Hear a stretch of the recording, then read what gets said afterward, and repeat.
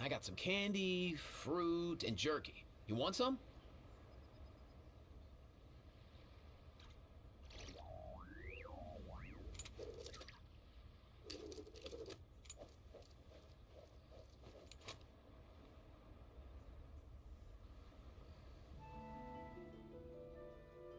Let's go!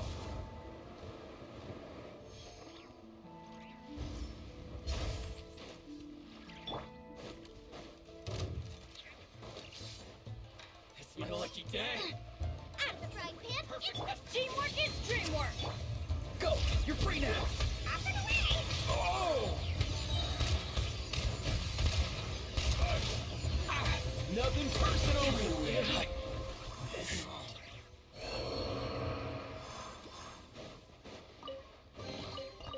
Nice one! You got a knack for tracking these down.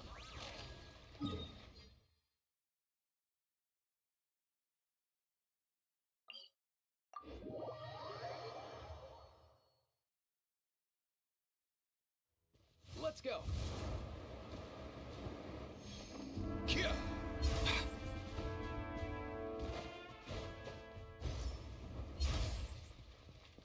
Off and away!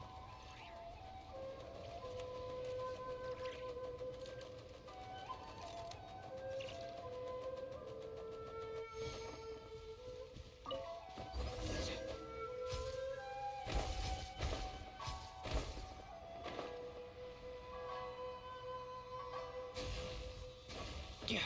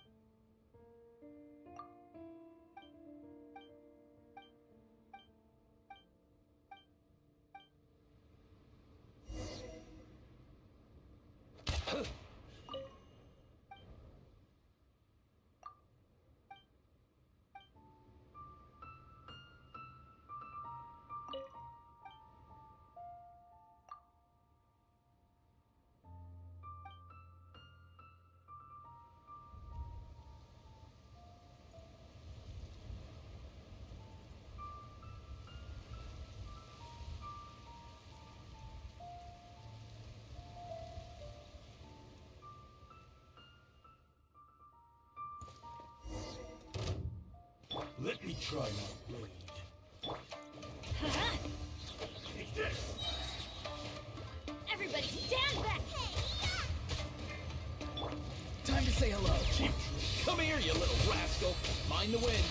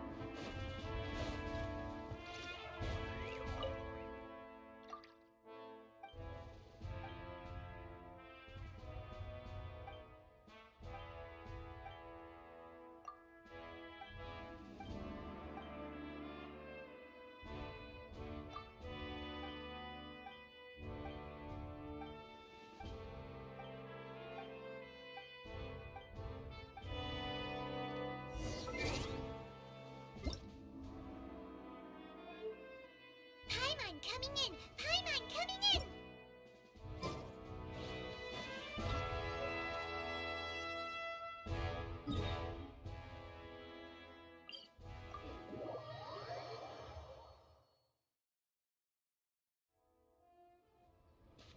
Up and away!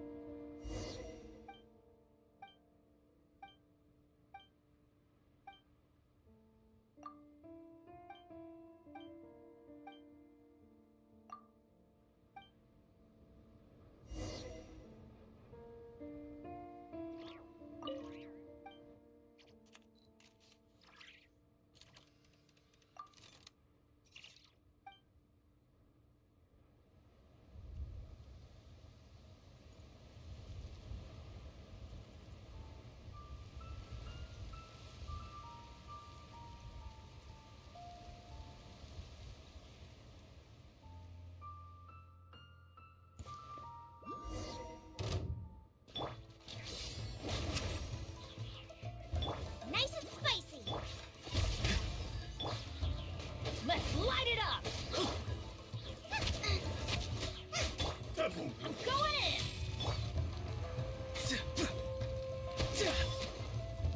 This will end you. Let's go. Ah, no way, bro. I Nothing personal. like this.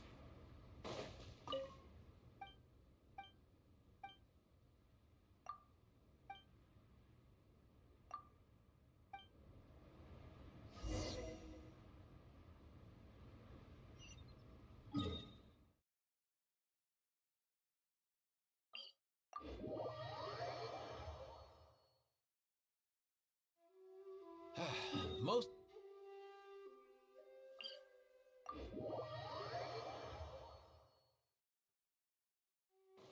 Mind the wind.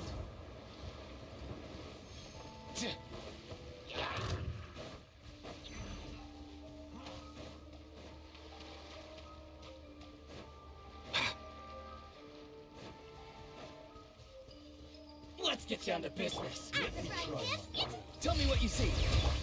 up and away! Why can't you play nice? You win.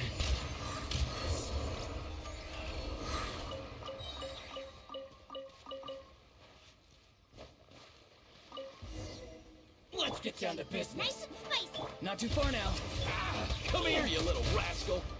Jeff, you're like.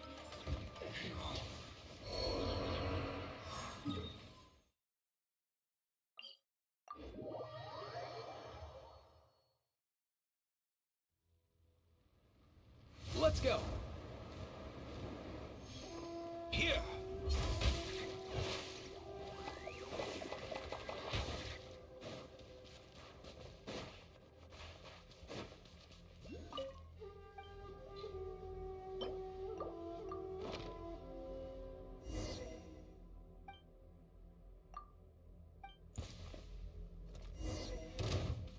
Everybody stand back! You're toast!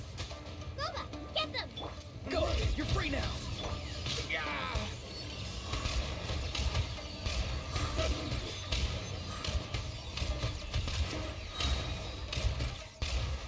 Nothing personal. I'm the frying pan, it's... Yeah. Mind the wind.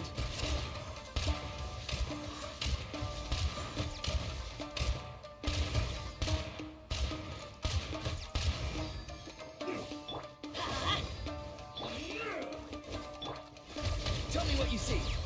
Teamwork is dreamwork! Let's go.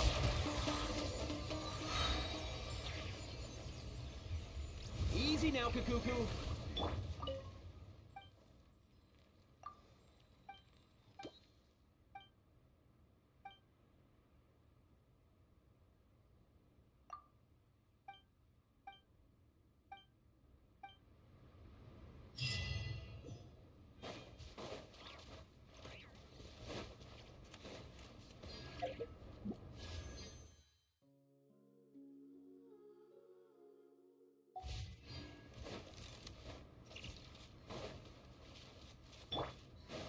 Mind the wind.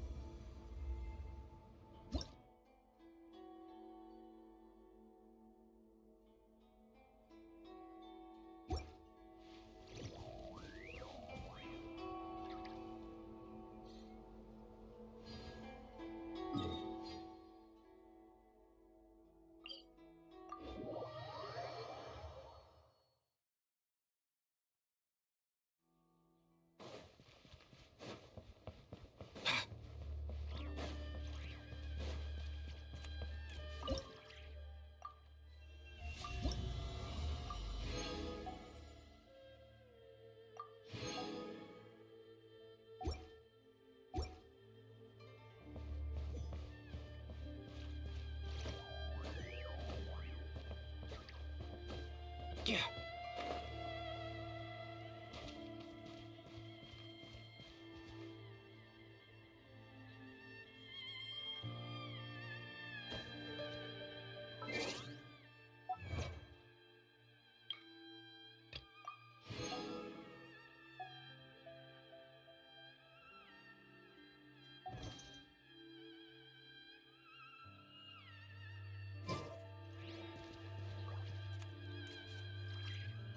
Talk to the Electro Archon whenever you are troubled. Wish my sister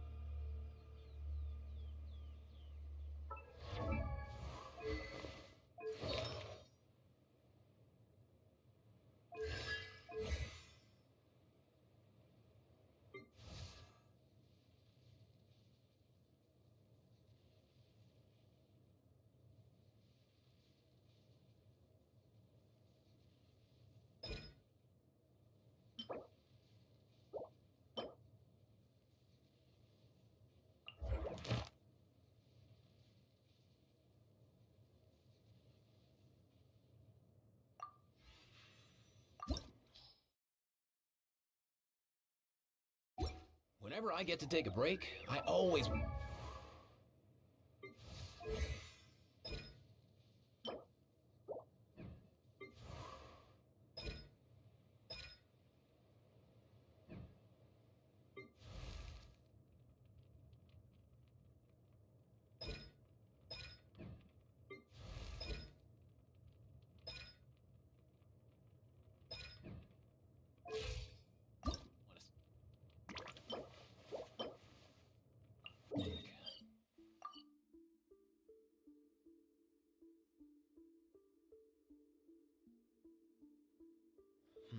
I got some... Eve.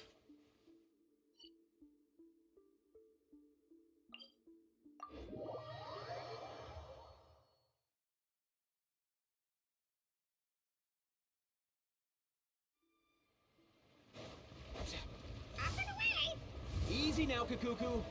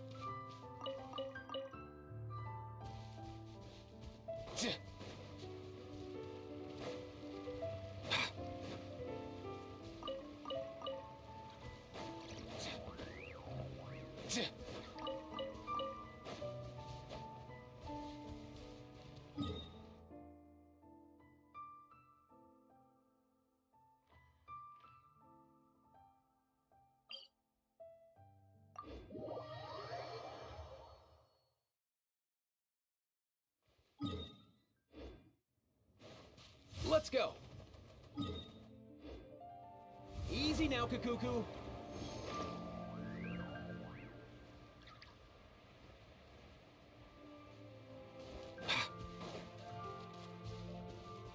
Easy now, Kakuku.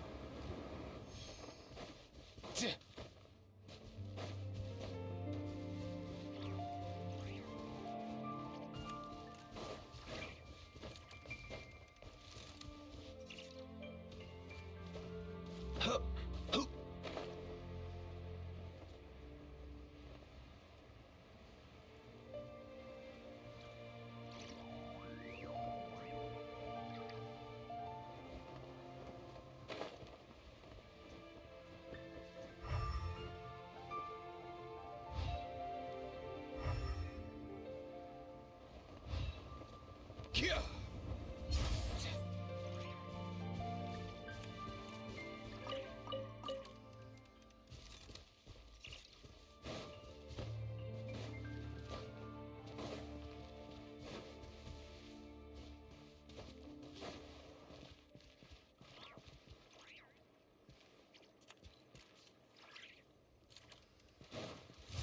Easy now, Kakuku.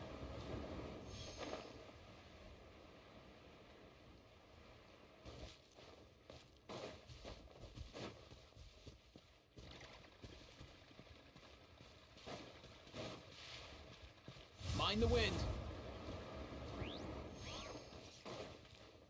Yeah.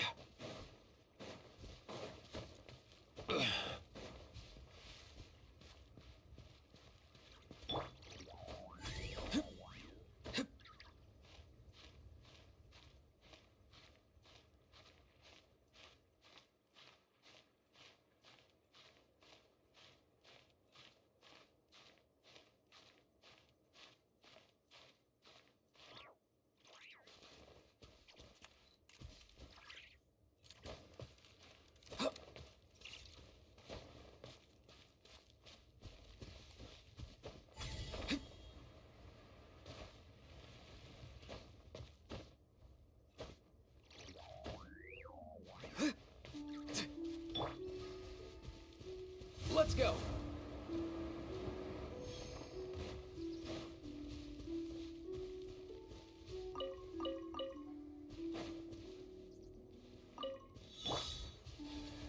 Bubba, get them!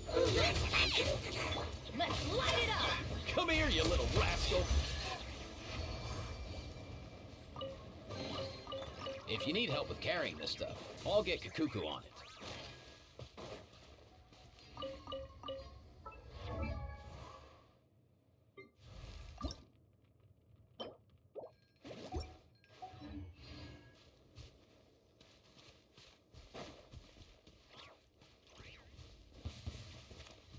Mind the wind.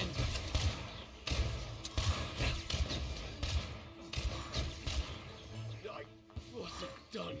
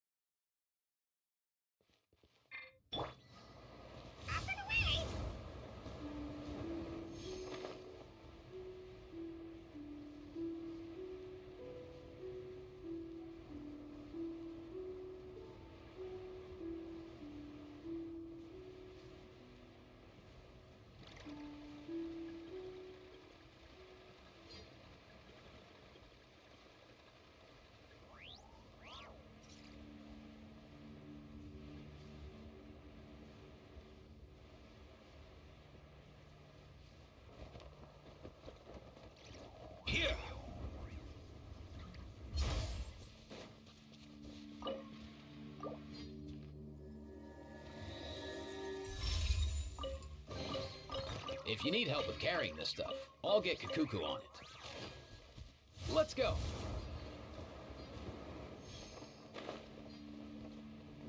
Yeah.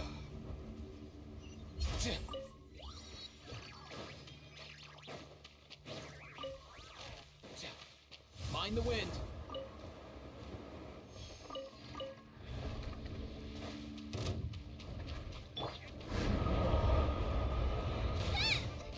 Out of the frying pan, into the... Time to say hello. Go in!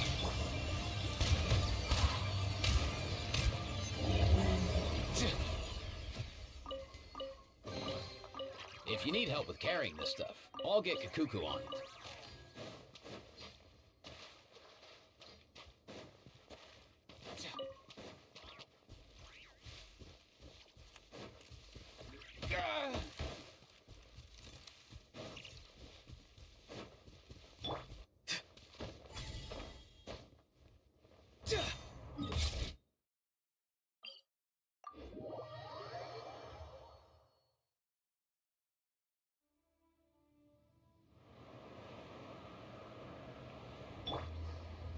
Up and away!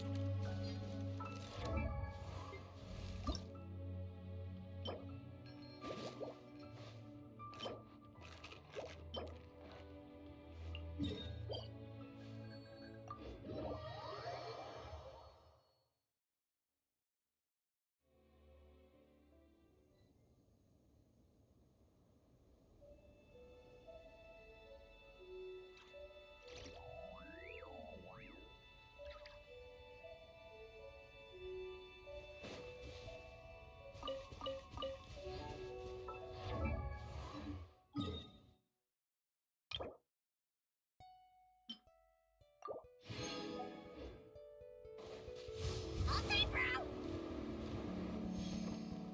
Here.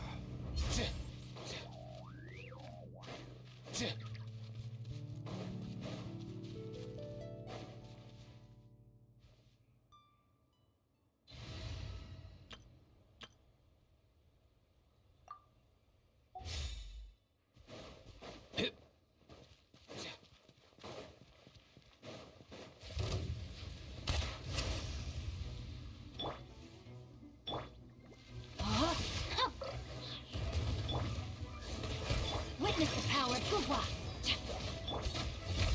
Tell me what you see.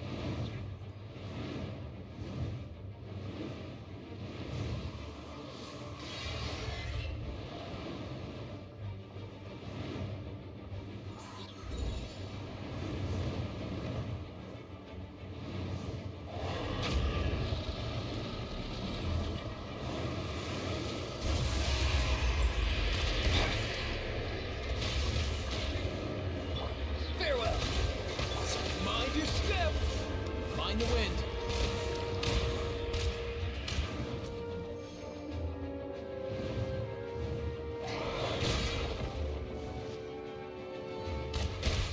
Yeah.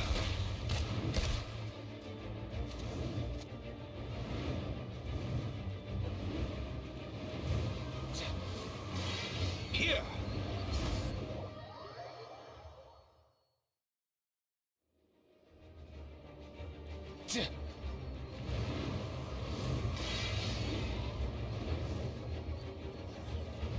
Huh.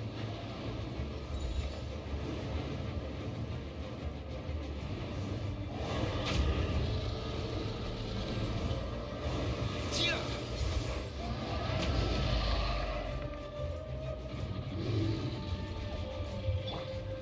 By royal decree. Nope. Free.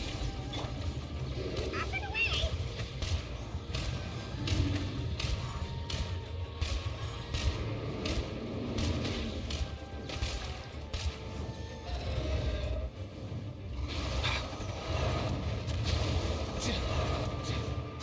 Why can't you play nice?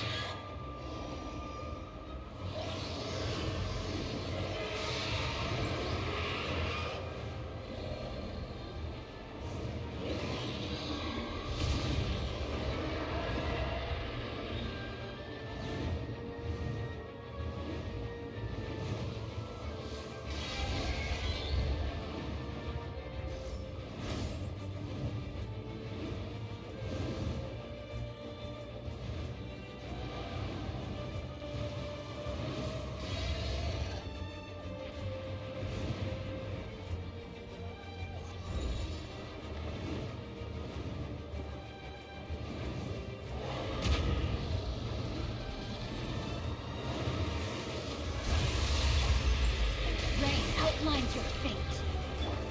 I reveal thy...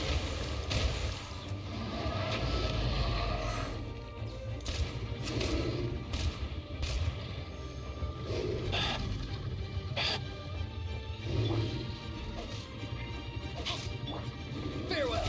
Go. You're free now. Let's go. Come here, you little rascal.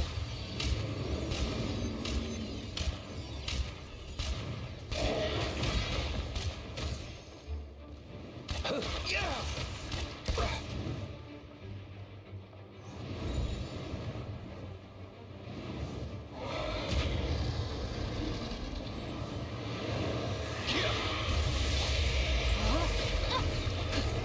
By royal decree.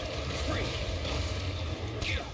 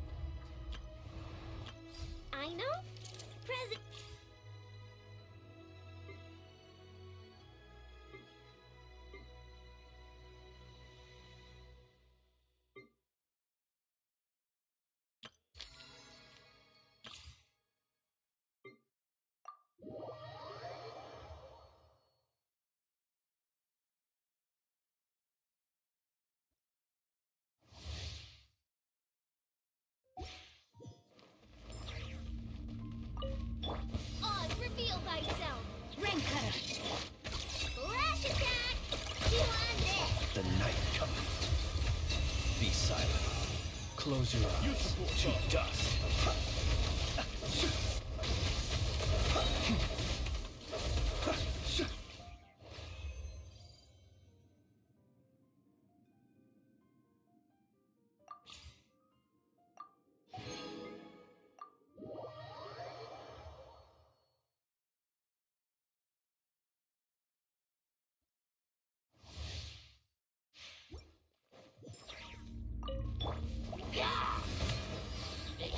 Power the high shot! Let me weave you a verse. Stand clear. Animal hypostasis emulation.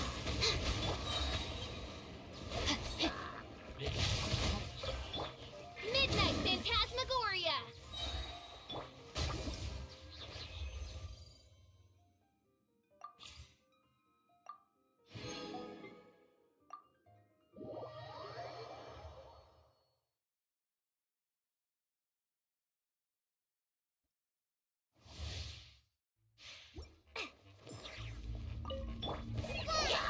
Just like we rehearsed.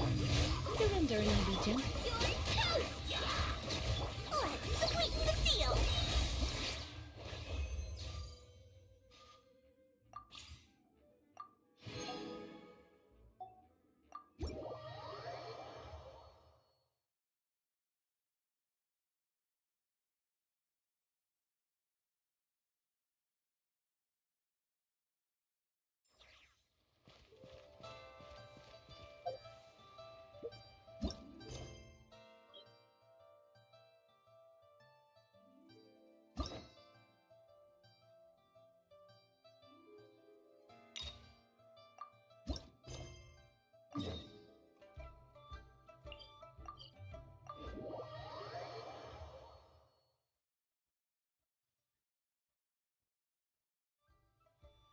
Mind the wind.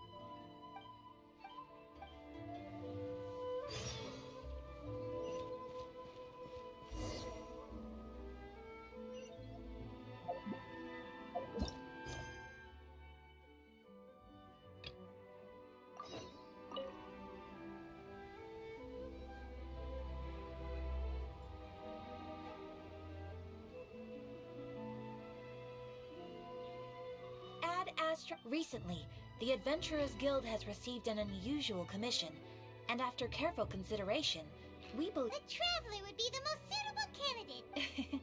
Indeed. As ever, I will spare the pleasantries then. May I ask if you two are available to help? Well, let me go over it briefly. Our client for this job is the Yashiro Commission. Apparently, Rift Hounds are attacking the roots of the sacred Sakura nearby Mount Yogo. Rift Hounds? On Narukami Isle? Yes. We are not sure where exactly these creatures come from. But this time, they are attacking in alarming numbers with great aggression, and the sacred Sakura is of tremendous importance to Inazuma. I trust you are aware of this already? Good. Then you can see that this case is very urgent. Is the Tenryu Commission aware? Yes, and they are already taking action of their own. However, given that the sacred Sakura's root system is vast and complex, and faced with the unpredictability and scale of the Rift Hound's attacks, they are finding it difficult to defend against them. Their main priority is to protect the civilian population, so they are actively looking to cooperate with all other available forces to eliminate the monsters. The Adventurers Guild is one of the key parties assisting the Tenryu Commission with their work. But so far, the combined efforts to combat the Rift Hounds has failed to substantially ameliorate the situation. You have our deepest gratitude. Your confident response puts me far more at ease. I will mark on your map the areas where Rift Hound appearances have been recently reported. I hope you won't encounter... Relax. We'll be back before you can say Ad Astra Abyssal.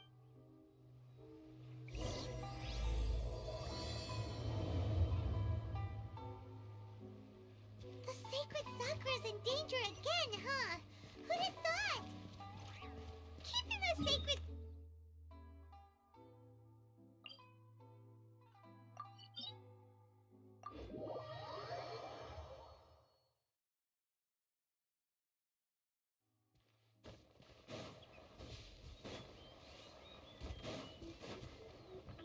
Let's go. They're attacking the sacred Sakura! Stop them! Time to say hello. Up and away!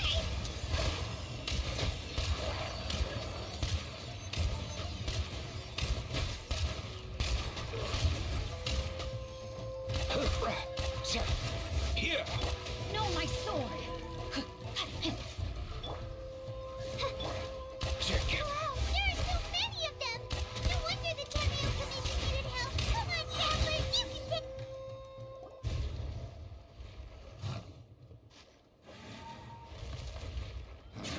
Torn to oblivion!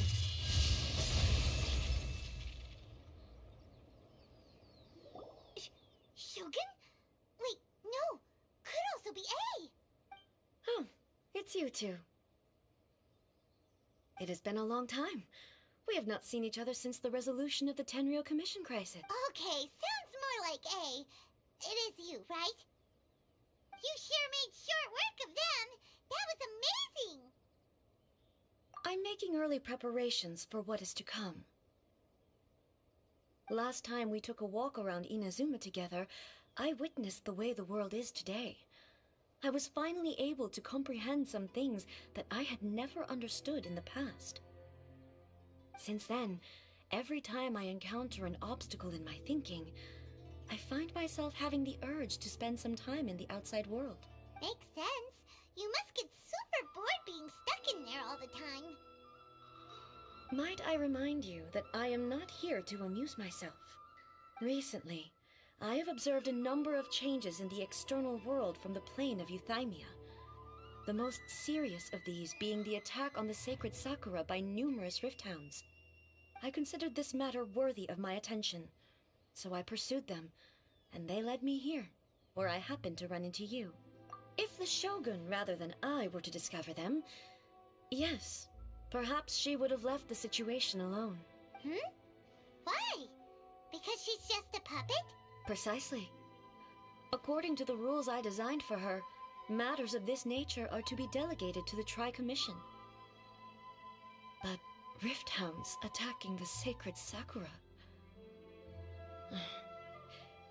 It brings back bad memories of that A disaster? Yes. 500 years ago, a great catastrophe befell Inazuma.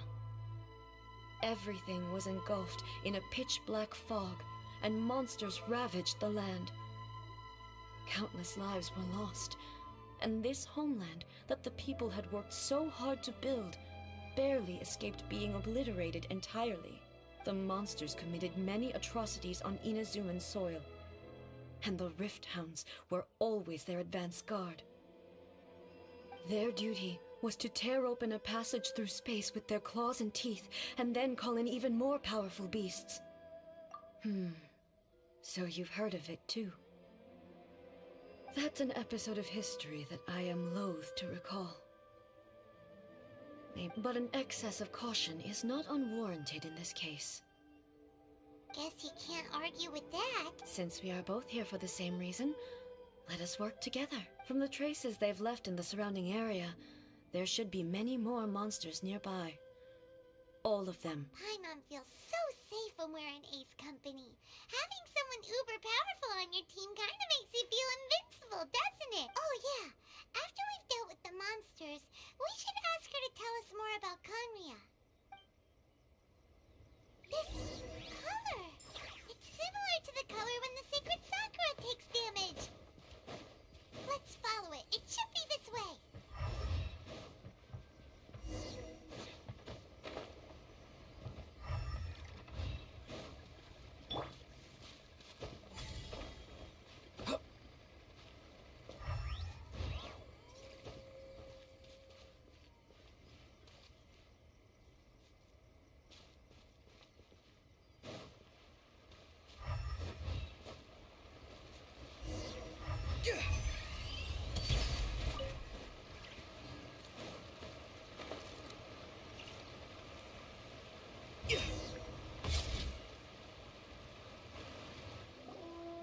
are lucky.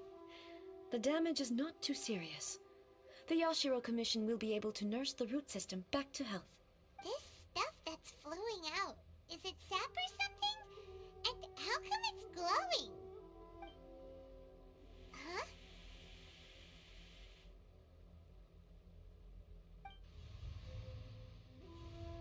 What's this? Could they be dead people? It wouldn't be the first time we'd seen ghosts on our journey. But why would they appear here? Let's search the area. Perhaps we will find out.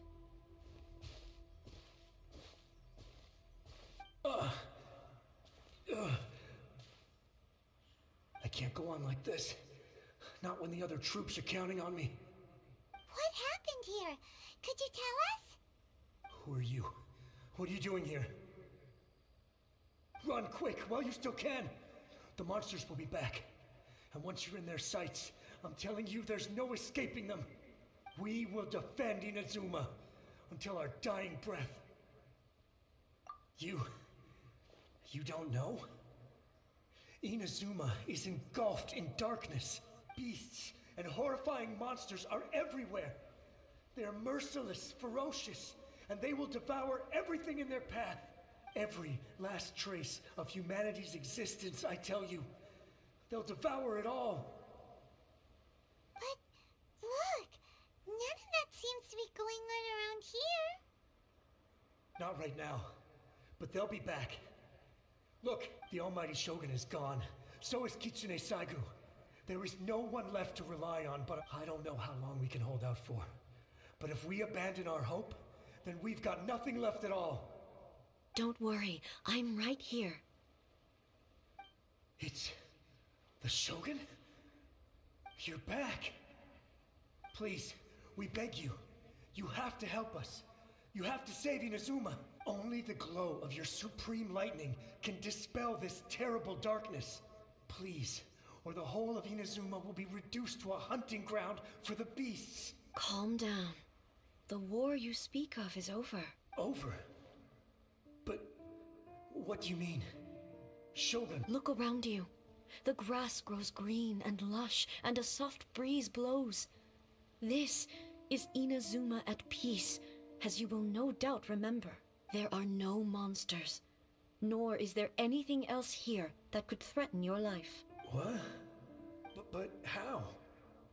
Just moments ago, they were everywhere. I saw them tear my comrade to shreds with my own eye. Hey, calm down. Huh. I think I understand. Almighty Shogun. Yes, we were right to place our trust in the Almighty Shogun. As long as the Shogun is with us, Inazuma will last for an eternity. Thank you, Your Excellency. Thank you, thank you. What's wrong with him? He's gone. Paimon can't even begin to understand what that was all about. But somehow, Paimon feels all sad and hopeless. If I am not mistaken, what we just saw was a samurai's memory that was buried in the land. The sacred Sakura can absorb and purify the filth in the ley lines. After the Rift Hounds attacked, some of this filth leaked out through the cracks in the trunk and formed a physical entity. An entity formed with strong filth would be highly aggressive. But when purified filth quickly dissipates and will be absorbed by the ley lines shortly afterwards. In other words, it cannot exist for too long. So the memories of the ones that died are all appearing at this moment? Yes. That soldier was one of the many thousands who made the ultimate sacrifice. What he was Yes. Inazuma was facing many great crises at that time. Some were local in origin, while others came from the now fallen kingdom of Kanria. The disaster in Inazuma caused me great concern. I felt that I had to step in before it was too late. Otherwise, it would spread to all of Teyvat. But my friend, Kitsune Saigu, reassured me that I had nothing to worry about. I could tell that, although neither of us acknowledged it, We both knew that the road ahead would likely end in tragedy. So, Inazuma was attacked at the same time as when the disaster happened in Conria? Indeed. Countless monsters suddenly appeared throughout all of Inazuma. In the end, Kitsune Saigu sacrificed her life to protect the people.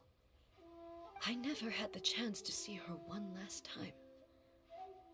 But I would like to believe that she kept her promise to me until the very last. But even then, Inazuma was left more devastated than we could have ever imagined.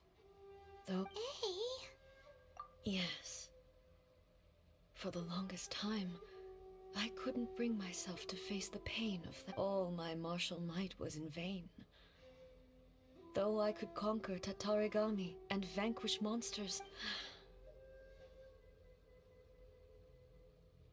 but after my clash with human ambition, I thought long and hard. Now I realize I cannot fixate on the past forever. When I traveled around Inazuma with you, I caught a glimpse of how the nation has progressed over the centuries. A glimpse of human potential. Everything far exceeded my expectation. Moving forward inevitably invites further loss, but also new encounters. Just think of that soldier. Despite all the losses he had experienced, he still chose to keep fighting for the sake of moving forward. All those who sacrificed themselves back then gave their lives fighting for a future. But perhaps the future they were hoping for is not the eternity that I once strove for. As Inazuma's god, it is high time I honored their wishes. Warriors of the past, who spilled your blood on this land, your noble souls now rest in this earth. I will never forget you, and all that you did for Inazuma. He's taking all this pretty hard. Come on.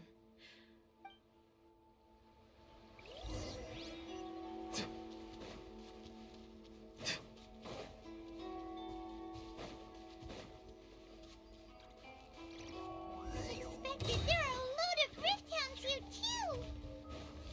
Leave them to me.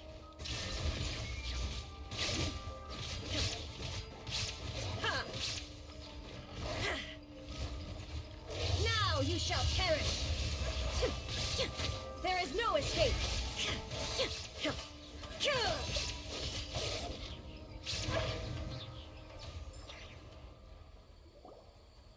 Huh? Something seems wrong with A.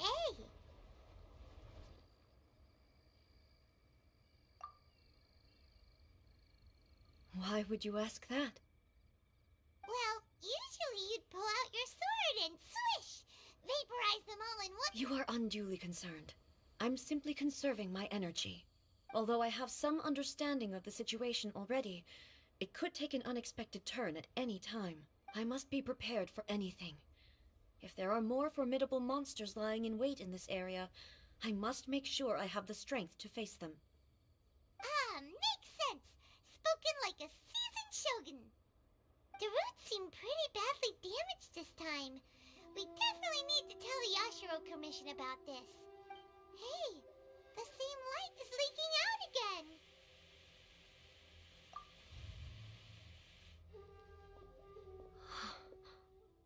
Furuyama? Is that you? Almighty Shogun, what brings you back so soon? I thought you were off fighting a battle in a distant land. Fighting a battle in a distant land? Sounds like this guy's talking about 500 years ago, too. Allow me to introduce Furuyama. He is a tea master and a member of my retinue. Though blind, Furuyama is unparalleled in his ability to appraise tea. He brews some of the very finest tea in all of Inazuma. Your Excellency, you shower me with praise undeserved. I have simply had the good fortune to be in your Excellency's presence long enough to become acquainted with all the skills that are required of me. It sounds like the almighty Shogun has brought a guest. I'm afraid I'm unable to serve you any respectable refreshments on account of the current situation. But please, sit and rest. After all, it's quite a mess out there. What should we do?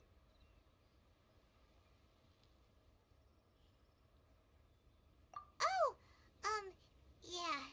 Sheesh. There's monsters everywhere out there. It's pitch black and loads of people have been injured. I see. So, they have fought their way this far already. Most of the residents in this neighborhood have already escaped. They wanted to take me with them, but it seemed rather pointless to me. So, I decided to stay.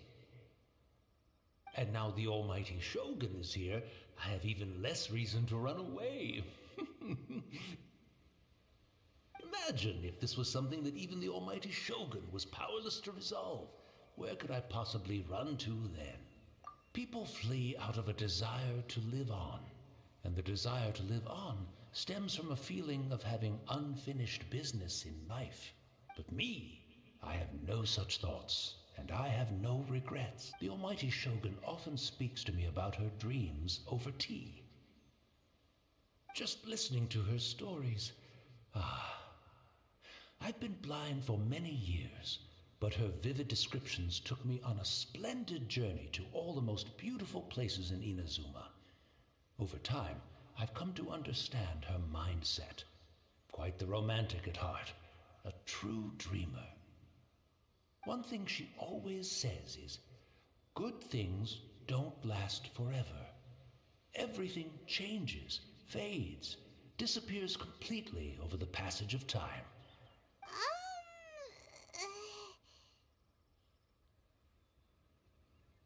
So you see, as bleak as things may be now, I have experienced countless wonderful things in life, and have no reason not to be satisfied. Perhaps you are right. It won't be long now before I have to say goodbye to the almighty Shogun for the last time. What a pity. But I suppose it doesn't matter. Everyone says that Inazuma has turned dark now. But to me, it went dark. Once this catastrophe is over, life is sure to spring forth anew. But even if I survived until then, I'd probably be a hopelessly befuddled old so-and-so by then. So, never mind, eh?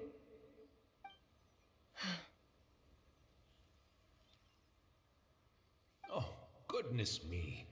Speaking of befuddled, look at me rambling away to my heart's content and forgetting to serve the tea. The almighty Shogun comes to visit and I don't have the tea ready. A truly egregious loss of decorum. One moment, I'll just... Where in the world is the tea set? I hope the others didn't smash it to smithereens in their hasty departure. Can't see a tea set anywhere around here. Really? But it's always been right by my side. Goodness gracious. I couldn't possibly have my guests fetch it themselves. That would be most discourteous. Don't worry about it. Take a rest. We'll be back right away. Almighty Shogun, you're not going too, are you? No. Your humble servant implores you, not with the war raging outside. This place is complicated. It's quite unlike the tea house in your memory. Leave it to us. But... well, okay. I never thought I'd see the day that I need the almighty Shogun to personally collect my tea set for me. I can't decide whether it's a final regret or a final stroke of good fortune. Where should we go to find a tea set?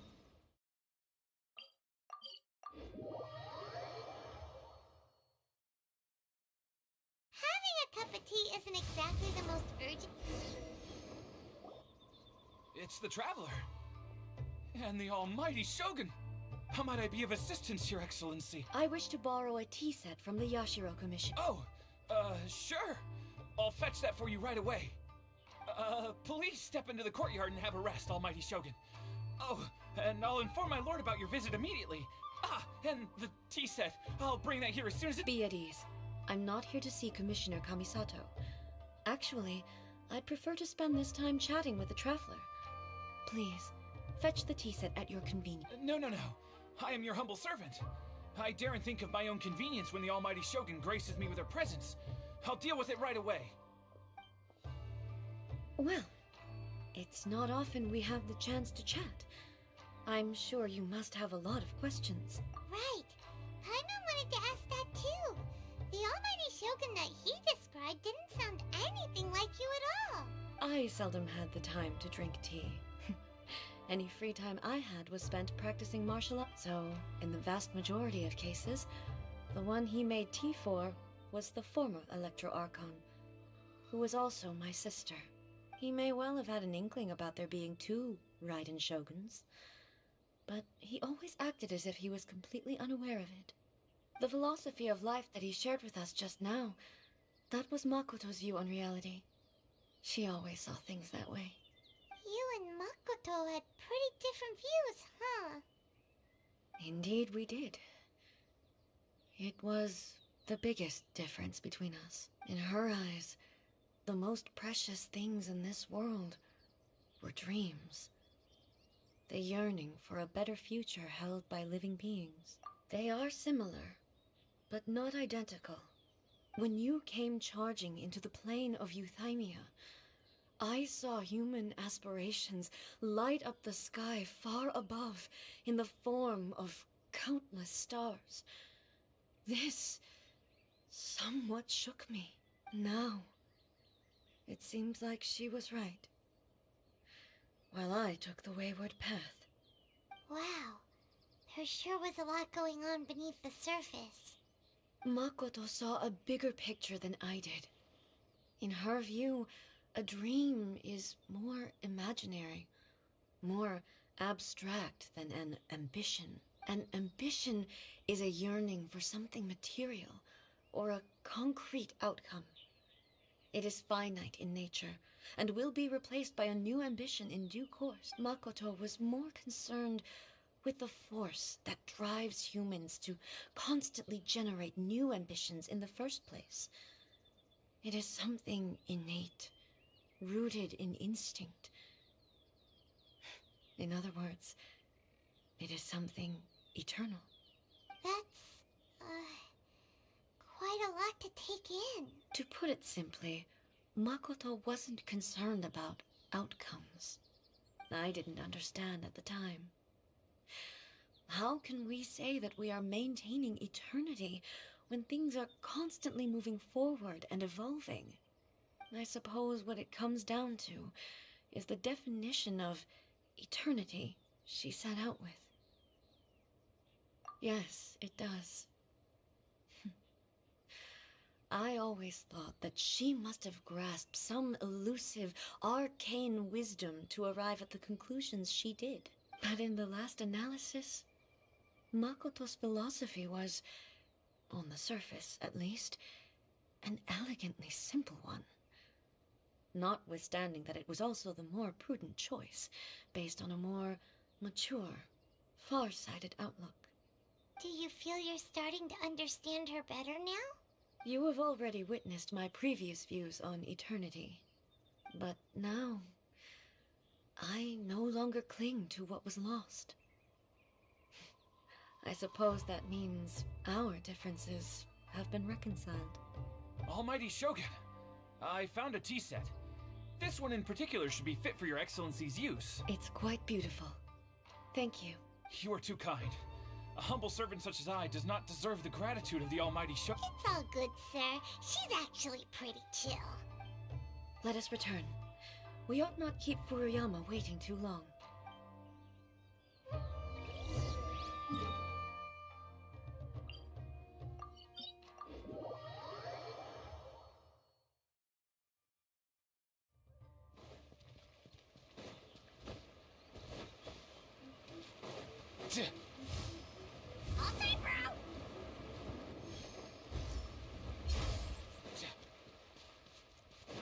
Hey,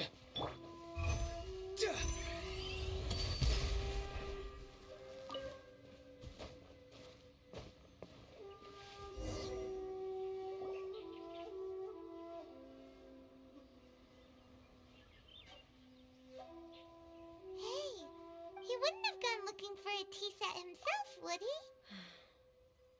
Or perhaps the ley lines did not have the power to sustain him for very long. So we won't get to drink his tea? We didn't even have a chance to say goodbye. The information held in the ley lines is complex and disorderly. Mm-hmm. Well, this chance won't come often, and we do have a tea set. Perhaps I should try my hand at making us a pot of tea. I've watched Furuyama brew tea on many occasions. I doubt I should have any major problems doing it The tea is ready. So many thoughts were racing through my head as I was brewing it. You're right. But the things we've seen today have brought back many memories for me. I've been reminded of many people, too. Kitsune Saigu, Makoto, and all the other friends who I watched pass even further back. Back at the Yashiro Commission, I kept the conversation reasonably lighthearted. But now, I'd like to broach a heavier topic, if I may. The events of 500 years ago not only robbed me of my friend, Kitsune Saigu. She died in that disaster too? Yes. She went to Conria alone, without telling me. Unlike me, Makoto was no martial artist. Whenever similar crises had arisen in the past, I was always the one to face them in her stead. But this time, the circumstances were so grave that Makoto had no choice but to leave me behind. Or, yes. She had already lapsed into unconsciousness by that point, so all I could do was enter into her mind. As far as you're concerned, it would be somewhere similar to the plane of Euthymia. It was there that we bid each other a final farewell. Why did she go to Conria first, and not I? Why did she keep me in the dark about it? Was it to shield me? It was there and then that I resolved to pursue eternity. As a testament to that decision, I saved her realm of consciousness just before it collapsed completely, and brought it back to Inazuma. That's quite a story. When I returned to Inazuma, I was shocked to find that a great sakura tree had appeared on Mount Yogo. The tree that you know as the sacred sakura. That's exactly what everyone back then told me as well. That it had existed since time immemorial. They were so matter-of-fact about it, and couldn't at all understand what I was so surprised about. No one questioned it, and yet its presence contrasted so starkly with the area as I remembered it. It seemed as if I was the only one to have noticed it appear suddenly out of thin air. In the end, I simply had to accept that it was a miraculous effect of Makoto's consciousness. With the help of the sacred Sakura's power, I was finally able to overcome the monsters and quell the disaster in Ino. This is all really hard to understand. Kinda beyond Paimon's level. Yes. She had such a great love for this land. I once told myself that I would never speak of these events again. Facing the fact that she is gone is unbearably painful. But even the tea that is most bitter to the tongue, once swallowed, leaves some sweetness in the throat. And it's time I came to terms with it all.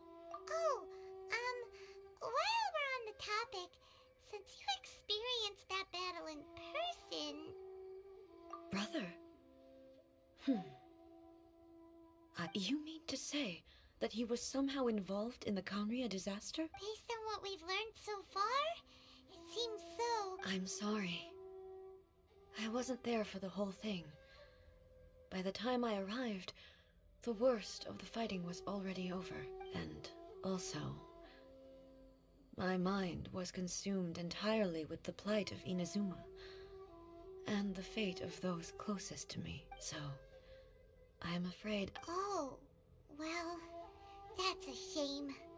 But it can't be helped, I get. Boy, both of you have experienced great tragedy. With this last cup of tea, let us honor the tea master. Thank you, Destiny. We should go. Let's keep following the traces. Very well. Based on my investigation so far, I believe this next pack of monsters should be the last.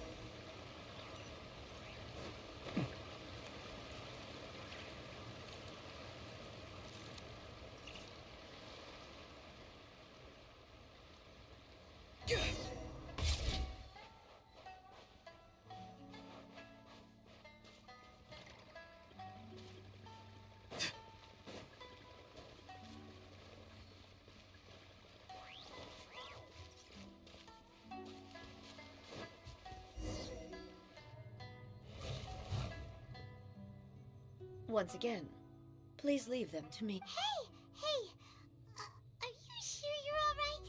You're scaring us.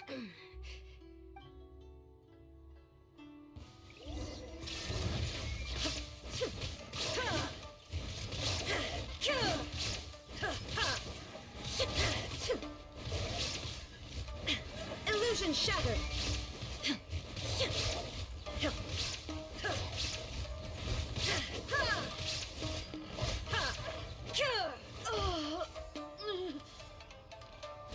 Are you all right?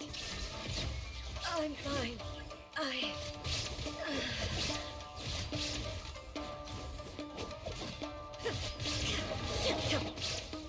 Illusion shattered!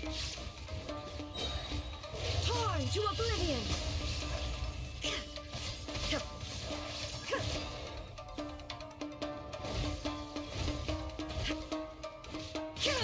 There is no escape!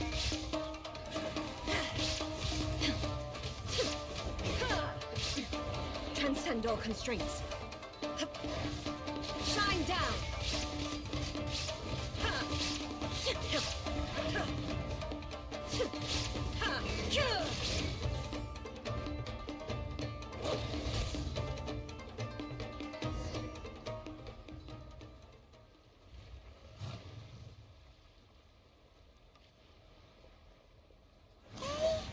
Maybe you should leave this one to us.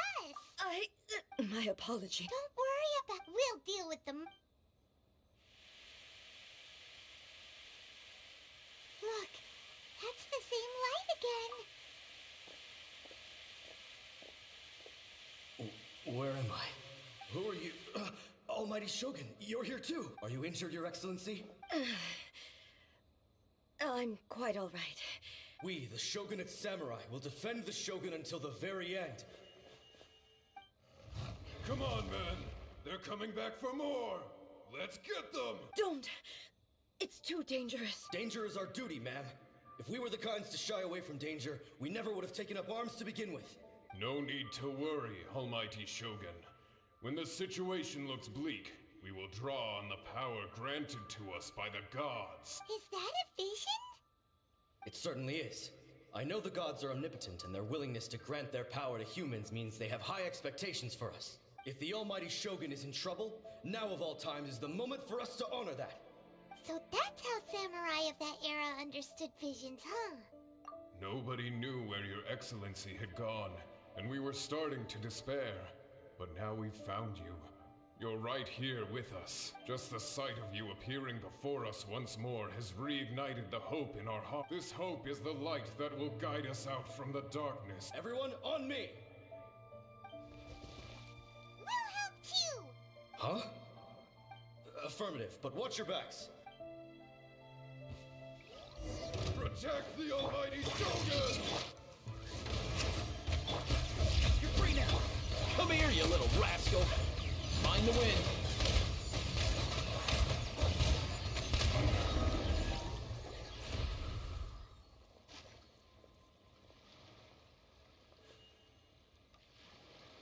It seems like their attacks are finally over.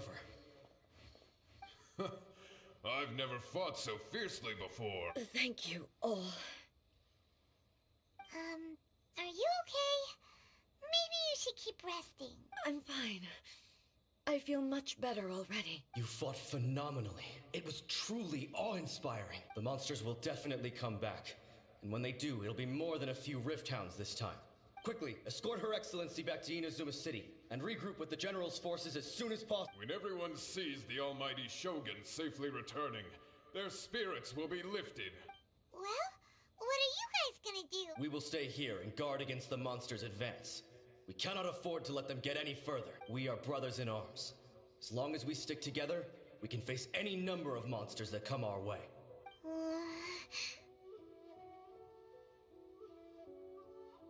Just leave it to us. Fighting is what we do best. But the almighty Shogun is the only one of us with the power to change the present state of affairs. Only Her Excellency can turn back the tide of despair and lead us onward into the future. No matter what kind of threat faces Inazuma, we will always place our faith in the almighty Shogun. Oh, thank you all very much. I promise you that I will create a bright future for Inazuma. I should not have left it this late to make this promise. But from this moment forth, know that I shall be true to my word. Don't worry, Your Excellency. We will never doubt your word as long as we live. With you leading us, we will claim back everything that Inazuma has lost. Glory to the Shogun! Glory to the Shogun! They're gone. It was both. The people's sacrifice has always caused me immense pain. But in dwelling on the tragedy, I overlooked their splendor. The grief blinded me to how brightly they shone in their final moments. The result being that in the centuries since their sacrifice, I have dishonored their will. You could take the view that whatever I say to them is meaningless, because they are but disembodied memories held in the ley line. But even so, they are due a resolution. I owe it to them, and to all the people who have placed their faith in me to date. Well, Paimon thinks that even if it's a few hundred years later, you're doing right by them now, and that's what counts. Thank you for your comforting words. But this is my basic duty as Inazuma's Archon, and I have neglected it for far too long. I used to think just like that samurai, that I was first and foremost a warrior, and my only duty was to face whatever challenge came my way. But what Inazuma needs more than a warrior is someone like Makoto. Even though I am utterly unlike Makoto, and can never become the person she was, I still need to do the things that she would have done. Yes, they are. They are strong and resilient, and have much to be proud of. As the Raiden Shogun they revere, I should not be the one to hold them back. Well said. Sounds to Paimon like you figured things out. Change will come to Inazuma, and with it, new possibilities. This will take time, but Yvette, no matter how long it takes, I am committed to bringing this to fruition. This is my promise. Now that we've dealt with the Rift Hounds, this matter is halfway resolved. I will leave the Tenryo and Yashiro commissions to handle the follow-up work. Alrighty then, let's...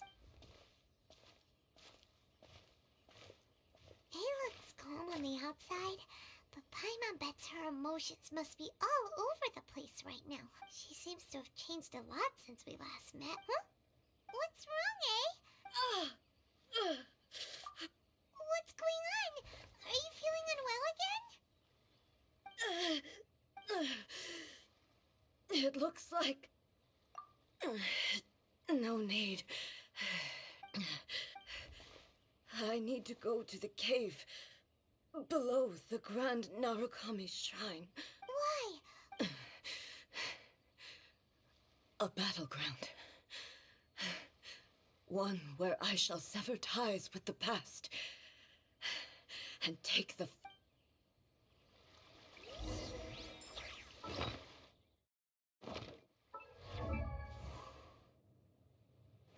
Huh?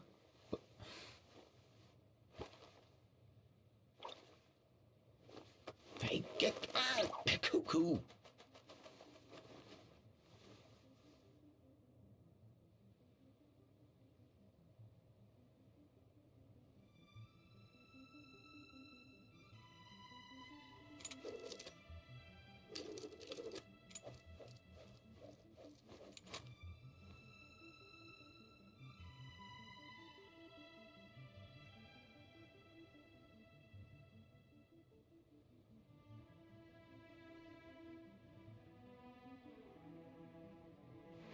Huh?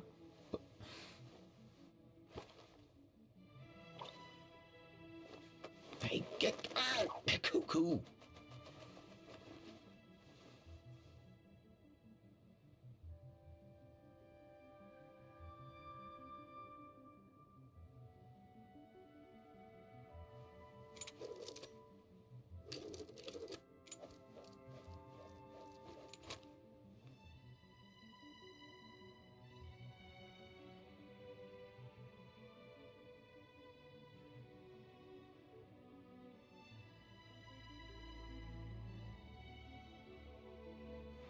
Huh?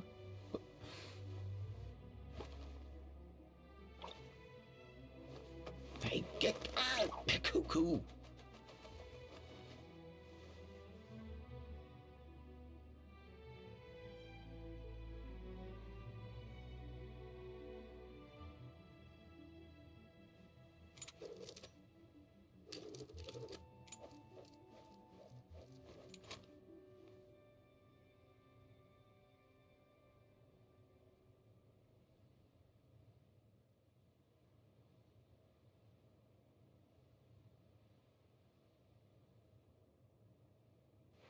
Huh?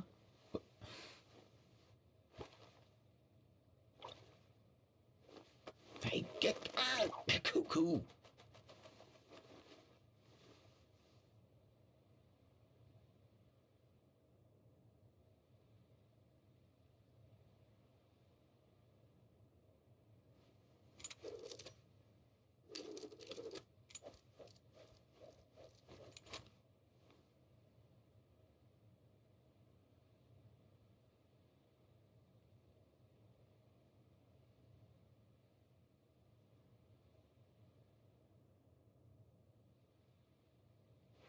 Huh?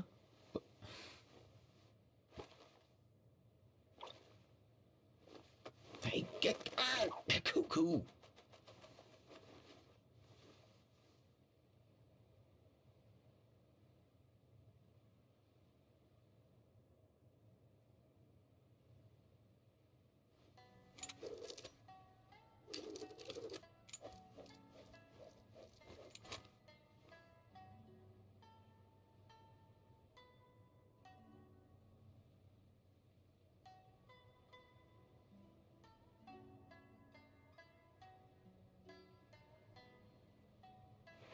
Huh?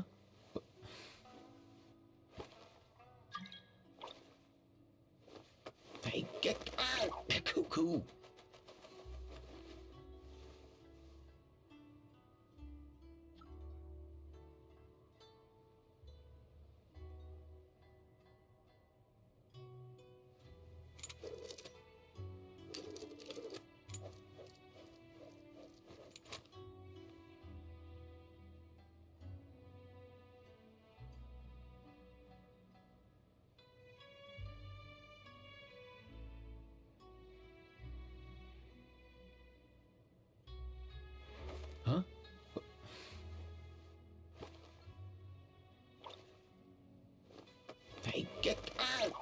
Cuckoo.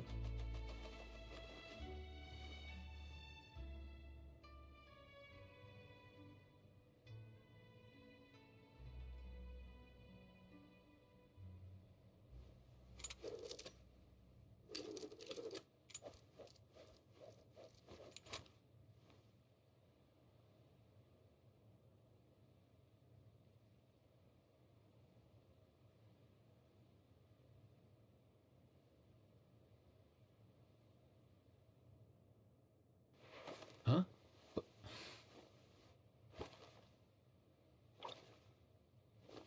Hey, get out! Cuckoo!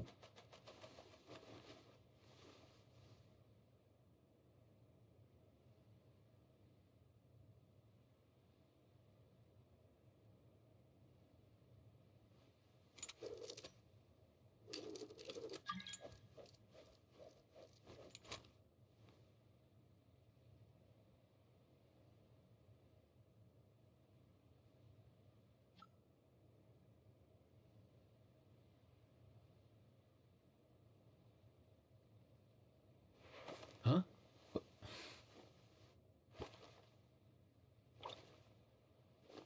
Hey, get out! Cuckoo!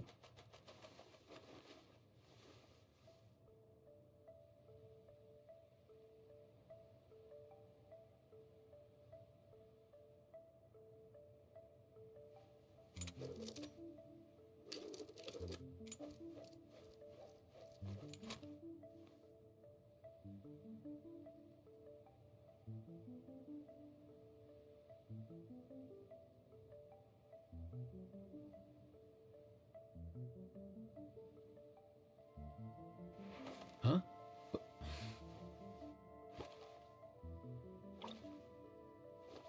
Hey, get out! Cuckoo!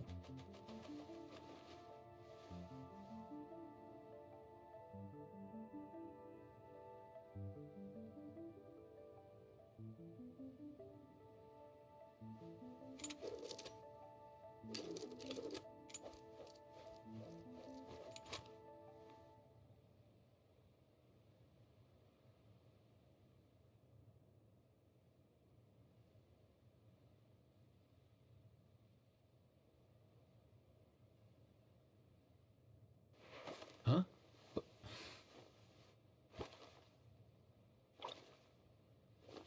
Hey, get out! Cuckoo!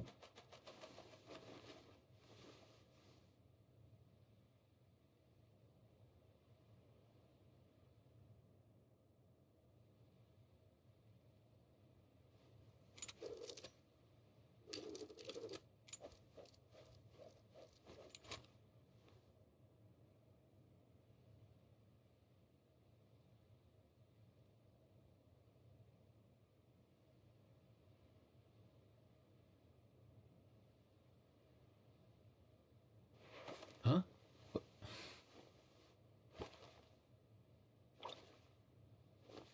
Hey, get out! Cuckoo!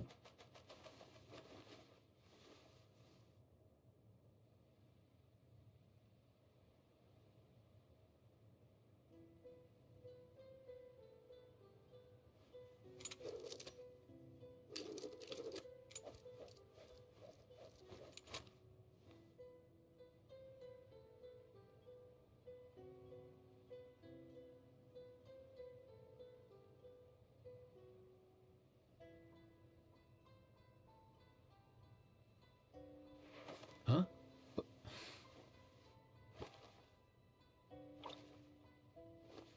Hey, get out! Cuckoo!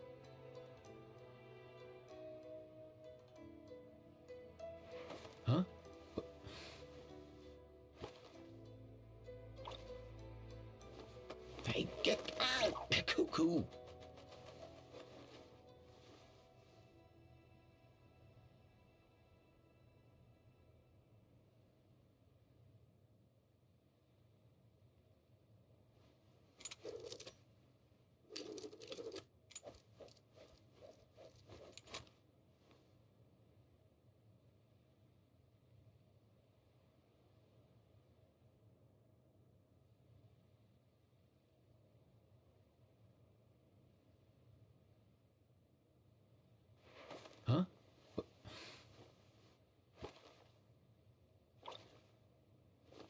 Hey, get out! Cuckoo!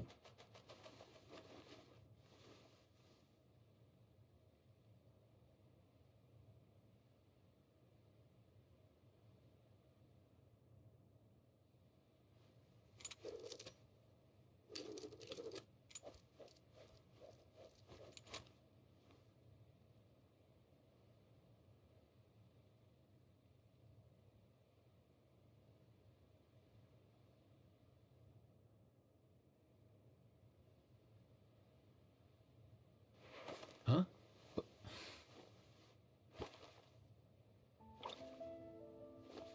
Hey, get out! Cuckoo!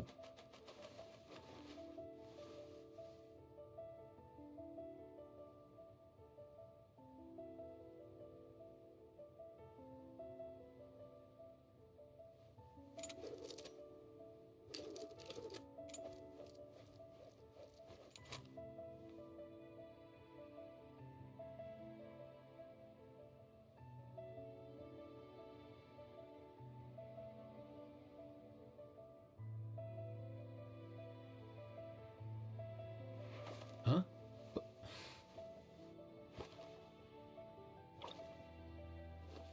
Hey, get out! Cuckoo!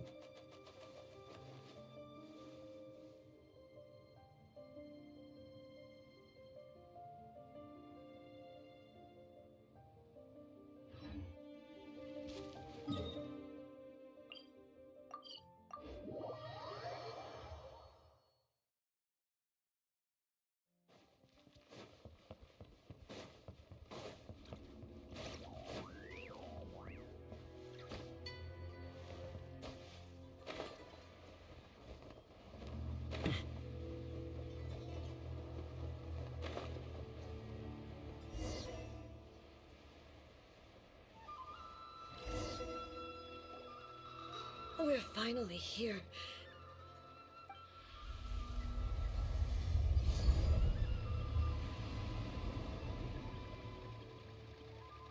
Whoa! Where'd the Torii Gate come from? It's getting worse again. But it's fine. This is a place I once sealed off with my own hands.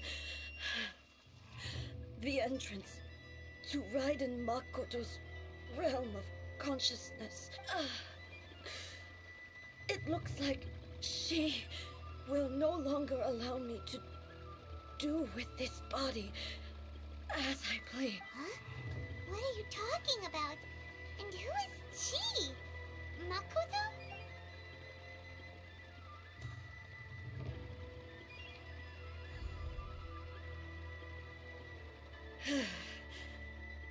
Follow me. Where are we going?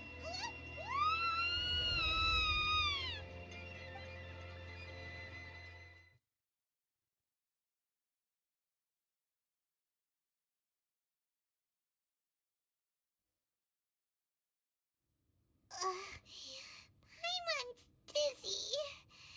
Where did we get sucked into this time? Whoa. This place... Look! Look over there! It's another A! We meet again, traveler. This body is an assistant to the One Within, but it is also the guardian of the rules. Should the One Within wish to stray from the rules, this body shall stand in her way. Wait! Paimon knows that voice! Is that... the puppet? You have wandered the realm in my body, and you appear to have grasped the true essence of eternity. You believe your present self has greater certainty than your former self. Thus, you believe your present self is correct, don't you? But have you really been enlightened with new ideas? Or have you been degraded by irreversible erosion? I'm here to show you my answer. We are both warriors, and the dialogue we must now have shall be conducted by the blade alone. Wait! The atmosphere in here just took a turn for... are you, The discomfort I was experiencing earlier was caused by the Shogun rejecting my continued use of her body. As she indicates, once I started entertaining the idea of change, I became hostile in her eyes. But inside a realm of consciousness, I exist independently of her. She cannot affect me in this way. Though she is a puppet, the Shogun has her own consciousness too. When necessary, she appears here to confront me. Paimon gets that everyone has their internal battles and stuff, but not like this! Hey, showdown with the Shogun? Never thought we'd see that day! The rules I set for the Shogun are... No. The Shogun herself is the manifestation of my past ideals. The very foundation stone of eternity. It shall not be easily swayed. I would not try to change her if it wasn't necessary. Isn't there any other way? Can't you talk it through or something? But they both just want the best for Inazuma. My form is a symbol of supreme majesty, in which has been vested power over all the realm. It is the cohesive embodiment of all that constitutes the Raiden Shogun. It inherits Ei's pain, the pain of inevitable loss that comes as she moves forward. So too does it inherit her determination to reach eternity. Every action undertaken is for the sake of resisting erosion. Determination, courage, love, hatred, all of these will be degraded and distorted by the incessant flow of time. Only rules shall remain constant for eternity. Those were my thoughts when I created you. Now, they are towering obstacles that I have no choice but to... You wish to make yourself my enemy? I am your past, the everlasting law, the guardian of eternity. And I am she who promised a dream to her subjects. Raiden A. In the end, even the proud and mighty Oni Maiden was cut down and disgraced. Though your blade has been cleansed of her blood and filth, never shall it shine as brightly as it once did.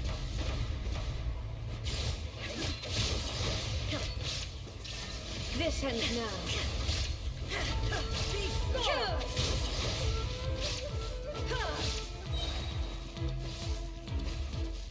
Inazuma shines eternal!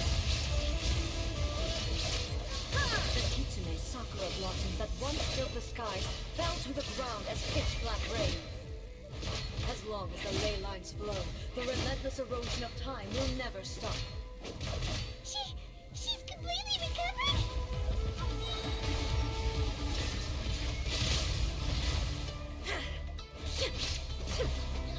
Pathetic weak. Pathetic. Be gone! Torn to oblivion! There is no escape! The divine lightning that envelops all of Inazuma will fade silently into the clouds. There shall never be another. Never.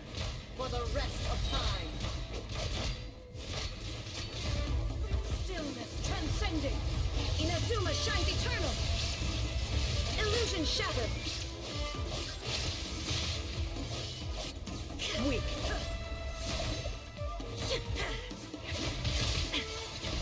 There is no escape.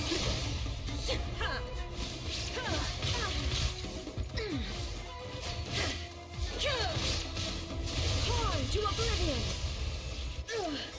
Only emptiness awaits. Have you finally defeated her?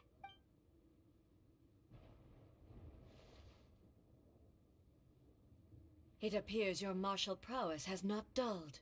But how long can your will remain strong? How the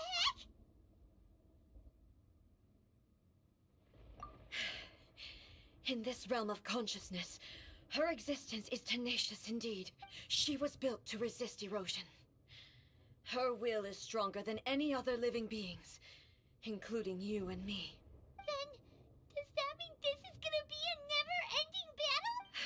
Maybe.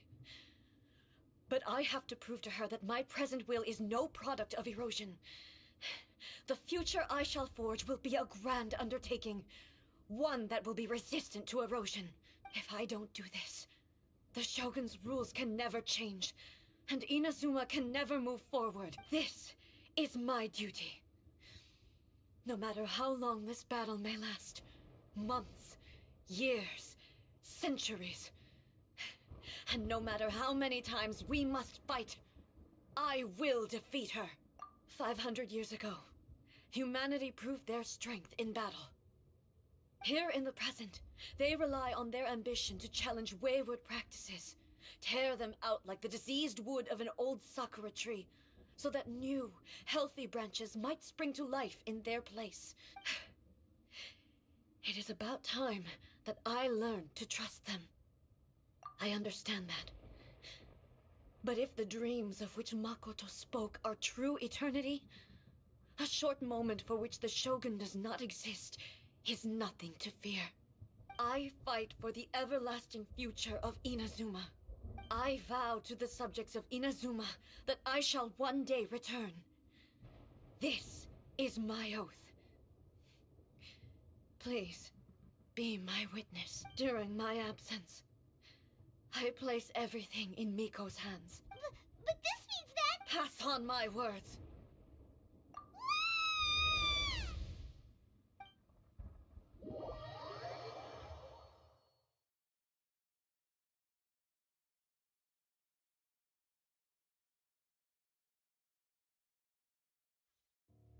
Looks like we got kicked out. Oh, what do we do? Are we really just gonna leave A and the Shogun to keep on duking it out in there forever? She was making sense. And maybe this is the only way to change the Shogun's rules, but still... Right? Also, A can be pretty stubborn at times. What if she gets too obsessed with winning, and she forgets why she's there in the first place? It could happen. Yeah, is there any way we can cut down how long she needs to spend in there? Or, help her win the fight? Well, whatever. We can't let anything bad happen to A while she's in there. Oh, but we also can't get in there Okay, well, first things first. We gotta find a way back in. Oh, come on, brain juice. Don't fail Paimon now. Okay. Maybe if we both ram into it at the same time really, really hard. Oh, you're right.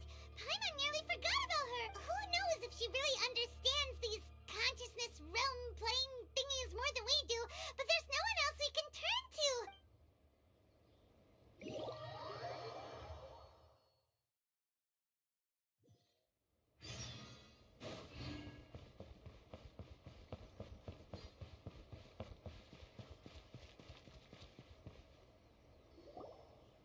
Someone's not in the best of moods.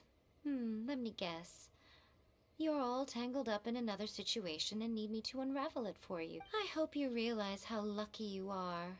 If it was anyone else, I don't think I'd have the patience to keep greeting them with a smile after the first few times. But you're always smiling. That was a figure of speech, do you understand? Nitpicking my turns of phrase. The sheer audacity. Oh, yeah. Something really big's happened. It's A.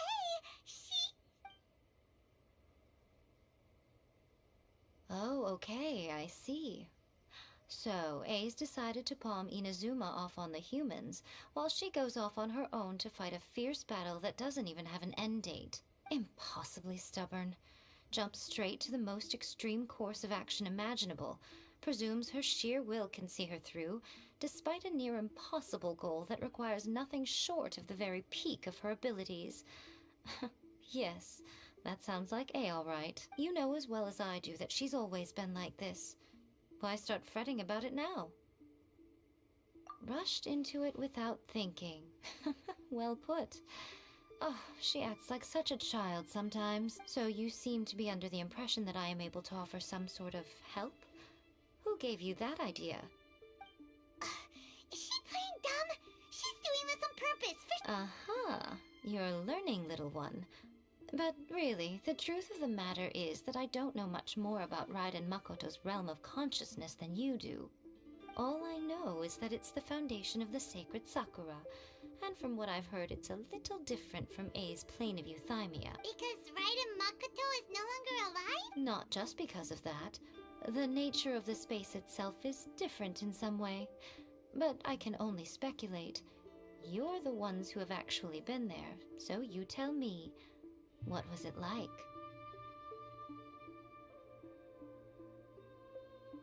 Anyway, we needn't worry about the details too much. It'll just be a little difficult to explain things later on, that's all. First things first, follow me to the entrance.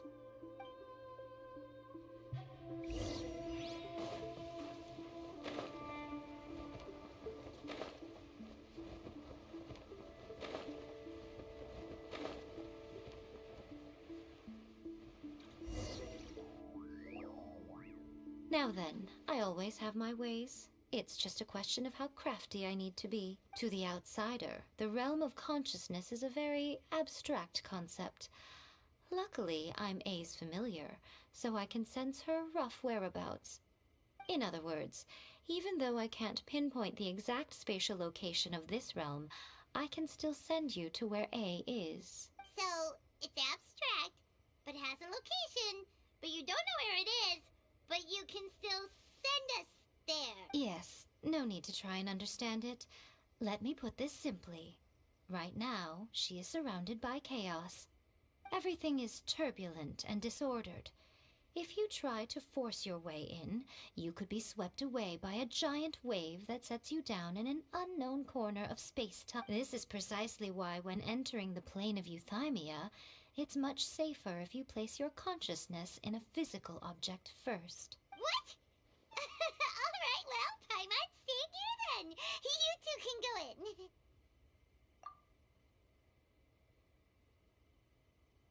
Suit yourself. Worst case scenario, all we stand to lose is A. So what's the big deal? Paimon's had it up to here with both of you! Fine! Paimon's coming too. Oh, well, if you're quite sure, then of course. Now, I shall send you on your way.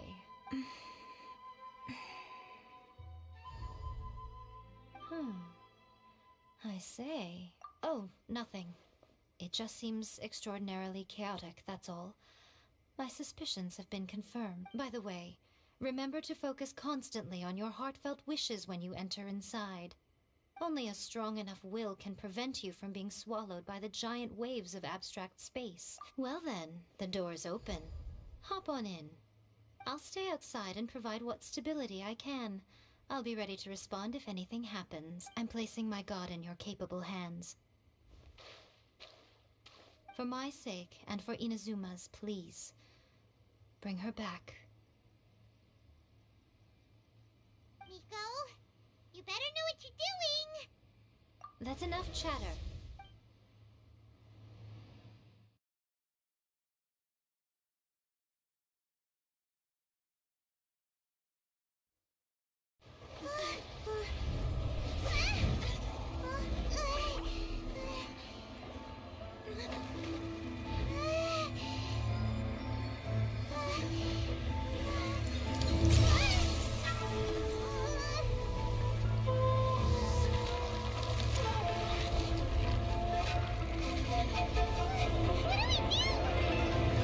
Remember to focus constantly on your heartfelt wishes when you enter inside. Only if you are strong enough can I deliver you to the right destination.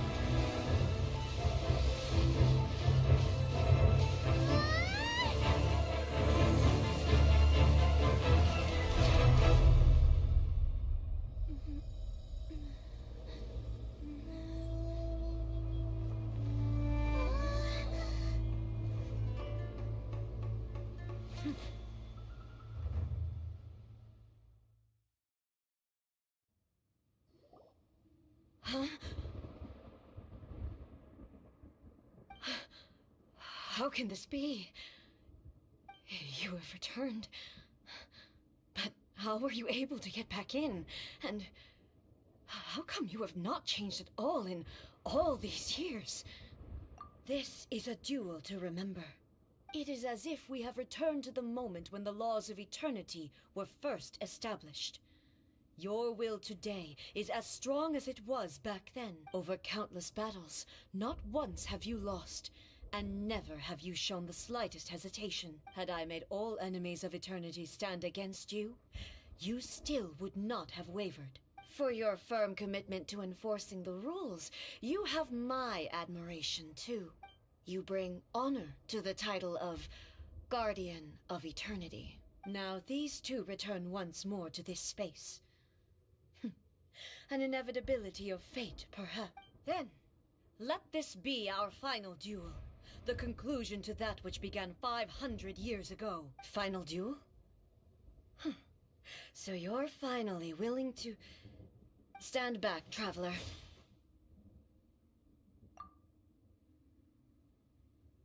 I'm going to be the start of something new. The time our duels took to fight was long enough to witness the rise and fall of nations. The energy they consumed, great enough to vaporize the ocean and turn day into night. And the will they demanded, sufficient to penetrate minds and crush dreams.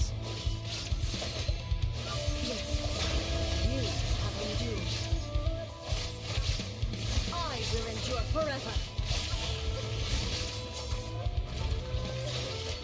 Witness the final calamity.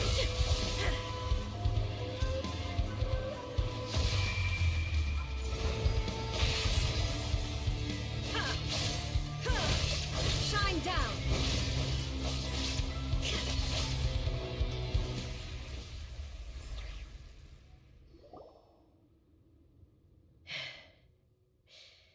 This is the end. You have won. I believed you were incapable of transcending the past. But it seems my belief was baseless, and I underestimated your spirit. But a will that cannot be eroded has no way to embrace the future. You need not worry about the future. And you aren't alone. I know your power more than anyone else. Had I relied upon my strength alone, I would have lost this duel for sure. Yet, my reason for fighting redefined my martial prowess and redrew my limits. I now carry the gaze of the myriad of expectant eyes that look to the light in the heavens. And whenever I think of this, I feel something stirring within Musou Ishin. The blade that I inherited from Makoto seems to be trying to guide me. I noticed it also. Just now in the heat of battle, it seemed to unleash a new and unfamiliar power. This power is beyond the limits of my understanding. This blade belonged to Makoto. Perhaps it can only respond to me with its full power when I truly understand and believe in her. When I clasped Musou Ishin in my hands, I had the feeling that she was by my side once again. It was at once a familiar feeling and a strange one. You have my approval. Your present will is not the product of erosion. I shall no longer stop you from attempting to modify the rules. From this day forth, this body will remain your assistant. I won't design any more rules that can never be changed. You used to represent my past, but from today onward, you are me. Makoto never saw me as a fearless weapon. Likewise, I should not regard you as a mere tool. You truly have changed. I suppose this is what humans call growth. I understand. I shall become your shadow, just as you were once Makoto's shadow. The duties I perform will not change. But as a warrior, I look forward to the chance to fight like this again in the future.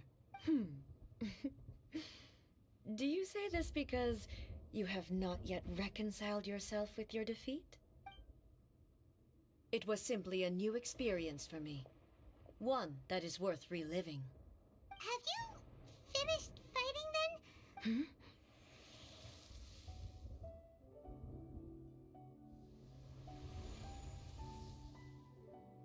Hello, Greetings, those who have come to bear witness. I am Raiden Makoto, the previous Electro Archon, who failed in my duties and left you all to pick up the pieces. Makoto? I'm so happy. You've come so far. I always knew you would make it here in the end. I left a faint fragment of my will in Muso Ishin, so that in the moment that you unleashed its full power, I too would be released. A convoluted way to reach you, but... well, you held such deeply entrenched views at the time that you wouldn't have listened to a word I said. There was no time to wait for you to have a change of heart. Please forgive me. All I could do was find some way to wait until you came to me. But... you never mentioned this to me. Everything happened so suddenly. I'm sorry. I've always felt terrible for having to entrust Inazuma to you all of a sudden. I should have been the one to impart these ideas to you, a little at a time, to dissuade you from your pursuit of stillness. Did you know what was about to happen in Conria? I had some sense of it. That place was not somewhere that any Archon could afford to ignore. In my present form, I can no longer perceive time. I don't know how long we have been separated before this reunion, but I know that this must have been an extremely arduous journey for you. Don't look down on me. See?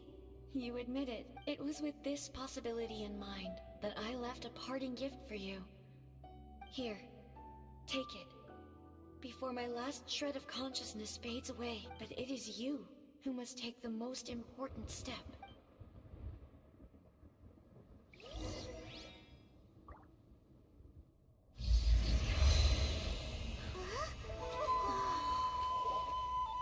The light turned into a seed? The miracle tree that blesses the people, in this moment new to the world and yet to be known. When to plant it, where it shall bloom. She who brings it into being must let her heart and dreams decide. Grant it life, eh? Is it really?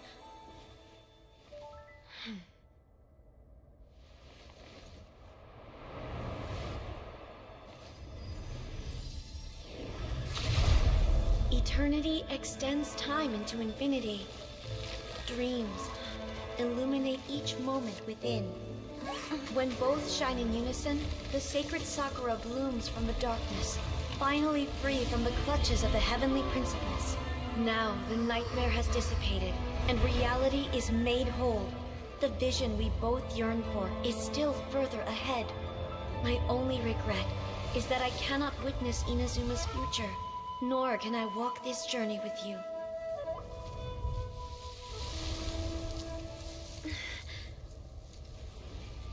Do you know, I am so happy right now, because my final wish has now come true. Your polearm once protected me from countless calamities. For this, I've always felt indebted to you. Though I could never repay you in full, this sacred Sakura will buy you some time until you are ready to awaken and embrace the new. What do you think? Did it do the trick? This time, it really is goodbye, eh?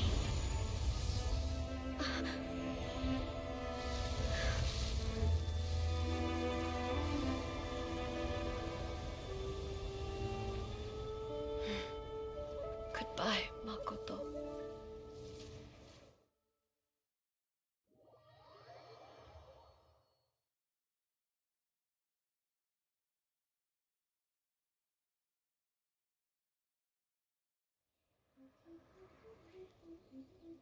So the A of the present planted the sacred Sakura in the realm of consciousness, and it took root in the Inazuma of the past.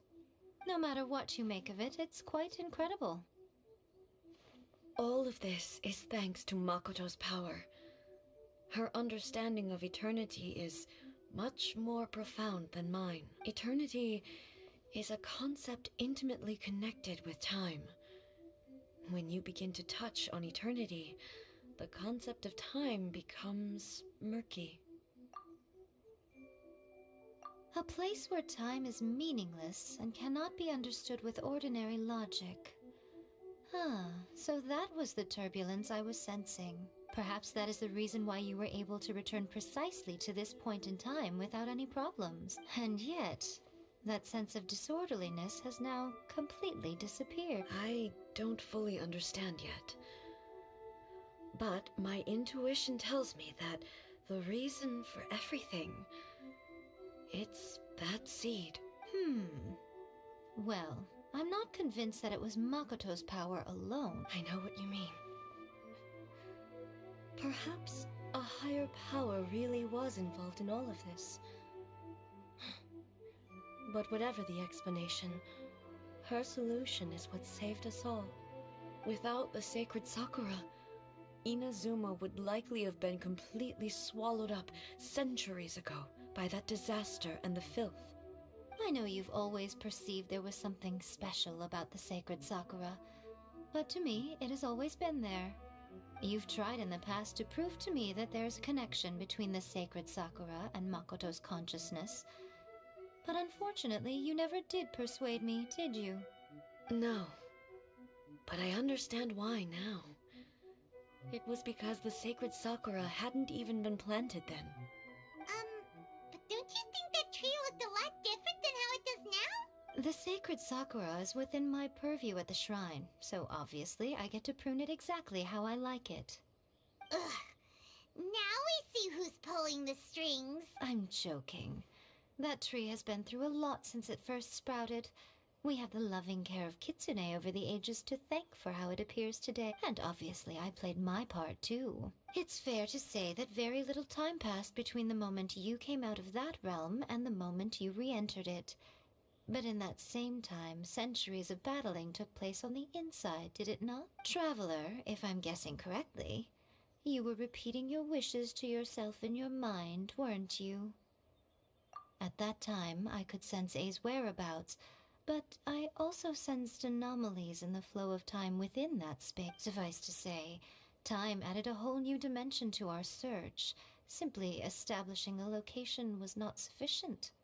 Fortunately, your will was strong enough that the turbulence carried you to the moment in time most likely to be the intersection of all that you were wishing for. The flow of turbulence may well have been influenced by Makoto, but it took everyone's efforts combined to ultimately help A. So this time, it looks like thanks are due to you. Does that mean it wasn't by chance that we ended up at the final duel? We were always meant to be there to witness what was going to happen? I thought that the flow of time was the same on the inside and the outside, so it was a great shock to me when the traveler reappeared. My first thought was, has a great disaster befallen Inazuma? But it turned out you had come to rescue me. You came for my sake, to help me reach the best possible outcome. You too have my thanks. You have done much for me, and I will never forget it. A, how are you feeling now? My body has fully recovered, and the Shogun's will no longer fights against me. Always thrilled to hear you're in good health. But I was really asking about your emotions. Have you managed to calm down? After all, you saw Makoto in there, didn't you?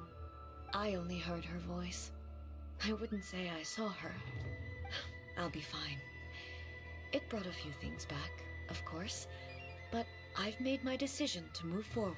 I have to say, this has reminded me once again just how brilliant Makoto was. She even factored my immaturity into her plan. It's all thanks to her that Inazuma lived to see this day. I just planted a seed. Yeah, it was thanks to everything you did that you got to see her again. That's amazing! Thank you. Today, at long last, you and Inazuma finally emerge from the shadows cast by the events of centuries past. Makoto and you are Inazuma's past and future, and both are indispensable. It's rare to hear such comforting words from you. I graciously accept. Oh, come on. You only think it's rare because you never used to listen to a word I... Makoto said the exact same thing! Great minds think alike, hmm? I wonder, does that qualify me to, maybe, take the position of Shogun for a couple of days? Actually, no. Forget that. Far more trouble than it's worth. We will have to end the frivolities there. There is much work to be done. The Shogun and I will closely review the Inazuma of today to find out where things currently stand. Then, we will give careful consideration to the future. After that, I will abolish the Sakoku decree. Really? That's huge news! I am no longer pursuing an eternity defined by stasis. In which case, there is no further need to keep the nation under lock and key. I don't doubt that many challenges lie ahead for Inazuma. I'm looking forward to it. May the blossoms of the sacred sakura bloom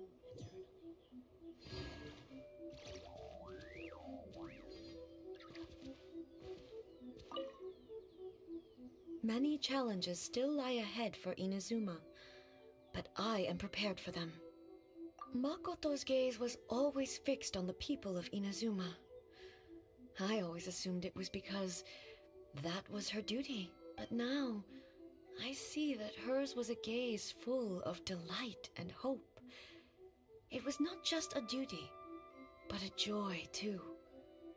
She loved humanity very dearly. If the people of the past deserve the god's attention, then so do the people of the future. Indeed. No longer will I ignore their passions and dreams. Many challenges still lie ahead for Inazuma, but I am prepared for them.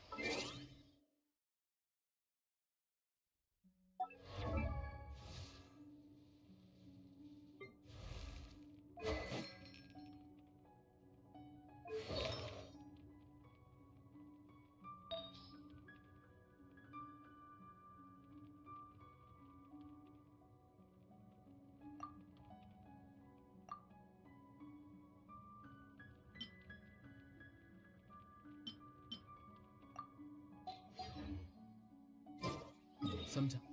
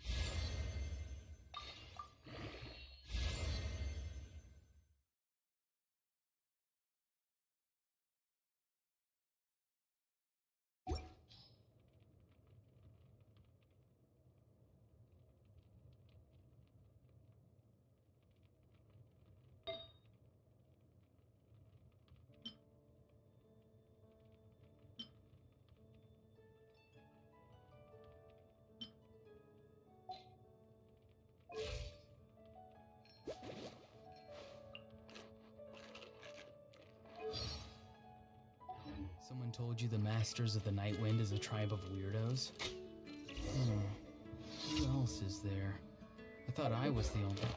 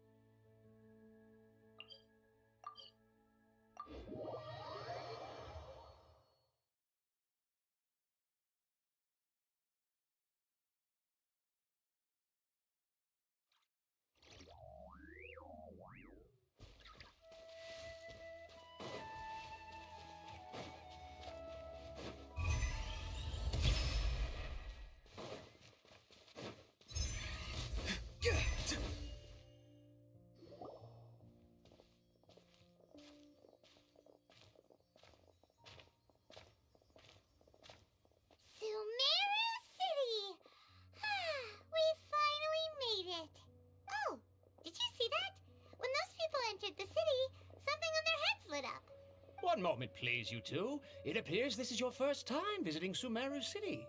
Oh, yeah, that's right. But how did you know that? Because there's currently no information on either of you in the Akasha. But no need to worry, that won't prevent you from entering the city. In fact, the Academia conveniently provides each traveler to Sumeru City with a device. Perhaps you two have heard of the Akasha before. It's our beloved Greater Lord Rukkhadevata's lasting legacy, a treasure trove of collected knowledge. After centuries of tireless research on the Akasha, the Academia created one of its most ingenious inventions, the Akasha Terminal. As long as you are within Sumeru's borders, you may use an Akasha terminal to connect directly to the Akasha and access any knowledge you need. I should mention that due to technical limitations, the operation of Akasha terminals will be much smoother and more effective in large cities such as Sumeru City and Port Ormos. Oh, so this is the thing that Tainari was telling us about. It sounds pretty amazing. You two are quite fortunate. Until recently, it was standard practice to only issue Akasha terminals to outlanders who spent an extended amount of time in Sumeru. However, this policy was recently changed, and now all travelers are issued one upon arrival. Here are your Akasha terminals. Please handle them with care. It kinda looks like a leaf. To activate it, simply hold it in your hand and say the following phrase to yourself. May the mighty God bless us with their voice of wisdom. Oh, since this little doodad lets you access knowledge, maybe we can use it to find a way to meet Lesser Lord Kusanali. Let's go. May the mighty God bless us with their voice of wisdom.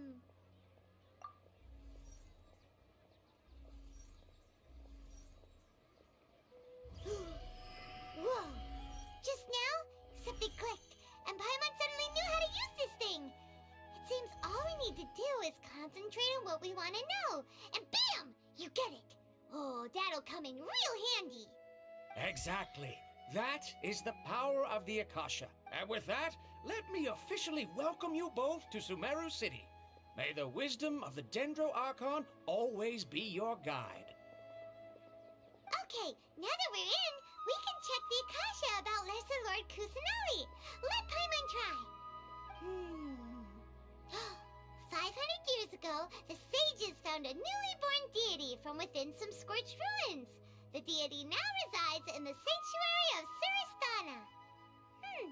Seems pretty similar to what Kali was telling us. Okay, next, let's concentrate on asking how to meet her.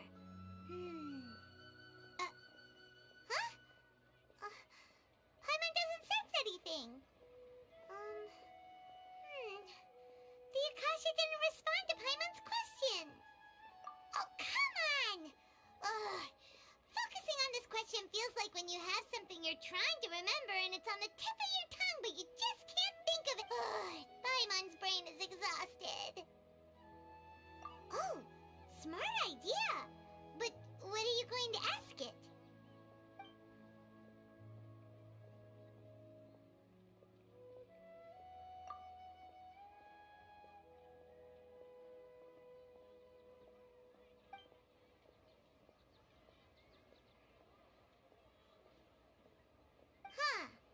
Could it be because we're Outlanders and we've only just arrived in Sumeru? You know, maybe we're not qualified to receive an answer to this sort of question or...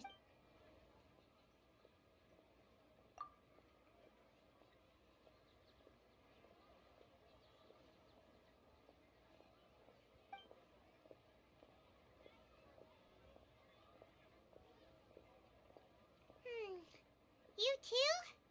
Well, glad it's not just Paimon.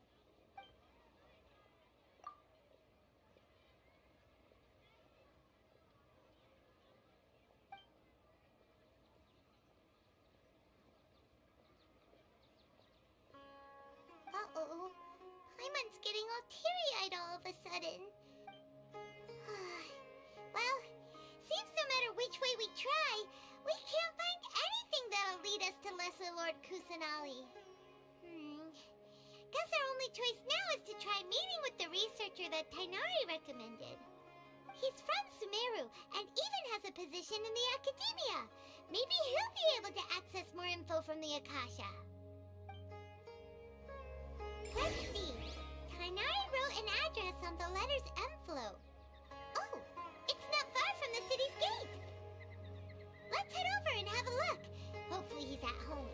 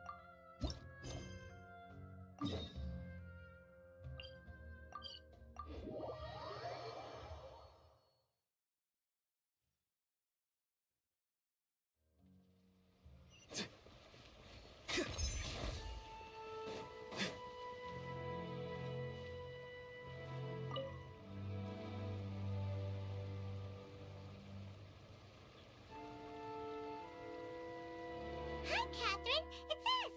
Was there something we could help with? Yes. I'm afraid that I have another task that requires your assistance. The Adventurers Guild has recently received a commission directly from the Tenryou Commission. The assignment is both urgent and dangerous. After assessing the assignment, the Guild has concluded that seasoned adventurers are required. Naturally, you Just enough. allow me to explain. The Tenryou... Noni? That's correct. So it came as a surprise, but it doesn't end there. So let Paimon, no problem? I have complete confidence you will succeed. However, please exercise... We are still but please ask around in the streets. Thank you. I will...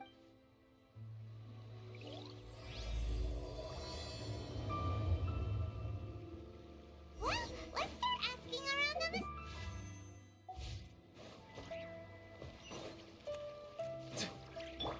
Let's go!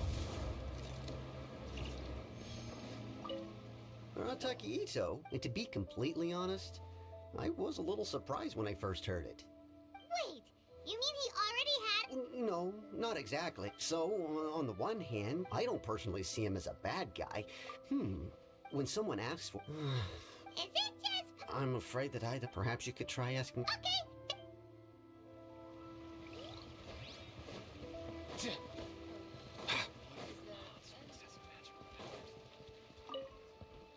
Arataki... Huh? No, perhaps you misunderstand me. When I said he could never do anything dastardly, I meant he literally doesn't have what it takes. Maybe a story will explain it better. So, he used to spend a lot of time playing rock, paper, scissors and hide and seek with the kids on the street. Kids, being kids, aren't exactly the most difficult to outsmart. I'm sure you can see what I'm getting at here.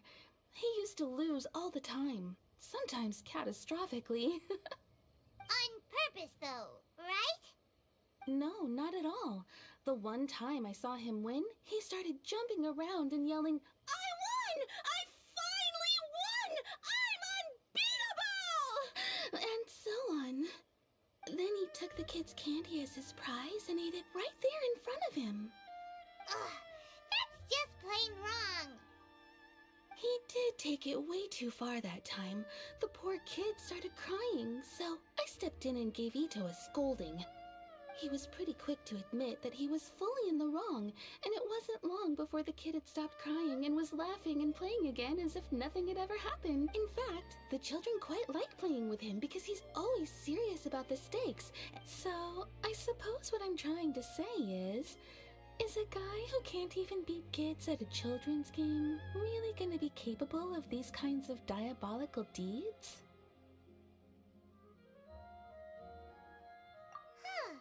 He doesn't sound like a bad guy at all. Yes, my thoughts exact. So, I'm not trying to condone his actions or anything. If he really has messed up big time, then he should face the consequences just like anyone else. Thanks for the info. We'll keep asking around.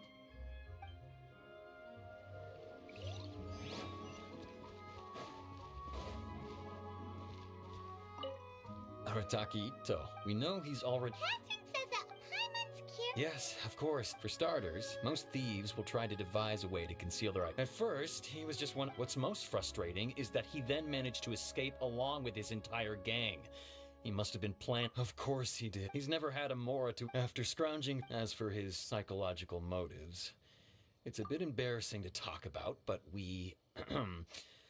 confiscated his vision during the Vision Hunt Decree. At the time, Arataki Ito put up quite a fight. It took a huge amount of manpower and resources, and in the end we had to enlist the help of Kujo Sara to finally secure his vision. The Vision Hunt was a mistake, but we never expected that he would go to such extreme lengths to take revenge on us. He does sound a little unstable. If the two of you are... Thanks for all the info.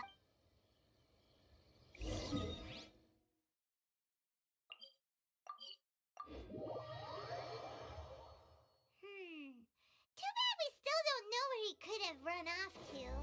We already got word on the street, so maybe it's time to talk to a real specialist.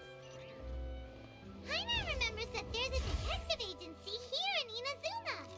Maybe we can try asking there.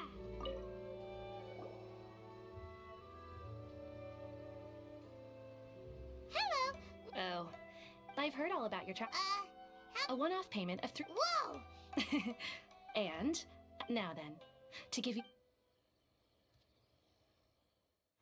A long, long time ago, in a village lost to time, there lived a Crimson Oni and a Blue Oni. They were the best of friends. The Crimson Oni looked fierce, but was gentle like the humans. The Blue Oni looked human, but was reclusive, like an Oni. The Crimson Oni wished to befriend the humans, but they were scared and threw beans at him whenever he came near.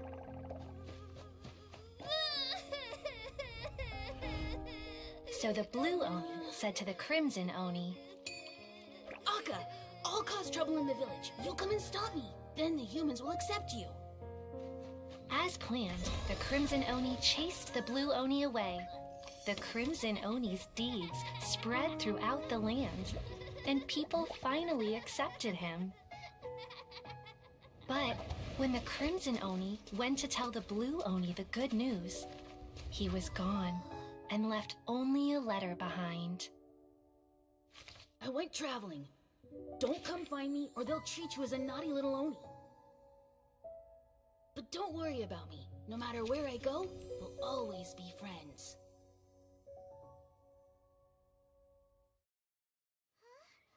That's it? What about the little Blue Oni? Whatever happened to him? I suppose the Blue Oni simply disappeared, never to be seen again. Only the Crimson Oni remain now. But the Blue Oni was just an innocent little kid! Of course it does. Otherwise, I wouldn't go through all the trouble of telling it. One interpretation is that the story is actually broadly based on historical events and that Arataki Ito is, in fact, a descendant of the Crimson Oni.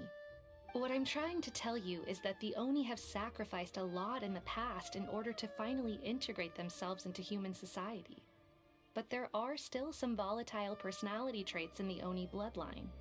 Every generation of Oni inherits these traits. So while Arataki Ito has never been known to commit a wrongful act in the past, can we ever completely rule out the possibility of him one day allowing this side of him to take over? But how could he do that? After the Blue Oni's sacrifice? That's a very old story. Besides, the suspect has already confessed. What is there left to discuss? According to my investigation, the Tenryou Commission is unable to enter territory controlled by Sangonomiya troops. No doubt that's the reason Arataki Ito chose to flee in that direction. Don't mention it. I'm just doing— Wait! I could only assume so. Judging from his previous bouts, he is a skilled fighter with a lot of brute strength. Whether or not you'll be able to handle him, that I do not know. Okay, but what's up with people throwing beans at Oni? Ah, yes. Now that you mention it, I seem to recall that Arataki Ito is allergic to beans. In fact, all Oni will avoid beans, but especially Ito. I heard that just touching a bean is enough to incapacitate him. If you could weaken him a bit by triggering his allergies. Right! It just so happens that, of course. Sneak! Let's head to Yoshi.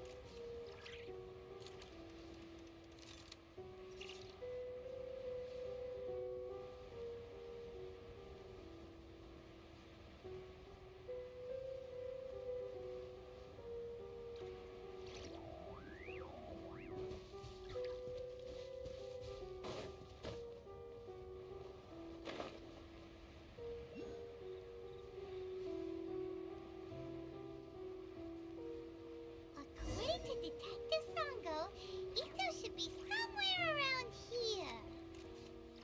Catherine mentioned that he has a vision. Why not see if you can track him down using elemental sight?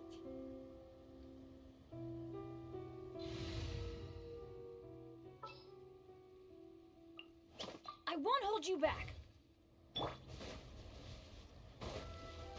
Adventure time.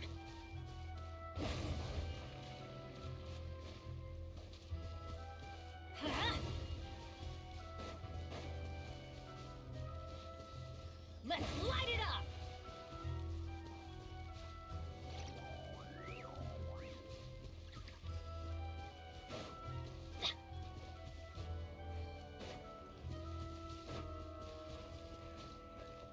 Huh?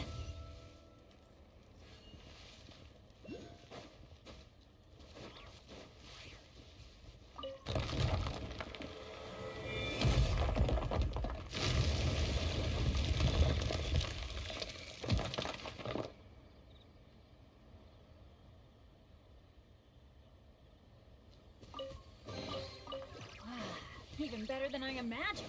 It's my lucky day.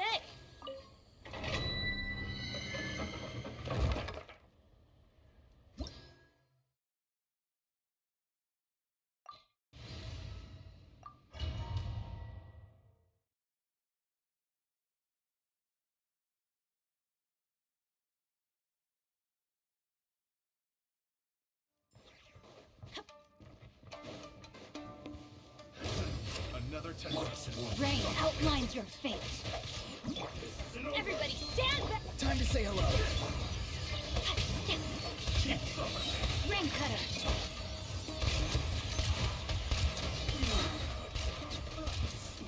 Let's get down to business. Mind your step.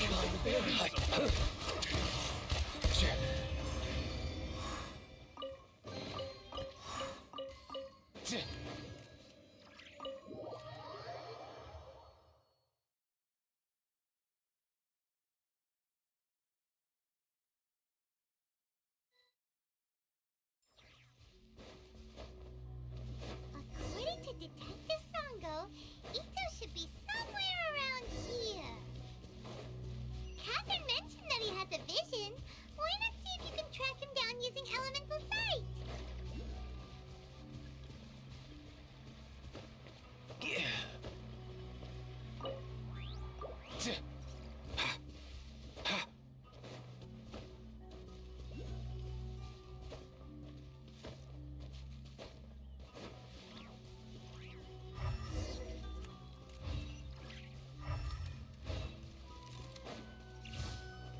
Easy now, Kakuku.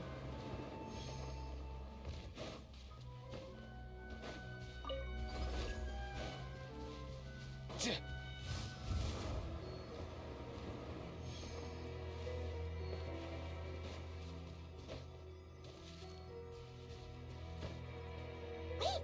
Could that be him? Is that Arataki? He doesn't seem to be looking this way. Perfect. Let's try the beans Detective Sango gave. It'll save a lot of hassle if we can avoid a fight.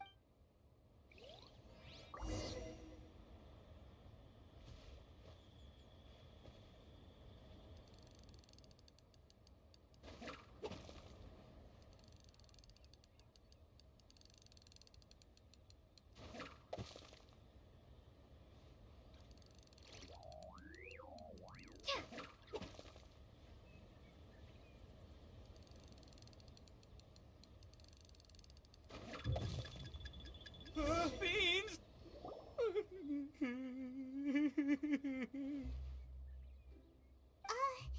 Are you okay? What should we do? Paimon didn't think he'd react this badly. Don't be alarmed. It's just my my allergies acting up. I've got it under control. It's all right. I got this. Just gotta tough it out. I can take it. I can take it. Who am I kidding?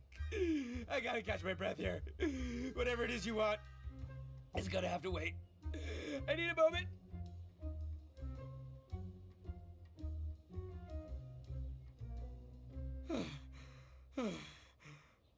Need a moment.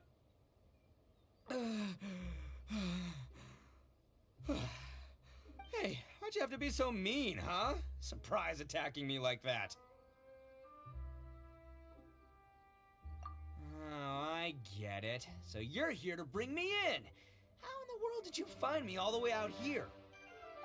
Well, whatever. If you think I'm going back with you, you can forget it. I'd walk away if I were you. I pack a mean punch, you know. I don't want to hurt any regular folks like you. That's pretty big talk considering all the beans we have. Yep, that's right. Me, all by myself. As boss of the Arataki gang, I gotta nab a little food and drink when we're running low. That's only natural. Yeah, but nabbing people? That's taking it a bit far, don't you think? Not when their families will pay good mora to see them again. Easy pickin'. And the extra mora means I can, give some to my gang to spend on themselves. Hey, what's with all the questions? Like I said, I'm not going back with you, so stop wasting everybody's time. No way, mister! We've accepted a commission to bring you back! What did you say, little one? Go on. Say it to my face. Well, mostly she took a commission to bring you back. Looks like you aren't gonna let this drop. In that case, we... Uncle Ito! Don't run now. Careful or you'll fall.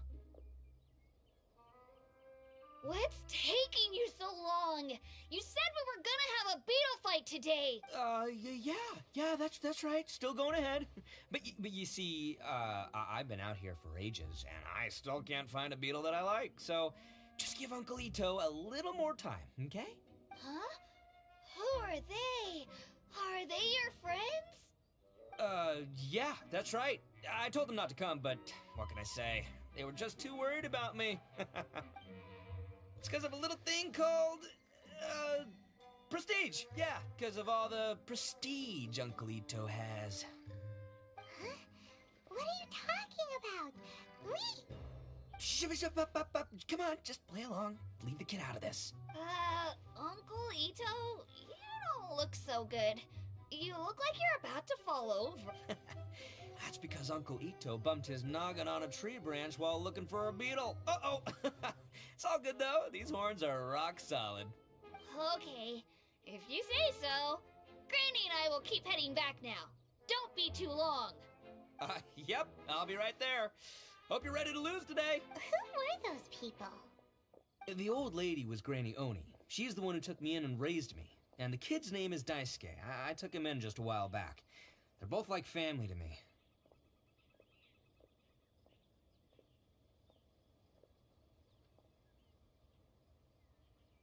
They escaped with me out this way, along with my boys from the Arataki gang. If I didn't bring them with me, the Tenryo Commission would be knocking on their doors for sure. Right. But if you care about them so much, then you shouldn't have done all that stuff that made them worry about you in the first place. Listen, how about we make a deal? You two let me go wrap things up with Daisuke, and once we're done battling beetles, the two of us will settle things with a duel. If you win, I'll come quietly. You can take me back to Inazuma City, and you won't hear a peep out of me. Why? Because I'm an Oni of my word. I'll just tell little Daisuke that my friends and I need to step outside for a moment. That way you won't worry. Cool?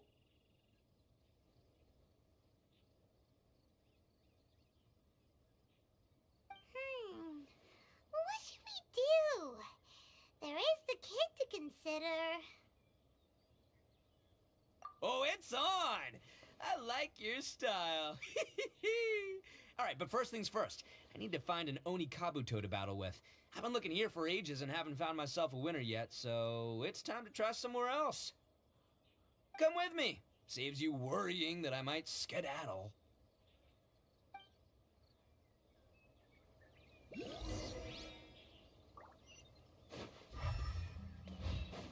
Let's go.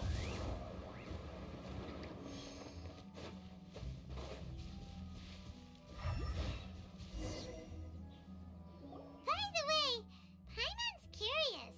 What kind of game is beetle fighting? You guys have seen Oni Kabuto out in the wild, right? But let me tell ya, once the Oni Kabuto start fighting, they won't let anything get in there. The grand game of beetle fighting is a match where your beetle tries to flip the other beetle onto its back. Hey, it's not just some kid's game, okay? There's way more to it than that. I have taken part in more beetle fights than you would believe. At least 800. I may have even crossed the 1,000 mark by this, but it's not just about all the physical stuff. Oh no, your Oni Kabuto's got to be in the right headspace as well. Boy, are you But we're not the ones that will be playing. We're just here to keep an eye on. Oh, anyway, not a problem. And by the way, that... Okay, so... Okay, there. Let's head to that hill. Out of the way! Uh-oh! Lightning storm! Oh, darn it, they're all gone. Let's hop down from here and take... Oh, look! You see all those purple things? It's a whole pile of Oni Kabuto. Huh? Oh, what the... Ah, no, not lavender melons. Well, this is the one. This is the one. See? As long as you're in my company, you're guaranteed to find yourself an Oni Kabuto.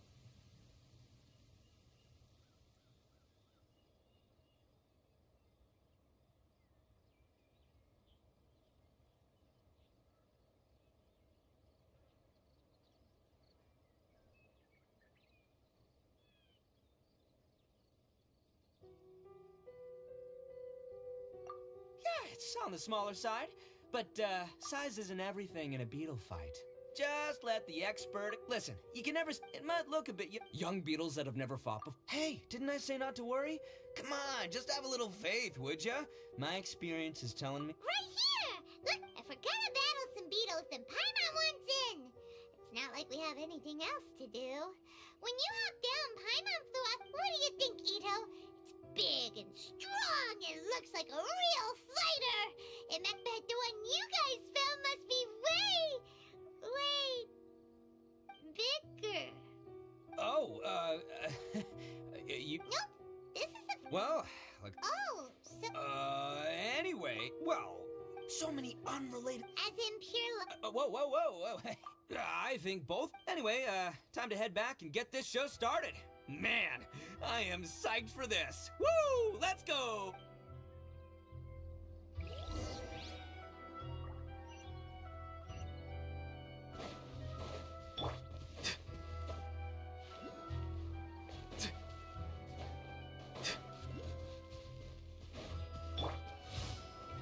Easy now, Kakuku.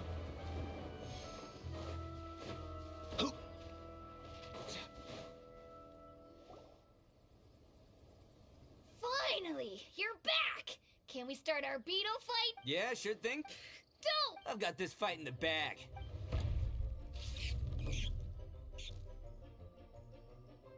Huh?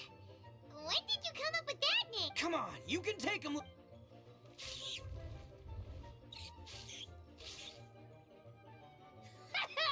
That's right! Finish it!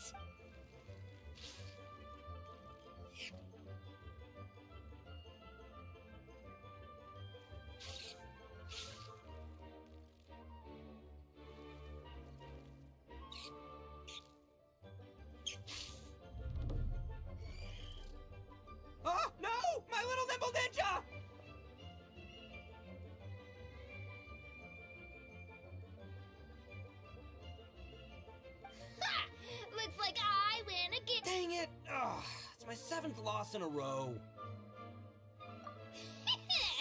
Stripey Ghost is invincible! I won't forget this. I'll beat you next time, I swear! Alright, Paimon, you're up. Time to give Crimson Cyclone a shot. Maybe... Alright, go get him, Crimson Cyclone! Whoa! That one looks ultra strong, but it's still no match for you, Stripe. Alright, little guy. No. Yay! We won! Boy, did that one... I know a real beetle trainer when I see one. Way to kick some beetle butt, partner. See? Paimon's got real talent. Of course, Crimson Cyclone has to take some of the credit, too. Oh, right. Yeah, now that the beetle fighting's over and all.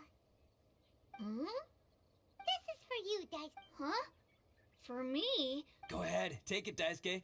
When we finally get back to the city, you can show it off. But... well... Of course we will. Trust me. I never... Anyway, I got some things I gotta discuss with my friends here. Go play with Granny for a while, would ya? Good. The kid doesn't suspect a thing. You're from the Tenryou Commission, aren't you? I bet you're here to capture Uncle Ito. Huh? Hey, didn't I tell ya? They're my friends. In fact, they're in the gang. That's not true. I already know everyone in your little gang, but I've never seen these two before. Uncle Ito didn't do anything wrong. Don't take him away. And not only did he not do anything wrong, he also saved my life. He's not a bad guy. Hey, some things we don't tell to outsiders, remember? How should I explain? I'm a real lousy liar. Ito, sometimes you need to just say what you have to say. Don't worry about us. I guess. Thanks, Granny. Seems I can't hide it anymore. Come with me. I'll explain everything. I'll be honest with you. This thing the Tenryou Commission is investigating, with someone going around taking people and their possessions, it wasn't me. Any of it. I have my own reasons for lying about it, and I really didn't want to get innocent people caught up in this while I'm still trying to solve the real problem here. And the same as you. I just want to avoid conflict at all costs. But it's just not worth it if someone gets hurt. So why in the world would you say that you're the culprit? Maybe you don't know because you're Outlanders, but it all started a long, long time ago with the story of the Crimson Oni and the Blue Oni. Hold on a second. If you're talking about that fairy tale, we've heard that one already. Oh, so you already know. Well, that makes things a whole lot easier. So, is the story from the fairy tale really true? Everything about the fate of the Oni is true. The Blue Oni chose exile, and the Crimson Oni stayed behind. But the other details aren't historically accurate. Fairy tales are nice stories, but there's something they leave out. It's a little thing called the cold, hard truth. The Inazuma of long ago was a dangerous place. If you wanted the Raiden Shogun's protection, you had to have a good relationship with the humans. The Oni are a proud kind, so it wasn't easy for them to ask others for acceptance. Over time, the Oni eventually split into two factions. The Crimson Oni were friendly with the humans, but the Blue Oni, they were more stubborn and insisted on keeping to their own. Paimon thought you were two different species. So really, you're all one family? Yep, that's right. There's no real difference between us. We just paint our horns different colors to show which side we belong to. Because humans were still wary of Oni at the time. The Crimson Oni always hoped to find a way to live in peace with the humans, but the Blue Oni kept clashing with them. Humans didn't see a difference between Crimson and Blue Oni. All they knew was that Oni were hard to get along with. If things were to continue that way, the Oni were never gonna get along with humans.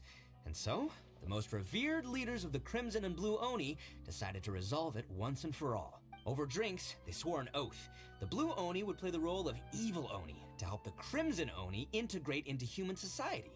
But the Blue Oni's leader gave two conditions. Huh? What were they? First, the Oni must abandon any prejudice they held against humanity. Every Oni was to accept humans in their heart before the humans accepted them. Oni were not to use their strength to mistreat humans, but were also not to stand for mistreatment against themselves. Second, the Crimson Oni were to integrate with human society, but not by trying to please the humans. The Oni were to embrace their own honest characters, their surging tempers, and their awesome strength to win respect from the humans. In other words, they were to carry on the Oni bloodline while also protecting our Oni pride. After choosing exile, the number of blue Oni began to dwindle, until eventually, they disappeared altogether. Since I first heard the story of the blue and crimson Oni as a kid, I've heard it countless times in my life. Not once did I ever imagine that the blue Oni clan had actually survived. So you're saying the real culprit was a descendant of the blue Oni? That's right. Most people don't pay attention to the color of an Oni's horns. They probably don't even know that blue Oni exist. But nothing gets by the Arataki gang. At the scene of the crime, they saw an Oni with different color horns than mine. Still, it'd be strange if the culprit really was a descendant of the blue Oni. I can't bring myself to accept it. Exactly. They would give up their life before abandoning their pride. I've always respected the blue Oni for the sacrifice they made. And I know the aspirations my ancestors had for the future of all Oni. Our pride does not allow for any wrongdoing. You don't steal from other people. You don't harm other people, period. My guess is that the blue Oni was tricked or forced into it somehow, but I don't have any evidence. That's right. If I didn't step in, the Tenryou Commission would have definitely caught them by now. But what does Daisuke have to do with any of this? He said that you saved him so he knows your story, right? He was the one I managed to save from the Ronin after I sent them running from the scene. He was off playing somewhere when they came by and ransacked his house. By the time he came back, his parents had been taken. The whole reason I'm in this is to help this kid find his mom and dad again. I never wanted to tell you any of this. My original plan was to knock you both out and take my family to hide somewhere else. There's more to this than just one blue Oni. There's a dangerous group behind everything that's been going on. I didn't want to get anyone else caught up in it. That's everything. The whole story. If you don't believe me and want to drag me back to Inazuma City, then I'm going to fight you with all I've got. But if you're willing to believe me, then please, give me a little time. Once I find the blue Oni, I'll turn the both of us in. Yep, Paimon too. Just treat it like we're here to keep an eye on you. So, you... all right. I knew you'd be reasonable. I knew it.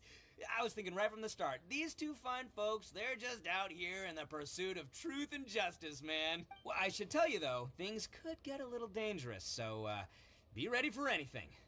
Don't worry about us. We're seasoned adventure. All right. Then our first job is to investigate where this blue Oni is hiding out. There's a victim of his that saw him up close, currently taking refuge at Sangonomiya's camp. I figure we can start by talking to him.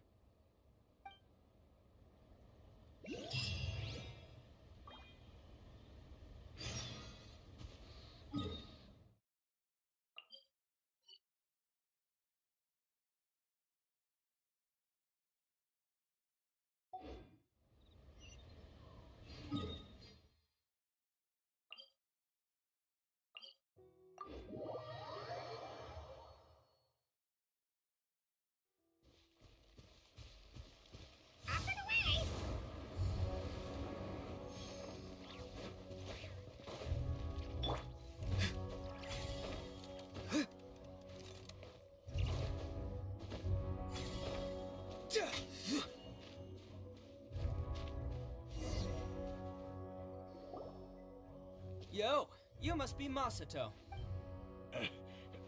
An Oni? Oh no, not another one! Oh, yeah. Not the one that robbed you, though, so, chill. I contacted you before, remember? I need your help. Oh, right. Sorry. I'm still a bit on edge after the incident. So anyway, here's what happened. I was just out transporting some goods when a group of Ronin suddenly attacked me. It's not the first time that's happened to me. Usually you just hand over some Mora and they'll leave you alone. At least you don't lose your goods that way. But this time was different. They weren't willing to talk things over. Instead, they took my things and they started coming for me. Huh? That's totally I got down on my knees and begged. Said I had a family to care for and that my business is our only livelihood. Then I saw that there was an Oni among the group. I thought he was going to be the one to finish me off, but instead, he stopped the others and told them to let me go. Yeah, that got them all arguing with each other. His cohort said that I was sure to retaliate if they released me. But the young Oni was insistent that they shouldn't lay a finger on me. Things got real heated. I thought they were gonna come to... Luckily, they let me escape with my life in the end. And I scrambled to get myself here, where I'd be safe. I never want to set foot outside of here again! So he'll steal, but he won't harm people. Seems he has some sort of standards. Did he say why they were robbing you? Surely it was Mora, right? What else could they have wanted with me? I mean, I can't say for sure. It's not like I asked. But what I did hear them say was, the goods are worth more than the merchant's life. Or something like that. Ugh, that idiot Oni. Do you have any idea where they went after they robbed you? I have no clue. But I think they're pretty active in the Tatarasuna area. You aren't gonna go after them, are you? Seriously, I'd advise against it. There are too many of them and they're all heavily armed. Don't worry. It's just a bunch of no-name scumbags. I got a whole laundry list of scores to settle with them. If these two islands are where they tend to hang around, we're sure to run into them at Nazuchi Beach soon.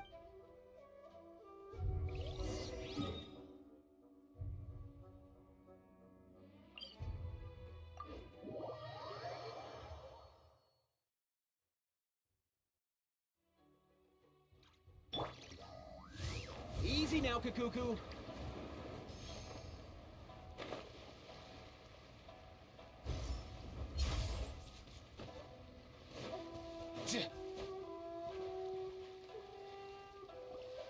They gotta pass through here sometime.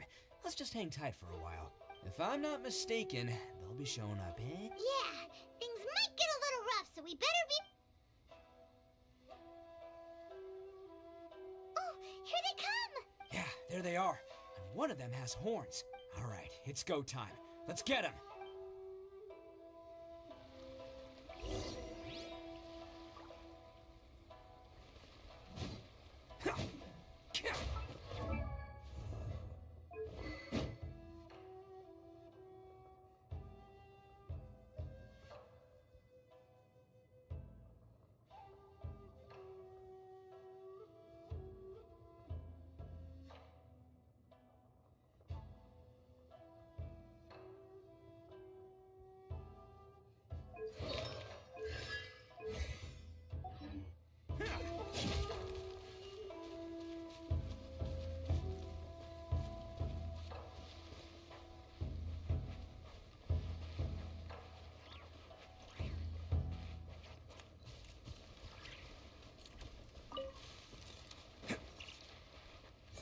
Looks like you fellas aren't going down without a fight. Fine by me. Let's fight first and talk later.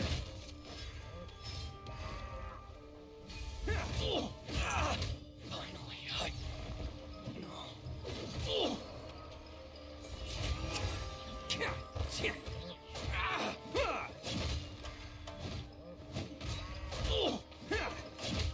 Very lucky guy.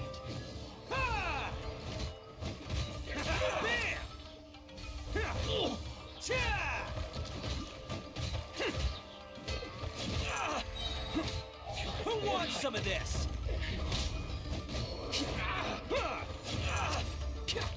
Finally,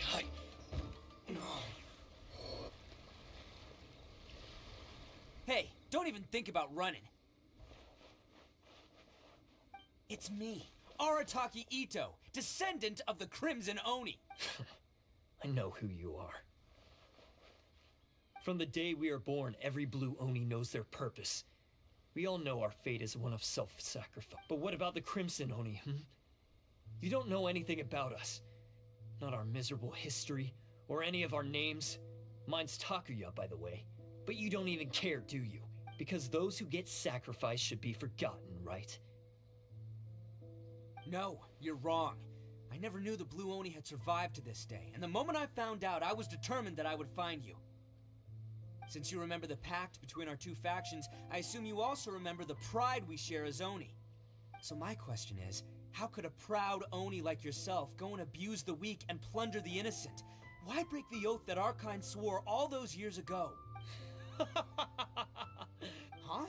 What's so Who are you to talk about pride and oaths with the Blue Oni gave up everything, just so the Crimson Oni could live peacefully in human society. But let me ask you, Arataki Ito, what exactly do you contribute to human society? You're a blundering fool who can't hold down a real job, a laughingstock of the town, and worse still, you let them get your vision during the Vision Hunt decree. Protecting the Oni pride? Huh! You wouldn't know how if you tried. You're a disgrace to the Oni kind. Hey, come on. None of that stuff's a big deal. I mean, you're really hanging me out to dry here, man. Since when do you care what other people think? You just do whatever you want. It's not like anyone can stop you. But do you have any idea of the kind of life my kin and I have lived while you've been hanging around in human society? We were cut off from the rest of the world. We severed all contact with it, and since then, we've had no place to live, no stable source of food, no clothing, no medicine, nothing. So, that's why you joined a band of thieves? That's right. Why should I accept that life? Is holding fast to a worthless oath supposed to help me provide for my family and friends? I've abandoned our Oni pride. It's meaningless. I want to live. I've given everything that I've stolen from humans to my community. What I've taken will at least keep them from starving and ease their pain. That's what matters most to me. Yeah, and besides, the Blue Oni sacrificed themselves so that Oni could be accepted as part of human society. If people see Oni causing trouble again, then that'll defeat the whole purpose. You make a good point. But Arataki Ito's the one who needs to get that into his thick. The Blue Oni are the bad guys, so we're expected to do bad things. Our actions won't tarnish the reputation of the Crimson Oni. Unless, of course, this bonehead decides it'd be a great idea to take all the blame for himself, completely destroying the trust between humans and the Crimson Oni in the process. He's the one that wasted the sacrifice we made. Huh? Well, I only had to do that because of you. I couldn't just stand back and let the Tenryo Commission drag you away. You should get your priorities straight. The Blue Oni are history, all right? Forget about us. Why couldn't you have just stayed out of this? There they are. Seize them. Oh, no. Forget it. Look, I don't expect... Hey! He got away! Uh-oh. We can't get... Looks like I'm up to bat. Whatever you do, don't attack any of the Tenryo Commission, or they'll be after you too.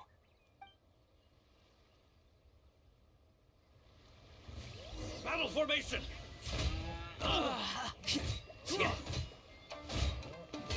Get them! I must draw. Attaboy! Come on, men. He won't get away this time. Just give yourself up, Arataki Ito.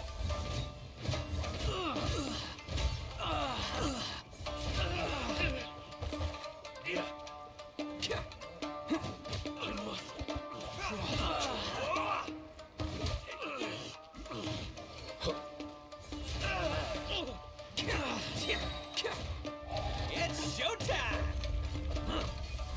I must withdraw. Let's roll!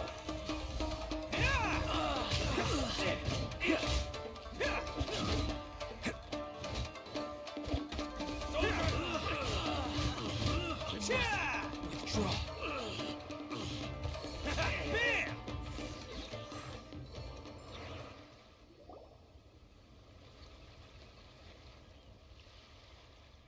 Man, they really came out in force today.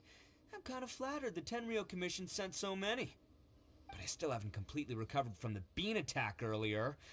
I'm starting to lose my edge here. No way. All that would do is send them after our blue Oni friend instead. But I have to settle things with him first, man to man. Then what should we do? The Tenryo Commission's about to arrest... No choice but to keep kicking some Tenryo... Hey, boss! Thought you'd have all the fun without us. Granny Oni sent us. We're here to lend a hand. Maybe we can't take him, but we can sure slow him down.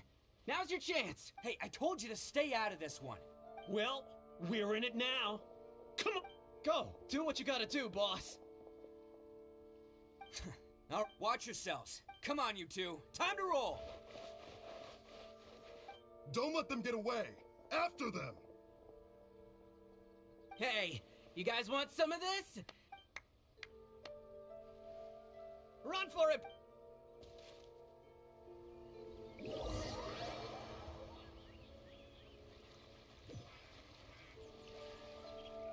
As boss of the Arataki gang, getting rescued by my own boys feels pretty humiliating. I promise to never let you down, boys. All right, we've got some footprints to follow. Let's find Takuya. It was real touching and all what they did, but the... Huh. Is it just me, or are there more and more footprints here?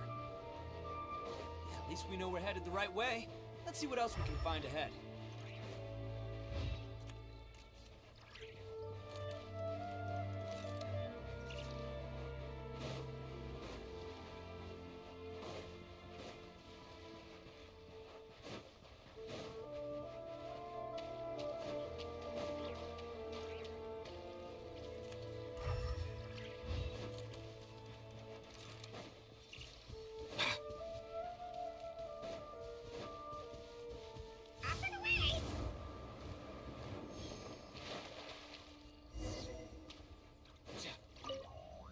Wrecked cart and some goods. Look alive, we've got company. Shoot the ferry. Shoot the ferry. Seems they definitely don't want us going any further. Let's see what's waiting for us up ahead.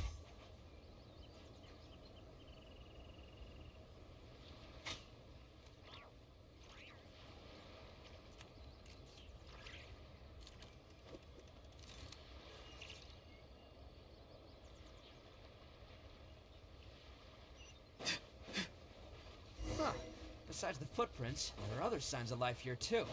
Must be plenty going on around here. Let's investigate. Hidden entrance, yes! This is gonna be where they... Paimon thinks Takuya's probably in there as well. Huh? Of course, but it takes a world, so I'm here to save him no matter what. Huh?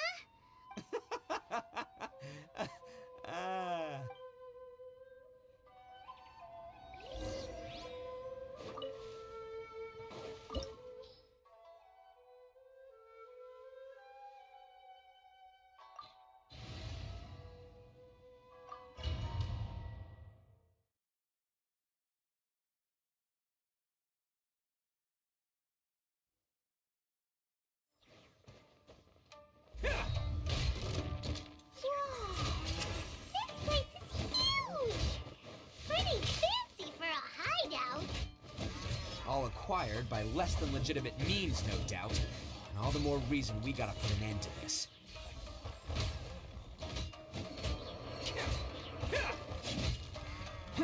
The ferry.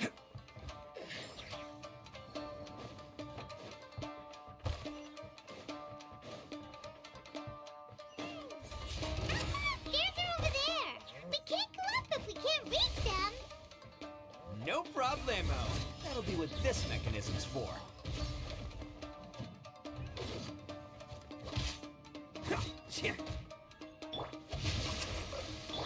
Let's go. Oh, it's moving! See? What did I tell you? Just trust my instincts.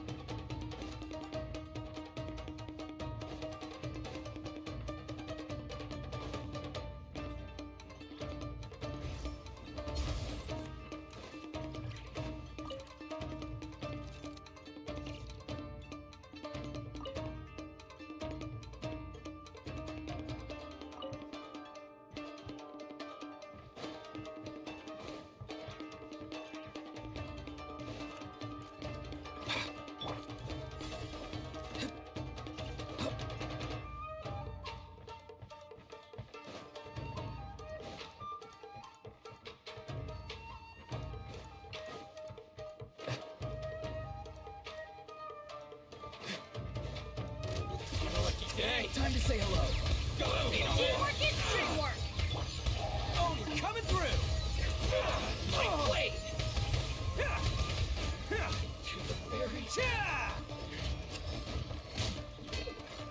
Say no more! How's this?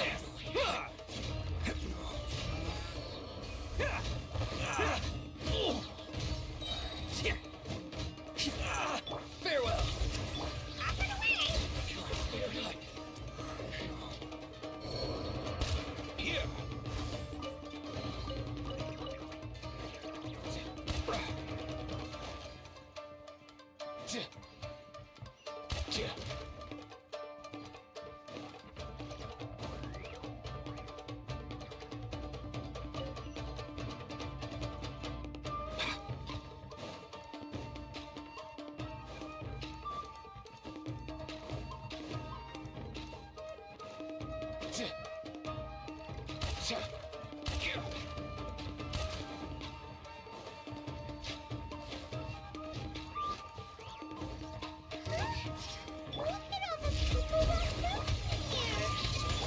Must be holding on to them for leverage. All right, let's get him out of here.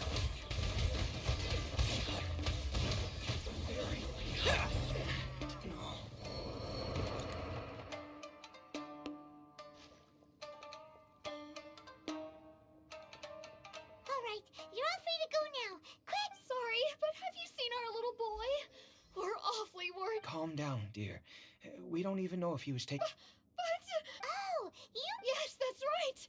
Have you seen him? Where is he? Is he all right? Don't worry, he's safe and sound. Someone's looking after him now on Yashiori Island. I can show you where on the map. He's been worried about you. I bet he'll be relieved to see. You were the one who saved him? Oh, thank you, No, please, no. No need to thank me. It's my pleasure, really. Before you go calling me a hero, let me ask you this. Really? Just one? These vagrants are insatiable. They'll do anything. No one dares stand.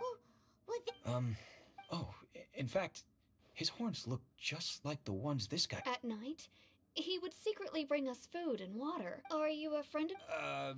Relative. Oh, maybe there's something secretly troubling him. Let me put it... I'm glad to hear that.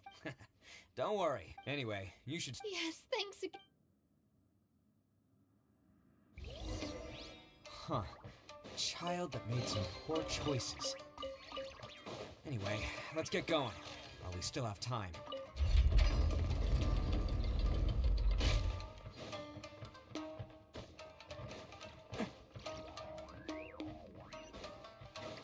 This is the place. The jig's up. Surrender while you can.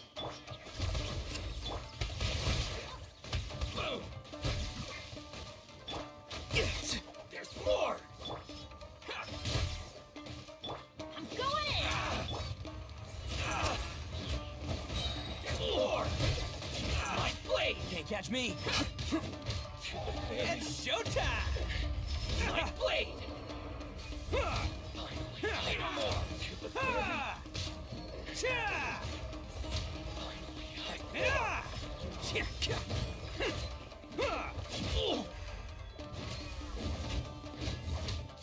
Can't catch me.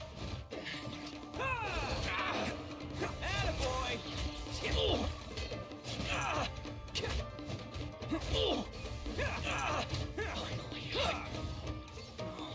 Bet you think you've won, don't you? So naive. This is my home turf. I'll let you in on a little secret. A long time ago, I picked up this rare paper charm. It's very precious to me. What makes it so special is that if you tear one piece, the other piece starts tearing too. Newsflash, don't care about your cute little origami obsession. You better stay where you are and let me. Aren't you curious what the other piece is used for? I'll tell you. It's now the critical component of a mechanism, and when it gets torn, this place goes up in smoke. What? You're gonna blow this whole place up? Oh, don't worry about me. I made sure that I've got an escape route. The rest of you, though, you're gonna be buried deep among the rubble.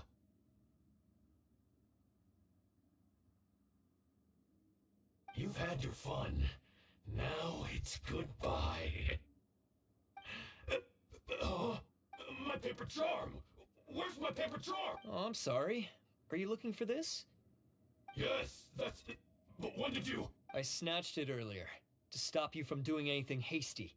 Why, you... And now you're going to betray me? You're one to talk. What about burying everyone here?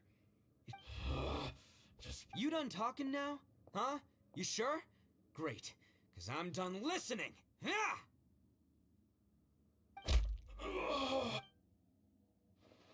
Great work, Takuya. You arrived in the nick of time. Stay away from me. Huh? I said stay away! Hey, oh... Just because I won't let him blow this place to bits doesn't mean that I won't do it myself. Unless you want to get buried, you should leave this place now. You won't go through with it. If you were that cruel, then why bother protecting every person you've come across? I'm not here to reason with you. This sacrifice is mine to make. No one needs to sacrifice themselves. All right, then you tell me. What am I supposed to do? I've tarnished our Oni pride and abandoned our ancestors' oath. Only sacrifice can restore my pride now. I chose this path so I could provide for my fellow Oni. I was ready to die from the very beginning. This is between us blue Oni. But you... If it wasn't for you, everything would have worked out perfectly.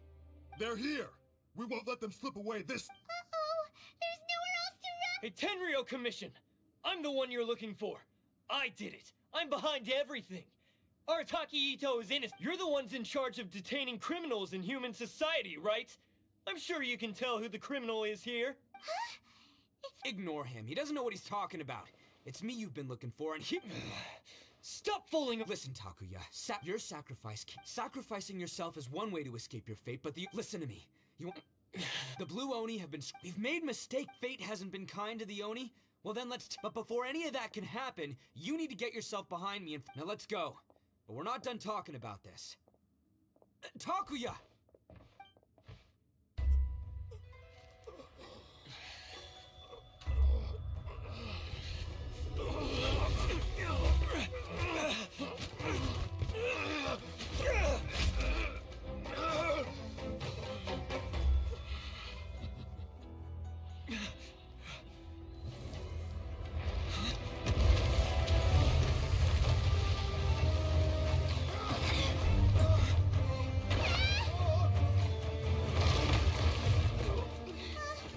I'll take care of this.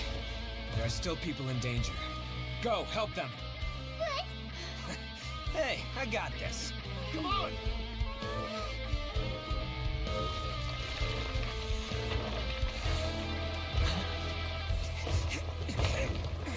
Forget about me! Just go! It's what I deserve! Ah, shut up, would ya?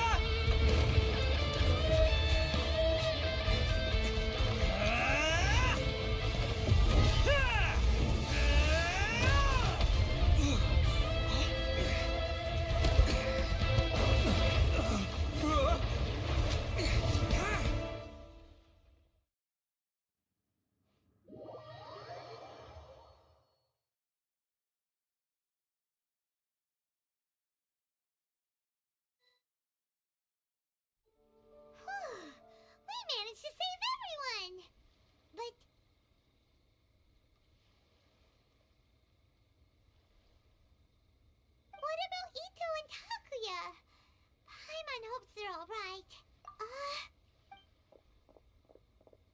Look! It's Ito and Takuya!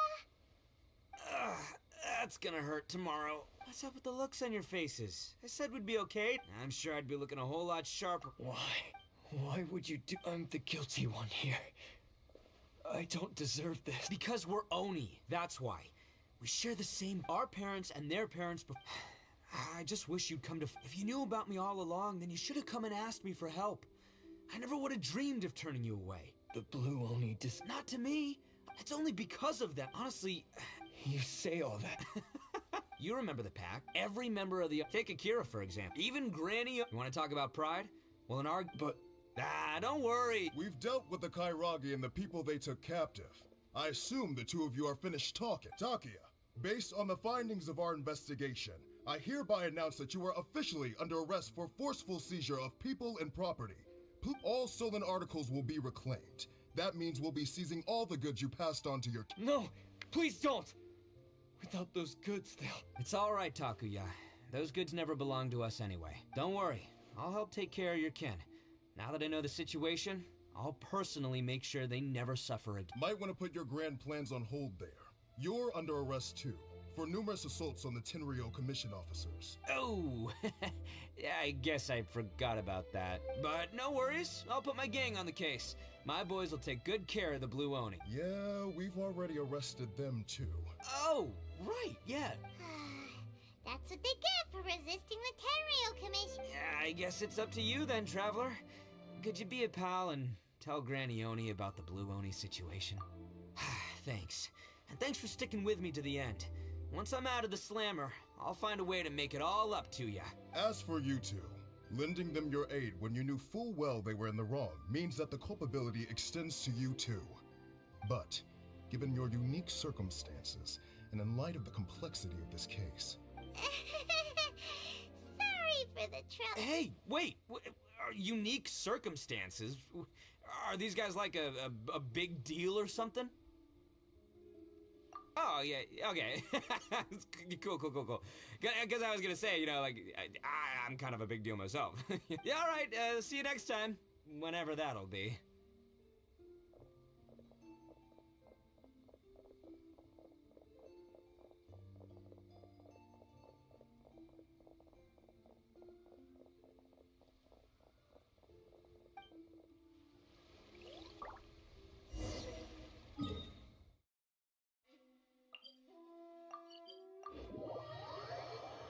Well, he's pretty weird. But at least he's not a bad guy.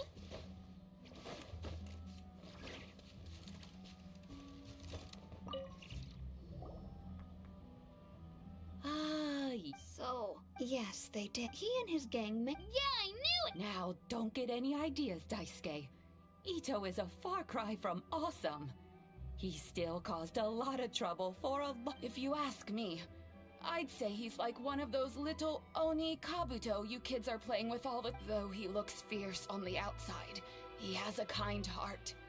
He's not a delinquent, but he'll never back down from a fight. I don't really get it, but it sounds like a compliment. I can't wait for my next beetle fight with Thank you, Granny, for taking care of our little boy. I hope that Ito and his friends will be released as quickly. Yes, you needn't worry. The officials in the Tenryou Commission will certainly exercise It's time we started heading back. We'll be sure to visit again soon.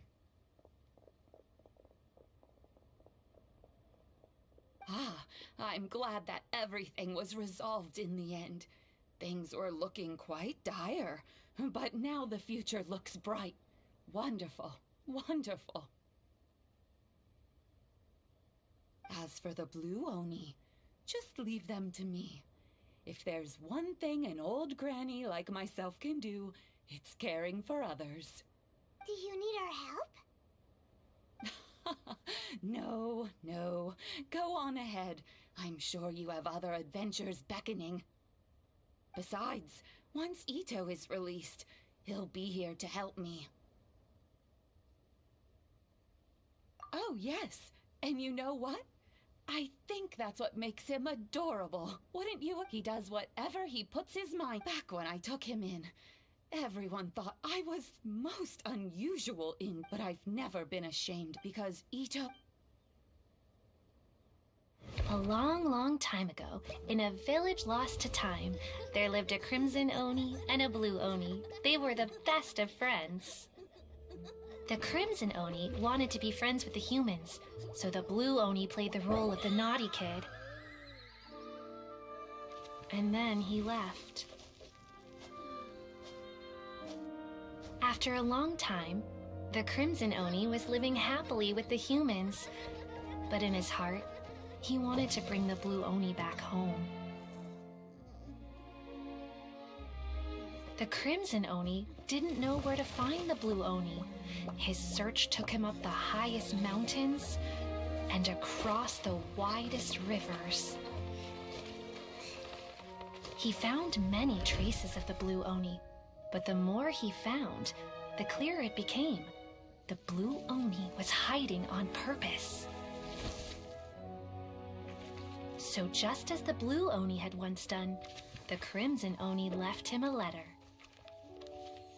Dear Owl, I've made lots of human friends now, and I want to have a big party for everyone. I want all my friends to be there. That means you too, Owl. If you don't want to meet me, you can just watch from a distance. The blue Oni snuck back to the village and hid in the shadows. He saw the great feast and roaring fire and longed to join in.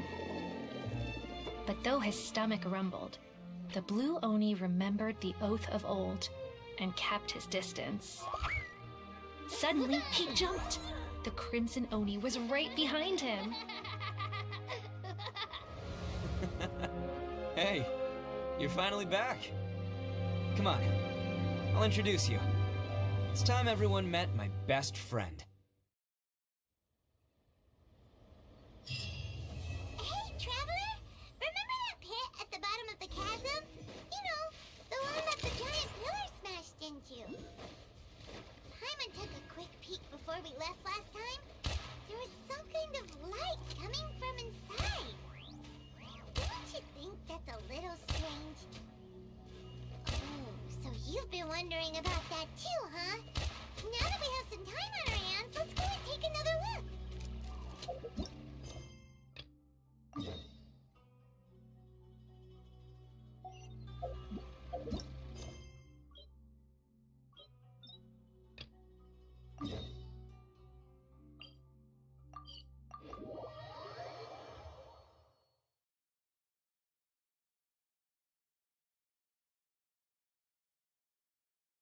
Whoa. Well, this place is just as creepy as Paimon remembers it. If it wasn't for our little investigation, Paimon wouldn't ever come anywhere near this place. Huh? Hey, look! There's someone over... Oh, Traveler and Paimon? I didn't expect to see you two here. Yampe? Shouldn't you be at work in Liyue Harbor? What are you doing out in the middle of nowhere? Well, to be perfectly honest, this case is a little out of the ordinary. In fact, this is the first time I've ever witnessed the bottom of the chasm. Oh, but before I forget, could you do me a favor, please? If anyone happens to ask about me or my present whereabouts, just tell them you haven't seen me. Huh? What are you talking about? No, it's not like that. Look, it's quite a long story. So if you could, please just cover for me. I'll see you later. Hey! And there she goes. What in Teyvat was that all about? Do you think she did something illegal and now she's gone into hiding here? Or maybe something super scary happened? Don't be so naive! The world is complicated these days, you know. We should be prepared for the worst. Oh, what a dilemma. Oh, hey, you over there! Yeah, you! Someone's coming! But that voice sounds pretty familiar. Ah, it's you two. So, what are you two doing in a place like this, huh? Wait, don't tell me. You're on vacation. I must say, you two are looking pretty good. Things been going your way lately? 'Cause I have been doing amazing. Ito? Who's that behind? Hey there. I'm with the Arataki gang. Kuki Shinobu. Nice to meet you. Oh, all right. I almost forgot she was back there. Let me introduce you to Shinobu, the pride and joy of the Arataki gang. Oh, another member of Ito's gang! Let me tell you, she's one of Hanamizaka's best and brightest, so of course she's in the gang. Shinobu takes care of practically everything in the Arataki gang. She can protect you guys too, you know? A friend of the boss is a friend of mine. You must be the traveler in Paimon. Yep. Nice to meet you too, Shinobu. The pleasure's mine. I have a feeling that we'll be working together soon enough. So, Ito, if she's the one that takes care of everything in the gang, then doesn't that kind of make her the gang's real boss? Are you kidding? Of course I'm the boss. To the four corners of Teyvat, there is only one boss of Hanamizaka's legendary Arataki gang, me. Okay. Paimon gets the dynamic now. A useless boss with an ultra-capable subordinate. Hey, you know what? Forget it. The average person couldn't possibly understand the dynamics of the Arataki gang. As the leader, I can't let myself stoop down to your level. Anyway, have you seen a pink-haired legal, mage lady? Wears a goofy hat, knows everything, kinda short. Uh-oh. Her name's Yenfei. She's a legal advisor from Liyue. I thought perhaps you two would know her. Oh, no. We haven't seen her. We don't know this person at all.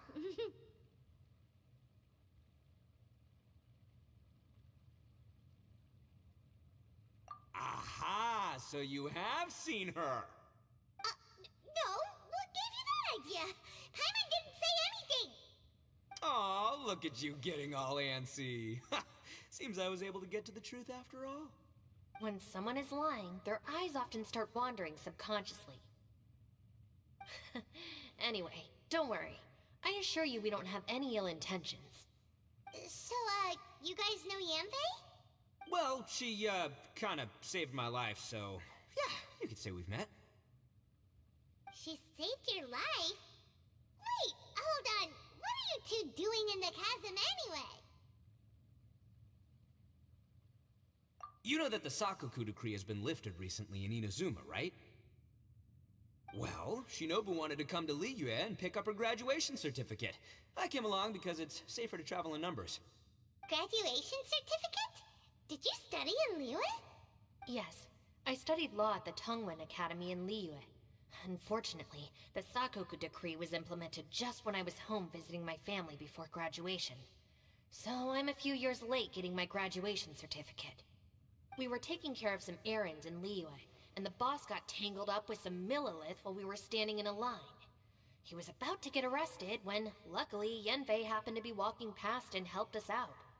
Yep, if it wasn't for her, our trip to Liyue would have ended with me in the slammer. So, you know, I just wanted to do something nice to show my heartfelt gratitude. But she said she didn't need my help with anything. I thought there's a chance she might run into trouble here on her own, so I followed her here. Yeah, just in case she needs me to... What? No, it's not like that at all. Look, I just wanted to protect her, okay? She looked like she was in a hurry, so I thought she must be out doing something important. People can get into trouble when they're out in the world dealing with serious business, you know? I'm just being considerate, really. Traveler.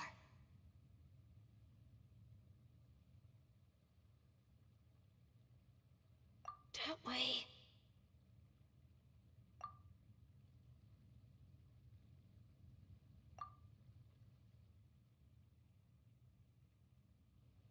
Ah, great, thanks. I'll go after her. Shinobu, time to roll. Fear not, my savior. Ito's coming to your rescue. Appreciate the help. Until next time. Traveler, did you just send Ito the wrong way on purpose? Huh. Shinobu seemed pretty sharp. Paimon doesn't think you can pull one on her like that. Or maybe she knows that Ito can be a big nuisance, so she's trying to stop him from bothering Yantei. Oh, if that's the case, then wow, she really knows how to call the shots. Well, at least this way nobody will be bothering Yantei. If we run into her again later, we should let her know that we helped her out. Alright, now let's go take a look at the crash site from last time.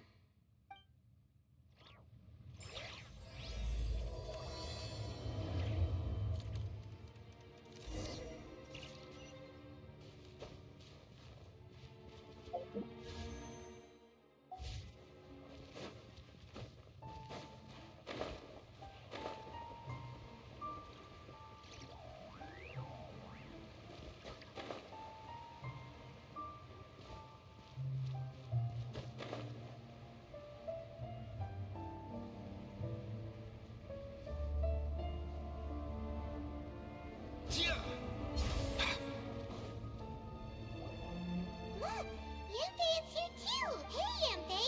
We sent away the people that were following you. Oh, good. Thanks a lot. The guy with the weird outfit seemed super outgoing. Normally I don't mind making friends, but I've got work to do today. Oh? So what kind of work are you doing in a place like this? Aw, don't tell Paimon you're thinking about becoming an adventurer too. Well, as a legal advisor, sometimes I also have to travel in person. I came to the chasm to deal with a will. A will? That's right. I found a will inside an old book. I'm guessing it was left by someone of great importance. It appears he lost a magical device and wished to retrieve it. Paimon didn't know legal advisors have to deal with that kind of thing. Will execution is also part of my work as a legal advisor. Of course, cases like this are quite rare. The chasm is not the kind of place you can just waltz into whenever you want. Oh, so you do know what kind of place this is? Who's that? Ah, I thought I might find you here.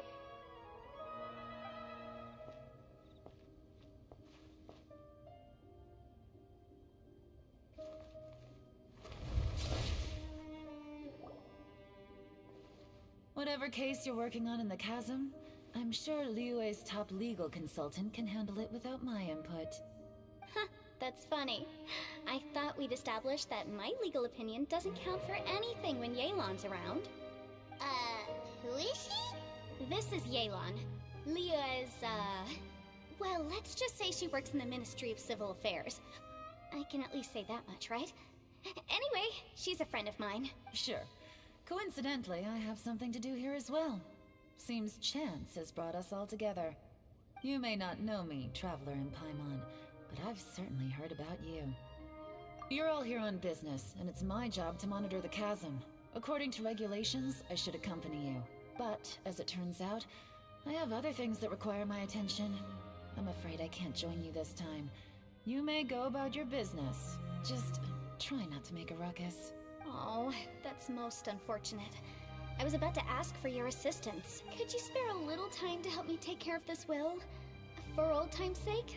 I don't know. Depends what's in it for me.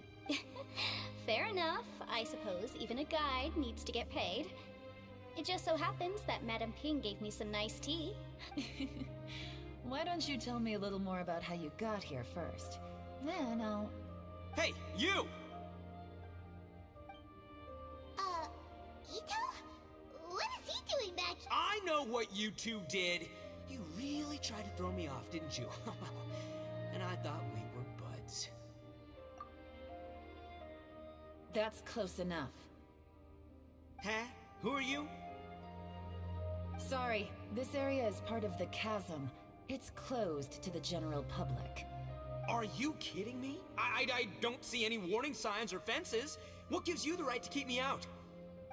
Kid, where there's real danger, you'll never see a warning sign. Paimon never knew this place was so important. It's true. This is not a place you can just go in and out of as you wish. That's also why I didn't want anyone to follow me. Unfortunately, you didn't listen. The Traveler has done a lot for Liyue in the past. And Yanfei is a renowned legal consultant in Liyue, so I can trust their intentions. As for you two... Hey, what's that supposed to mean? You trying to say that I'm not famous enough and my intentions are no good? I don't know your background, so I can't give you free passage here. Besides, Yenfei doesn't seem to need your help, does she? Ha! How would you know what Yenfei needs? What, are you two joined at the hip or something? Right. Anyway, I don't need to be a mind reader to see that.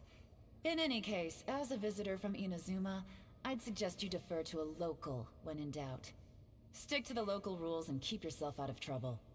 Oh, why, you? Please, try not to be so impulsive. She is right, you know. Uh-oh. Things are starting to get a little heated here. Oh, not good. You really shouldn't start butting heads with Yelan. It's true that we don't know anything about the unique conditions of this place, so we'll heed your advice and leave immediately. But if this really is a dangerous area, seriously, you should put up a sign. Thanks for the suggestion. I'll consider it. Oh yeah? And what if we don't leave? Boss! Then, I'm afraid things might get unpleasant. Is that so? You really think you can take the two of us? Gotta admit, I like your optimism. Although you're friends with the Traveler and Yenfei, I'd still suggest you heed my warning. Thanks for that, but too bad I'm not buying it. If you're so strong, then why don't you show me what you got? Hold on, boss. Oh no! Oh no. Please, wait a minute, you two. This whole thing started be- Hey, stop trying to change the subject. I'm gonna,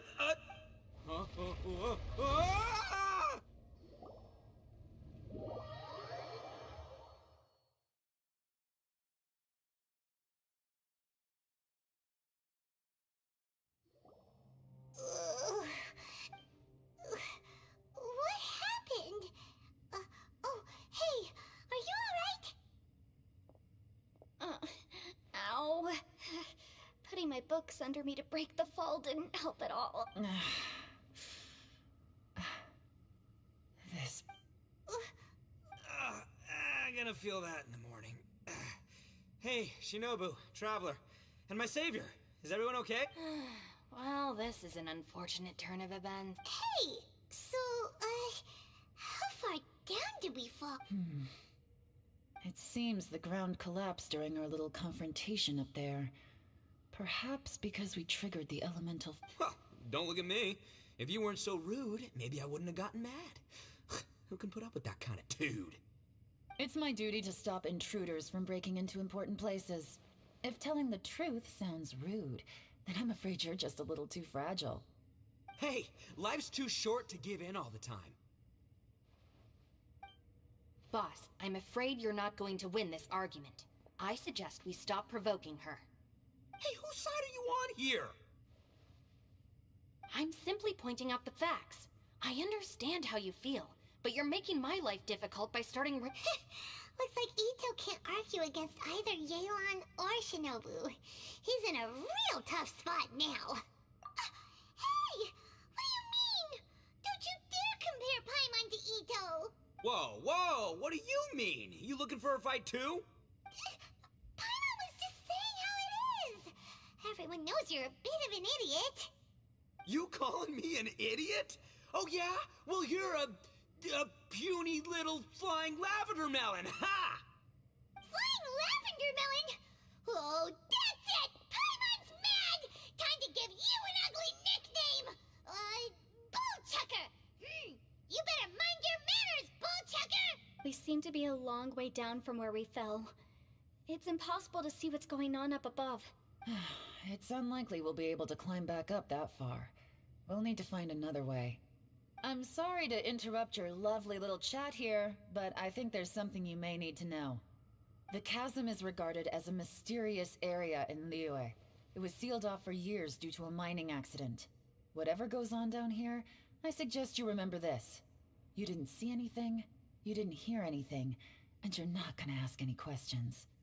Save you from getting caught up in things you shouldn't know about. I won't treat you as hostiles. And in exchange, I hope you won't make things difficult when it comes to keeping secrets. I'll do what I can to find a way out. Huh? Well, where does she think she's going? Like she said, to search for an exit. Chances are that Yelan is the best among us at survival and handling emergencies. We should just let her go. I'm afraid I must apologize. I don't typically disclose details of a client's will to third parties, which is why I couldn't tell you the truth. I'm sorry. I came to the chasm in search of the Fantastic Compass, which is mentioned in the will. Many years ago, my client gave this magical device to someone ambitious, hoping that it'd be handy in times of need. According to an eyewitness account, the person who received the device took it into the chasm and has been missing ever since. Throughout history, many wars have been fought in the vicinity of the chasm. Even if that person died in one of the wars, I still wish to do my utmost and find the device and fulfill the client's wish. Yelan's words of caution were not unwarranted. There are dangers lurking in the chasm. I'm sure you've all realized that by now. Given that we're all caught in this mess, let's try to find a way out together. Whatever you say, my savior. I'll do whatever you ask. From now on, we're a team. All of us. You said Yelan works for the Ministry of Civil Affairs, huh? Paimon can tell she's tougher than most, but... wow. Her job sounds demanding. Well, that's what she tells outsiders. I can't disclose too much about her identity, but I'd say she's the only person who can handle this type of work.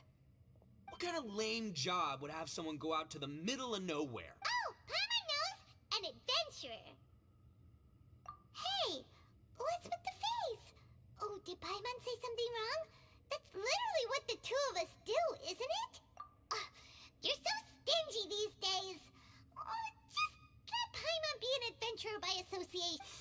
Yeah, she's got a point, Traveler. You're Paimon's boss. Take it from me. As a great leader, you should learn to be a little more generous. Ugh, you really don't understand anything about it. Paimon, don't take him too seriously. He's just joking. Ugh, for the sake of Shinobu. I'm the boss, so I'll let it slide. Perhaps this was another sealed location, but an undocumented one. What could be in here? I've got some food and water on me. If anyone needs some, just let me know. Great! You know, Bullchecker, you may not be the sharpest tool in the shed, but your subordinate here seems super capable and reliable. I know. Isn't she the best? What? Hey! I am too a sharp tool! There seems to be an entrance up ahead, with a path inside. Wonder where it leads to. What?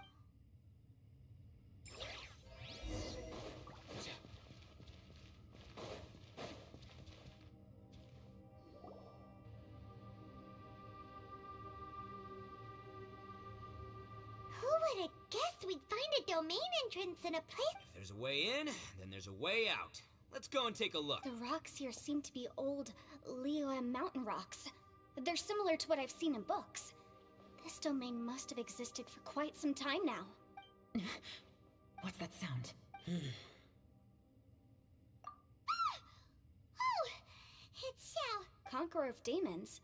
What are you doing here? I came down from above. I heard a noise, so I followed it here. So you're not here by accident. Wanna team up? No, I have something else to do. I'm looking for someone. You shouldn't be here. I would urge you to go back as soon as possible. Well, that's Xiao for ya. Shows up without a warning and disappears without a trace. Huh. That guy looked pretty tough. Maybe almost as tough as me. Seems like a solid dude. Seriously, Bullchecker?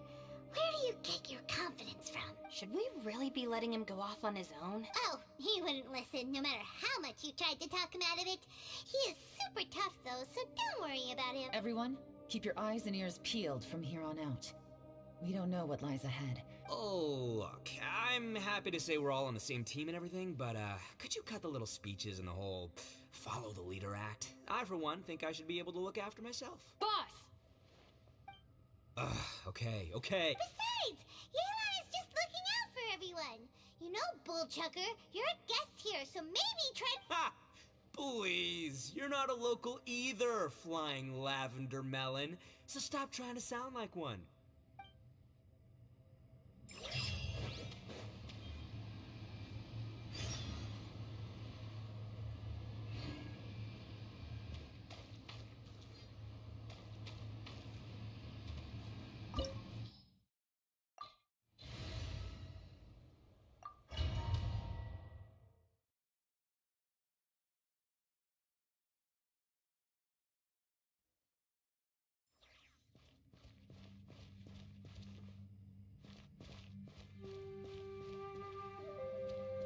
Labyrinths like this are unique to Liyue. This place is actually pretty cool. If we weren't in such a hurry to get out, we could kick back and enjoy the scenery a little.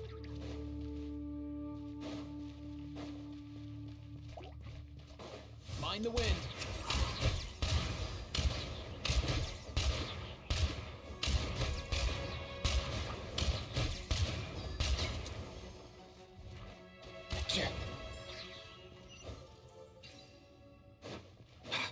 All these twists and turns remind Paimon of the Adepti domains we've been to before.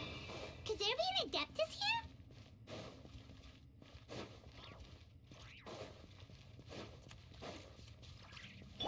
Everybody stand back!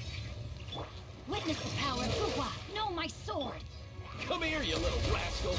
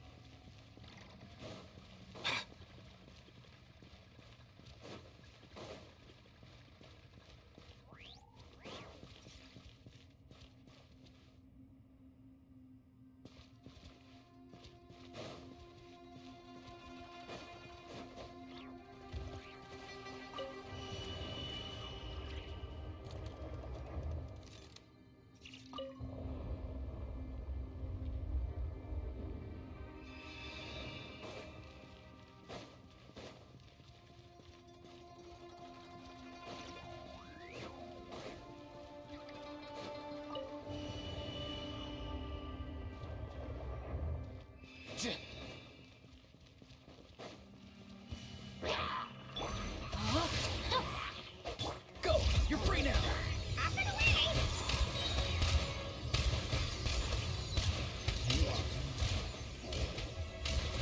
Nothing personal! Yeah!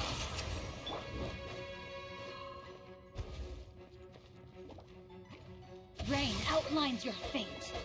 Not too far now. Let's go!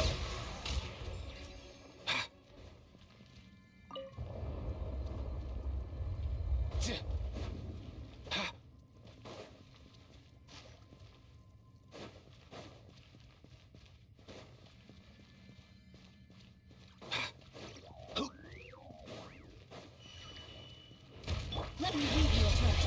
Teamwork is dreamwork! Tell me what you see. Mind the wind.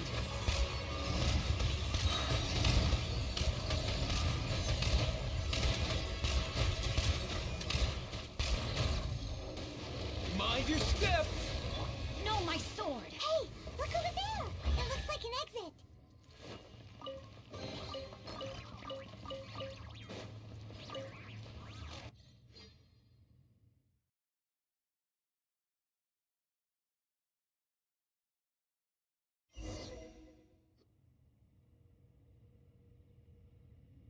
Huh? Wait, this ain't right. How did we end up back here? So we've been here already? Yes, this is exactly where we started. But we couldn't have taken a wrong turn. We were headed in the same direction the entire time. We never turned around. Yes, that's what I thought too. Traveler, we were going the right way, weren't we? How strange. There's a legend in Inazuma about a merchant who was tricked by a Bakedanuki one evening and kept circling around the same place the whole night. Even by dawn, they still hadn't found a way out. Yeah, Paimon's heard that one before too. So we're all familiar with the story then? Good, because I'm pretty sure that's what's happening to us right now. But fear not, I happen to have a certain sidekick who can exercise yokai and spirits and whatnot. Let me summon him real quick. Unbelievable. An Oni who's friends with an exorcist? Huh. What an open-minded guy. For the boss, ignorance is a virtue. You're up, Ushi. Go get that spirit. This is Ushi, an auxiliary member of the Arataki gang. Oh, Ushi says hello, everyone. You can just call him Ushi or Beefcake. Yeah, he's got a keen sense of direction, so I'll let him lead the way. I didn't know gangs could have auxiliary members. This does not have the trappings of something that's gonna work. You're telling me. All right, go, Ushi. Go find us a way out of here.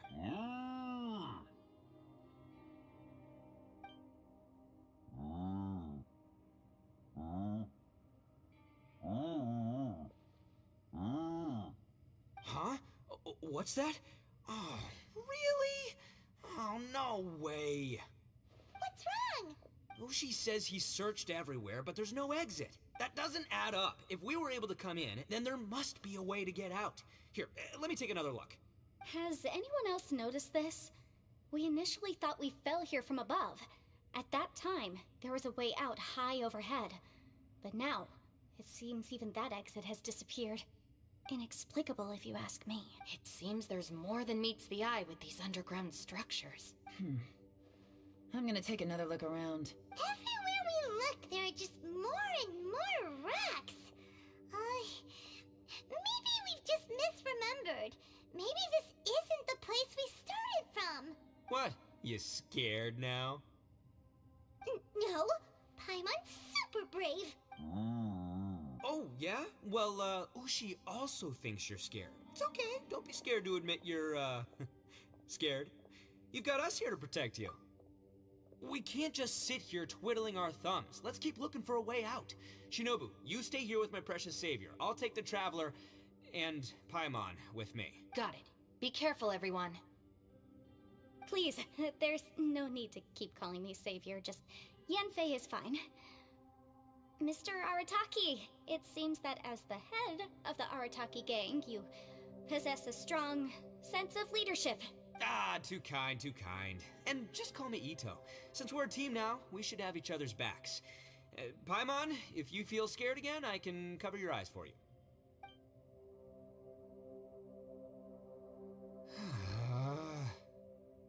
Seems there's really no way out. I can't shake the feeling that there's something off about this place. Boss, did you guys find anything over there?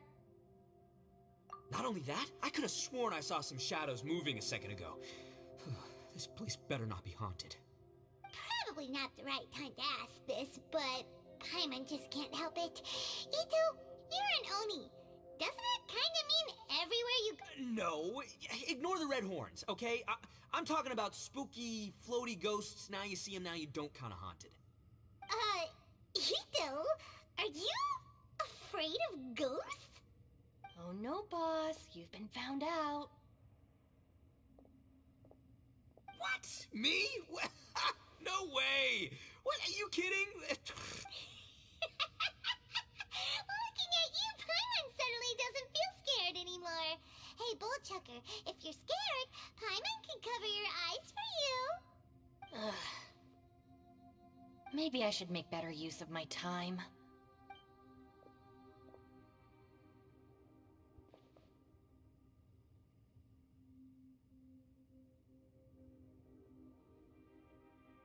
Add a little salt and some pepper. Yeah, roasted lavender melon is delicious. You can try some when it's done. Oh right, there are two types, sweet and savory. Which would you prefer? Alright, you can try them both then. It's important that we remain calm, especially when we're in the throes of a tough situation like this. If I'm reading the situation correctly, there seems to be some secret here that the boss and I are not supposed to know about. But don't worry, I'll distract the boss while you discuss things with the others. Oh, I thought I smelled something cooking. Would you like some, Yanfei?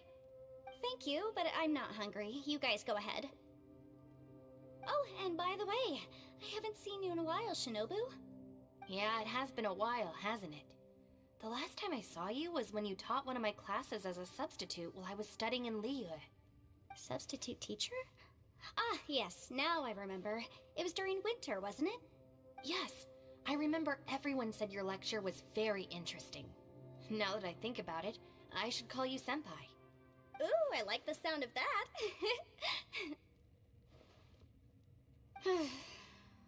Who would have ever guessed that we'd get caught up in such a dilemma together? It must be fate. Not only that, she's funny and engaging while she speaks. Needless to say, she's very popular among the students. Oh, I'm flattered. I see everyone is still here. Yelan, we split into groups and searched the area, but there are no signs of any way out. How about you? Did you manage to find anything? No. And, though I'd prefer not to say it, we'd better mentally prepare ourselves. If we can't find a way out, we may be stuck underground for some time. I think you might be right. I understand.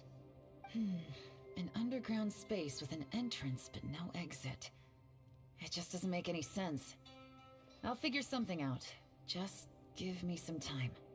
If anyone happens to find a potential exit, please be sure to take every precaution before exploring further.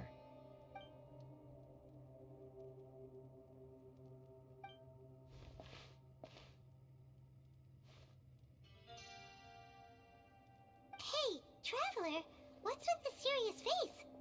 Do you have a plan? Xiao! Oh, right! Do you want to get in to help us? Sure! Let's give it a shot!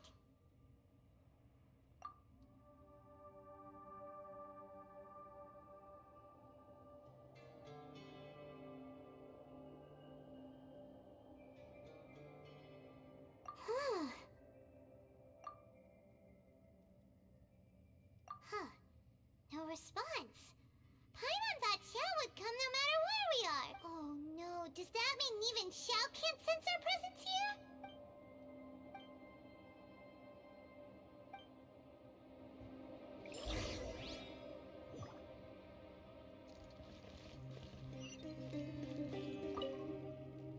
That's it. I want to take another look. And this time, I, Arataki, the one and only, will... Boss! Whoa, whoa. What's up, Sourpuss? Time for some roasted lavender melon. Huh? We're trapped in a life and death situation underground, and you're telling me it's time for roasted lavender melon? Interesting. You hear that? Ushi says you're completely right. Wait, hold on. Whose side are you on, Beef? It's important to stay replenished. We must keep our energy and morale up in preparation for facing the unknown. Even Ushi knows that. Fine. You two... hey, are you already eating? Well, hold on. Is it still warm? Oh, that does smell good. Fine. Yeah. We'll have a quick snack, and then we'll keep looking for a way out. Hey, don't eat them all. Leave a couple for me. Time to act. Who could have ever guessed we'd get trapped in a place like this? It's quite the predicament. For all the studying I've done in my life, all I know is how to land people in prison. I don't know the first thing about breaking out of one. I've even made a contract with my father to live a happy life. I can't give up hope now. Try and stay positive. At least I've explored a new place and seen more of the world while reuniting. Yeah, there's still a silver lining.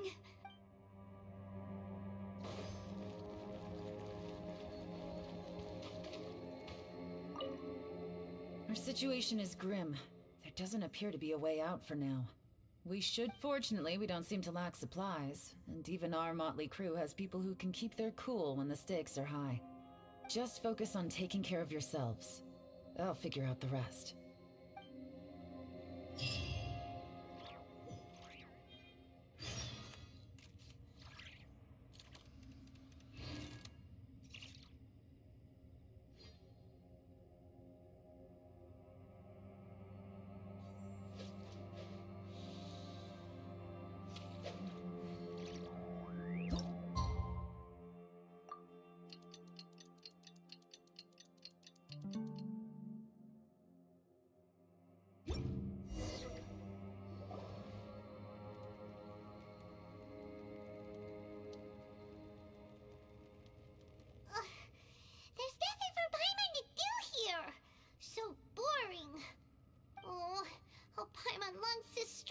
legs and run free in the world outside again.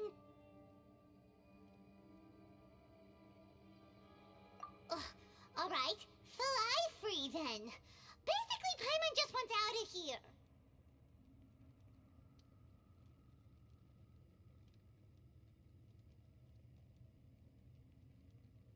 Just a day? No, it feels like we've been down here for months. Maybe not months, but at least like 20 days, surely. Yo! Thought I heard you chatting over here. Oh, hey, Bullchucker. Well, everyone, I just completed another survey of the surrounding area. Still nothing has changed today. Here, have some water and take a rest. Thank you, Shinobu. It's easy to forget to keep hydrated down here. Out! I want out! All I want is to cruise the streets and have beetle fights again.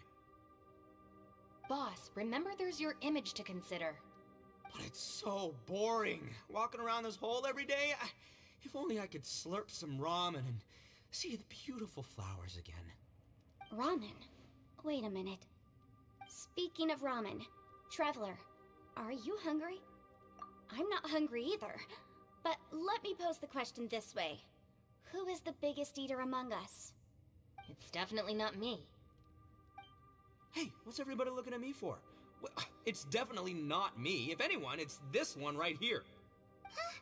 What are you looking at Paimon for? Paimon, are you hungry? No. Paimon's not hungry. Why do you ask? If that's the case... Huh? What am I missing here?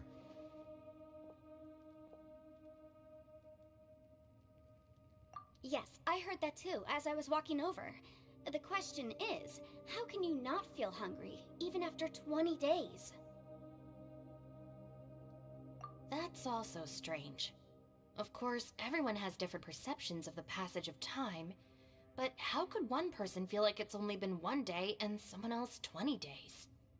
Yeah, now that you mention it, I feel like we've been here 3, 4, 5 days, but I don't feel hungry or thirsty at all. Although I cooked some food, it wasn't because I was hungry. I just wanted to keep our spirits up. I was planning on saving our rations so we could survive a few more days, but I haven't really felt hungry since. Now that I think about it, not only am I not hungry, but I don't feel any real signs of fatigue either. Whether I sleep or not doesn't seem to have any effect on how I feel. Yes, I concur. Resting doesn't make me feel more refreshed, and staying awake doesn't make me any more tired. Very peculiar. It's almost as if our physical state has been suspended. The more you say, the scarier it sounds. Paimon doesn't even want to think about it.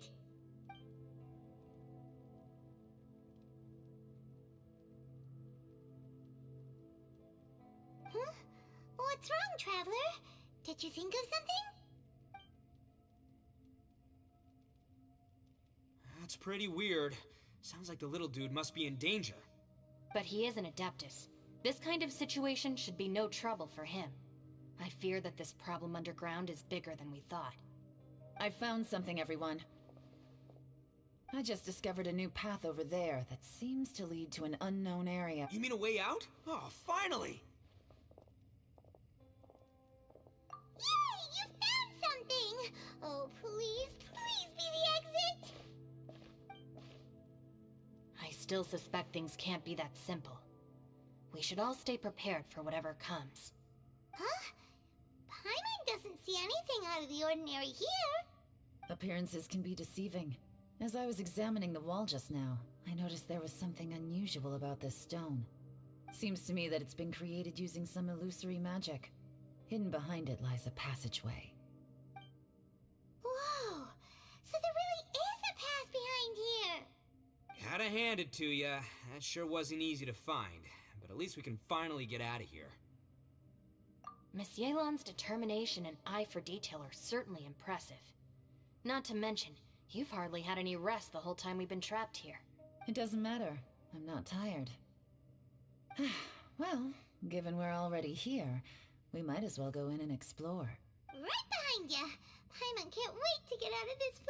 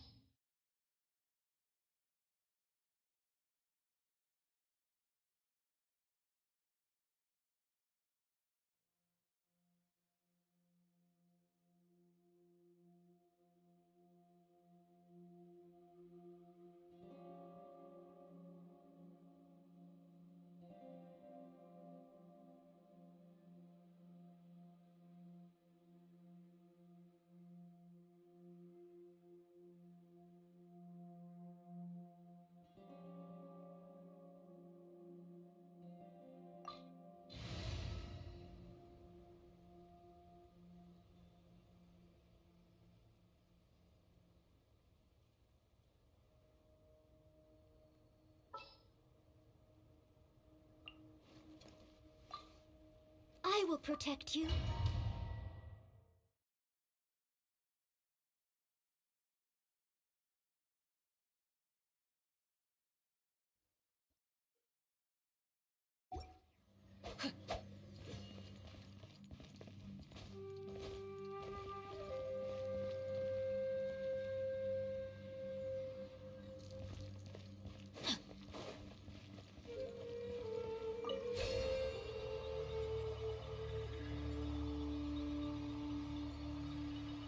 Lucy, is that you? Hey, did anyone else just hear that voice? It sounded super creepy.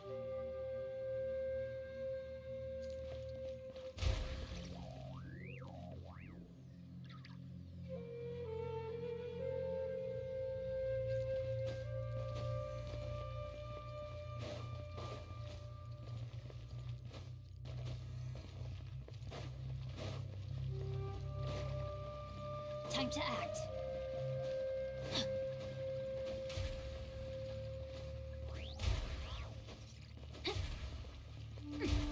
I let my guard down. Leave it all to me.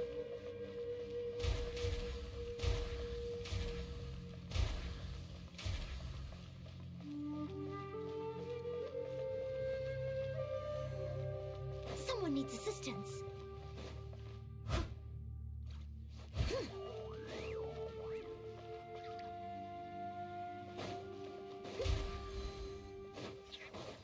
I must leave no stone.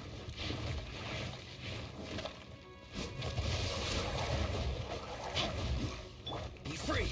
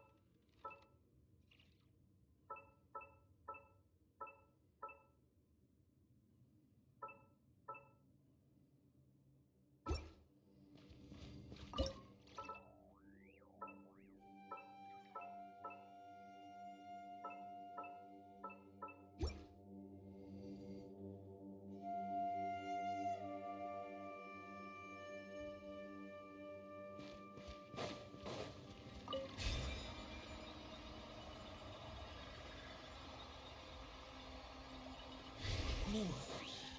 Yes. What? Hit me. Top fight. Is some sort of battle taking place here? I wonder who could be involved. Radiant Rain outlines your fate. Time to say hello. Witness the power of Gua. Mind the wind.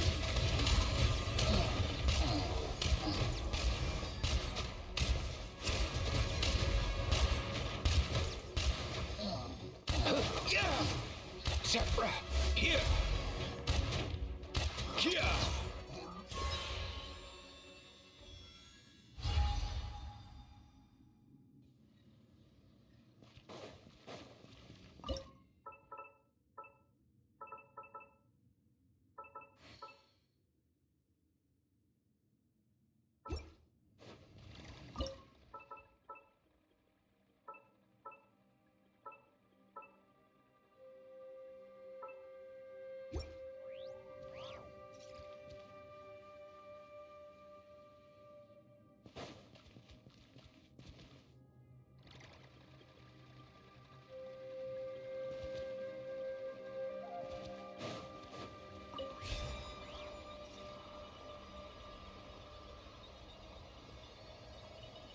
No, it's alive. Why would you become like this? I won't attack you. That sounds like Shell. Could he be in trouble? Whoa, sounds like someone forgot to invite us to the fight. Let's go and help him. Yeah, but how are we gonna find him?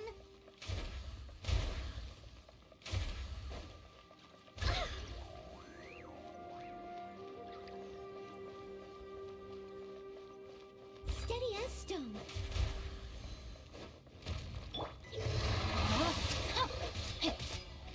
Rain Cutter. Tell me what you see. Up and away!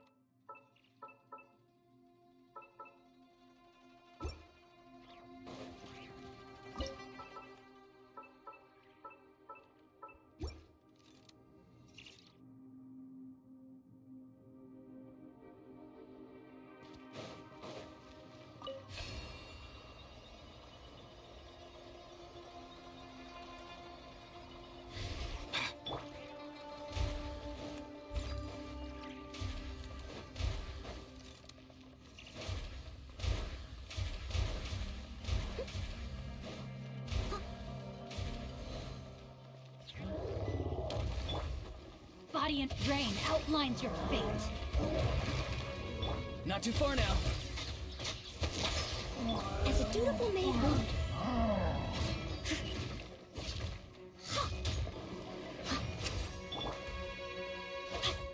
Time to say hello. Come here, you little rascal.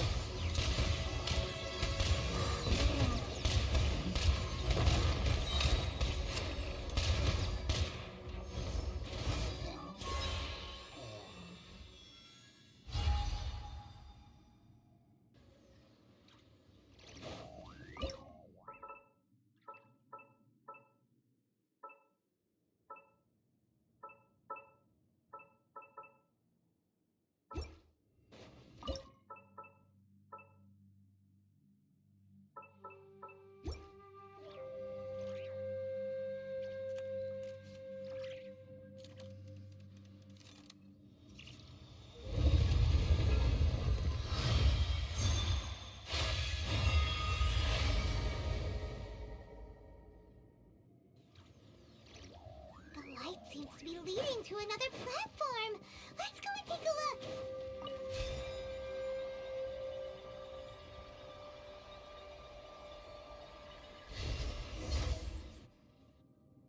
The ground has dissolved?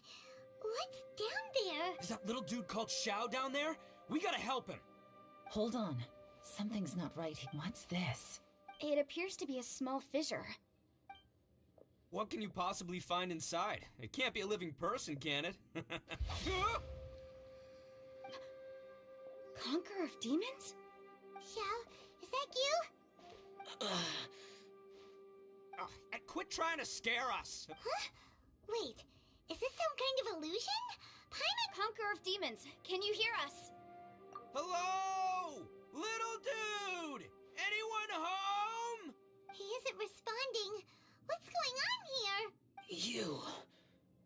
Oh, he finally said something. Oh! We followed your voice and found you here, but it's kind of strange. We can't touch you. How did you become an illusion?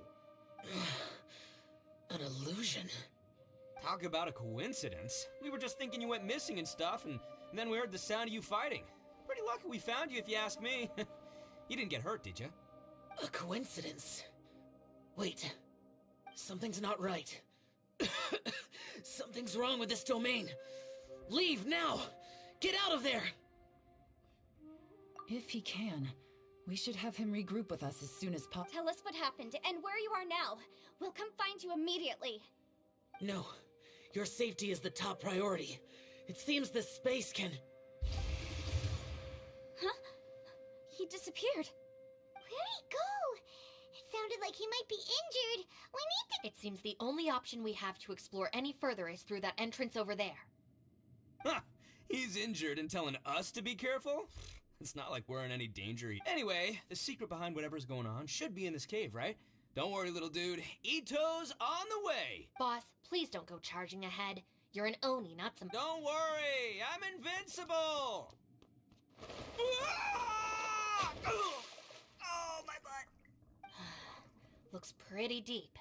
Be careful, every...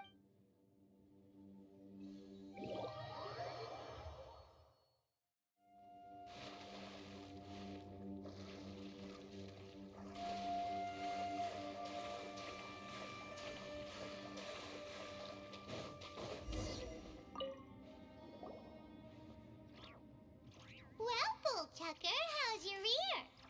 It's fine! Ugh. My butt is tough! Go ahead, you can cry if it hurts. I promise I'll try not to laugh. What do you mean, try not to laugh? You should be feeling some serious sympathy for me right now. But wouldn't feeling sorry for you be a violation of your dignity? Besides, it's harder not to laugh when I'm not the one in pain.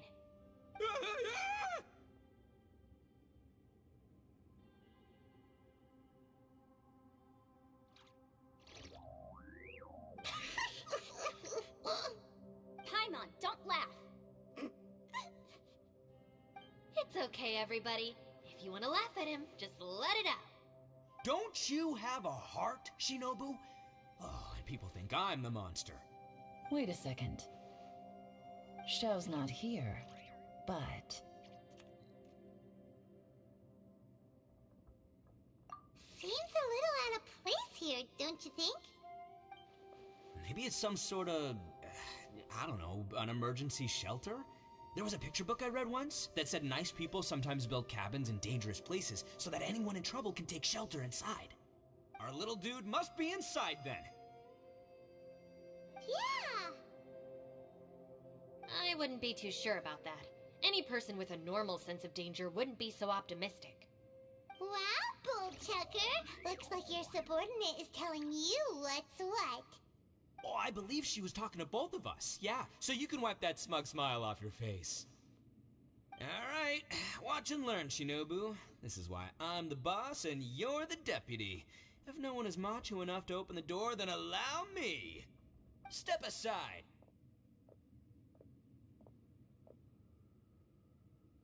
Once this door's open, we are out of here.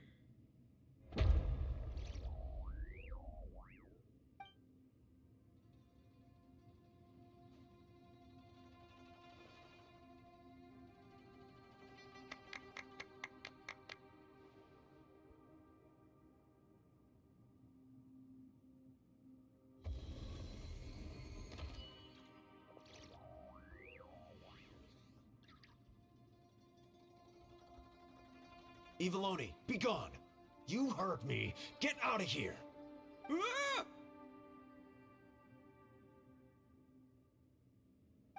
Am I seeing things? Or was there someone behind the door? Nah, can't be. You're just saying things. Why don't we just open the door again and see? Who? Me? Oh, all right, I'll open it again.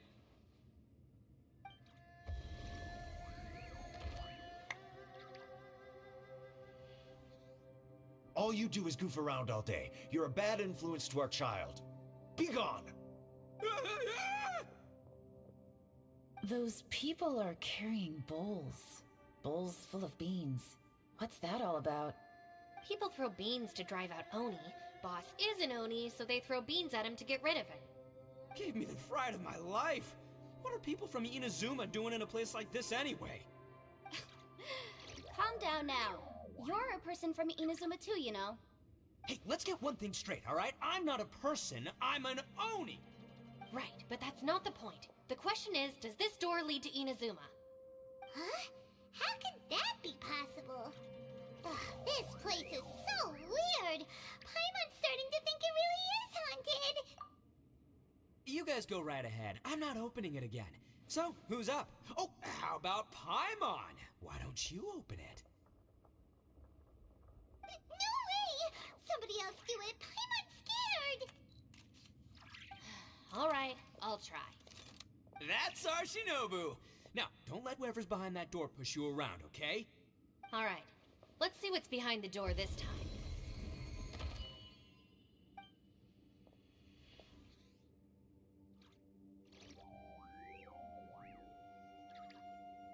Still reading, Shinobu.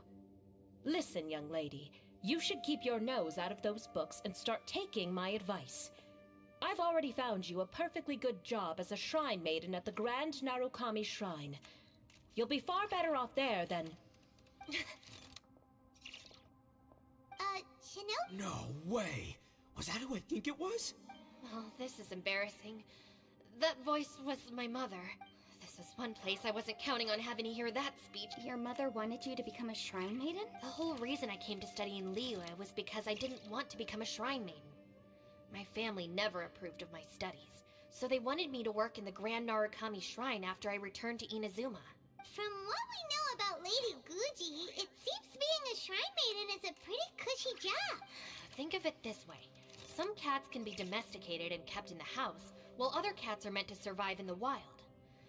As for me, I need complete freedom and That's right, your calling is with the gang. I mean, just look at you. You rock, you're totally hardcore.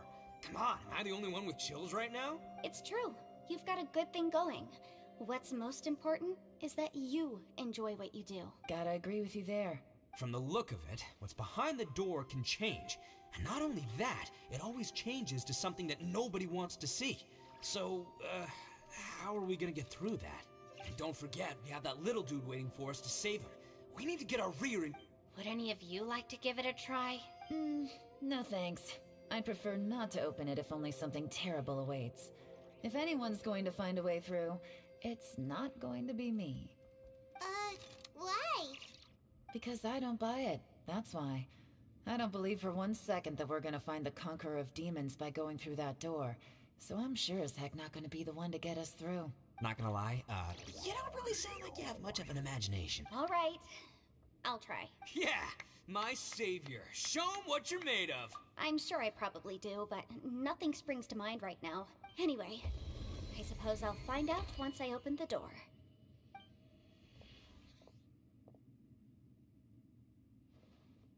You old geezer.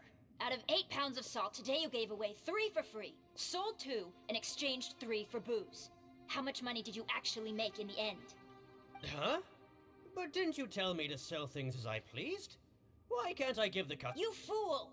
You told the old man next door to come and fetch the salt. Well, he broke his leg on the way over, and now his son is asking for compensation. Seriously. Huh. A civil dispute. Didn't see that coming. Who were they? No one in particular, but it is a prime example of the many difficult civil cases that I've had trouble handling before. So you mean you don't like handling disputes over petty matters? Not exactly. What I mean is that I don't like working with people who cannot let go of trivial grievances, especially of the kind you saw just now. They start with good intentions, but end up making a big fuss. It's not long before those good intentions plunge into injury and accidents. It's my desire to solve problems for people. That's why I became a legal advisor. It just seems that I still can't fully comprehend the complicated minds of some people. I understand what you mean. The human mind is probably both the most complicated and tragic of things. I suppose there is no need to discuss this any further. Does anyone else want to try the door? Don't look at me. I told you, I'm not taking a chance with that thing. Come on, Yelan, we're a team here. If you're not gonna try, then at least give us a convincing reason why. In that case, let me be perfectly clear. I serve Ningguang, the Tianquan of the Qixing. The scope of my work includes some of Liyue's biggest secrets. The chances are, if I open this door, there can be no witnesses left alive. Is that a sufficient reason for you? Oh, yeah, sounds impressive. Hey, Shinobu, who's Ningguang? She's someone who won't let you walk out of the chasm alive if she finds out that you're prying into her secrets. Boss, you really do need to work on learning who's who in the world these days. Look, I knows what I needs to knows. It's called being a free Oni. Oh, now Paimon gets it. Yelan works for Ningguang. Yes, which is precisely why I was trying to keep her secret. We should avoid letting Yelan open this door. What about you, Traveler? Would you like to try? Yeah, go for it, Traveler. Besides, you never know who could be behind that door. Maybe it could even be Shell. I say give it a shot. Who knows? Maybe little dude is waiting for us on the other side.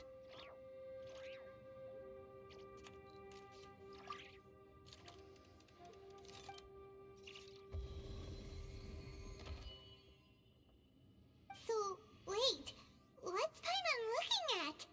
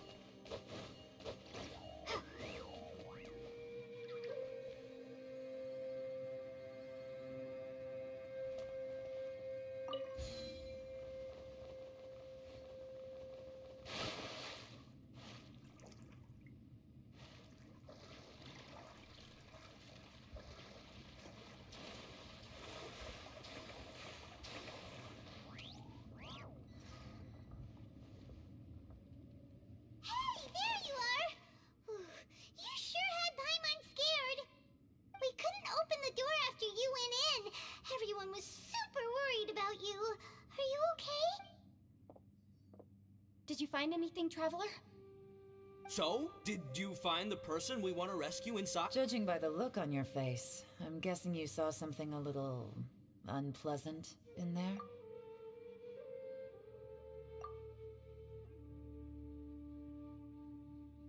Huh? How could that be? Don't worry. Paimon will keep searching for him with you. Cheer up! Stupid door! I'll smash you to pieces! If Paimon wasn't feeling so exhausted, she'd help out too. Hey, what is this? Nap time? So let me get this straight. Not only did we not find Xiao through that door, we saw all the things that we wish to avoid. I'm starting to have a very ominous feeling about this domain. It's constantly changing, and its changes seem to be targeted at us. Huh? What do you mean? I feel the same way. We need to watch our every step. There is definitely more to this place than meets the eye. I concur. We came here following the Conqueror of Demons, but we ended up only finding a strange door. The things we've encountered on the other side of that door are equally strange. It shows us whatever we fear the most. We're in a space that defies common logic.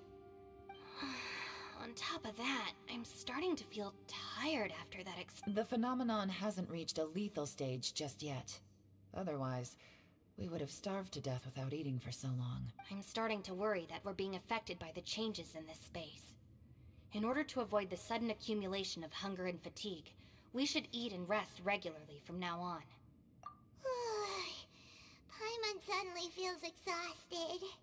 It's really tiring going through all this. Now that you mention it, I'm starting to feel tired too. No, it's all just an illusion! I will not let my mind play tricks on me. Paimon's whole body just feels so heavy now. According to the current evidence, it seems our physical condition was suspended in this space before, which granted us immunity to the effects of fatigue and hunger. And now it seems that mental fatigue is unavoidable. Though we have yet to locate the Conqueror of Demons, I suggest we go back and get some rest. It'll be difficult to rescue anyone if we're on the verge of collapse ourselves. She's right. Hey, Lavender Melon, you okay? Want me to carry you?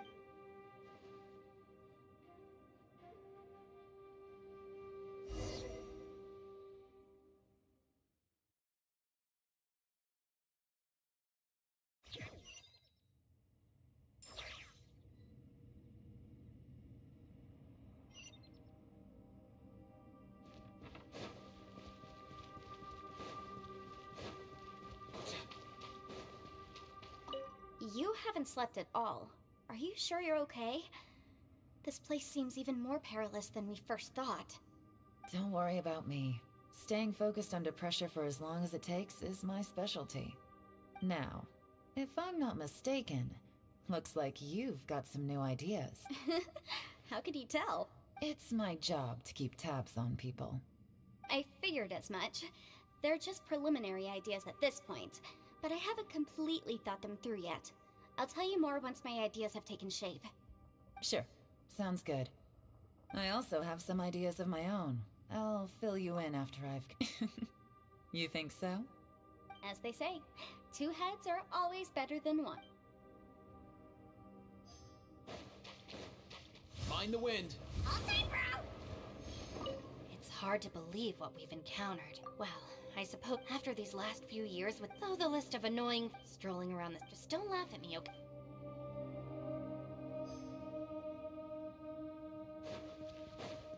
Ushi, you sure you can't...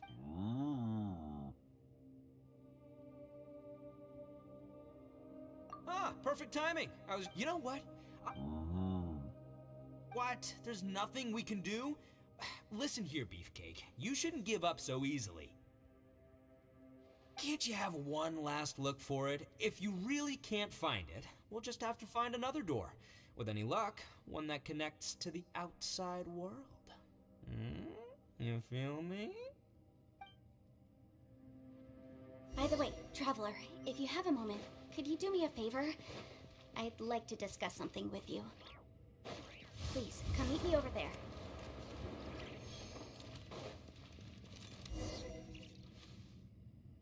Thanks for coming to speak with me, Traveler. I've been thinking about this place.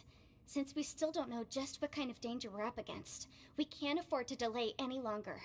We have to find the Conqueror of Demons as soon as possible. Don't you think it's a strange coincidence that as soon as you told us about the Conqueror of Demons, we heard his voice in that place?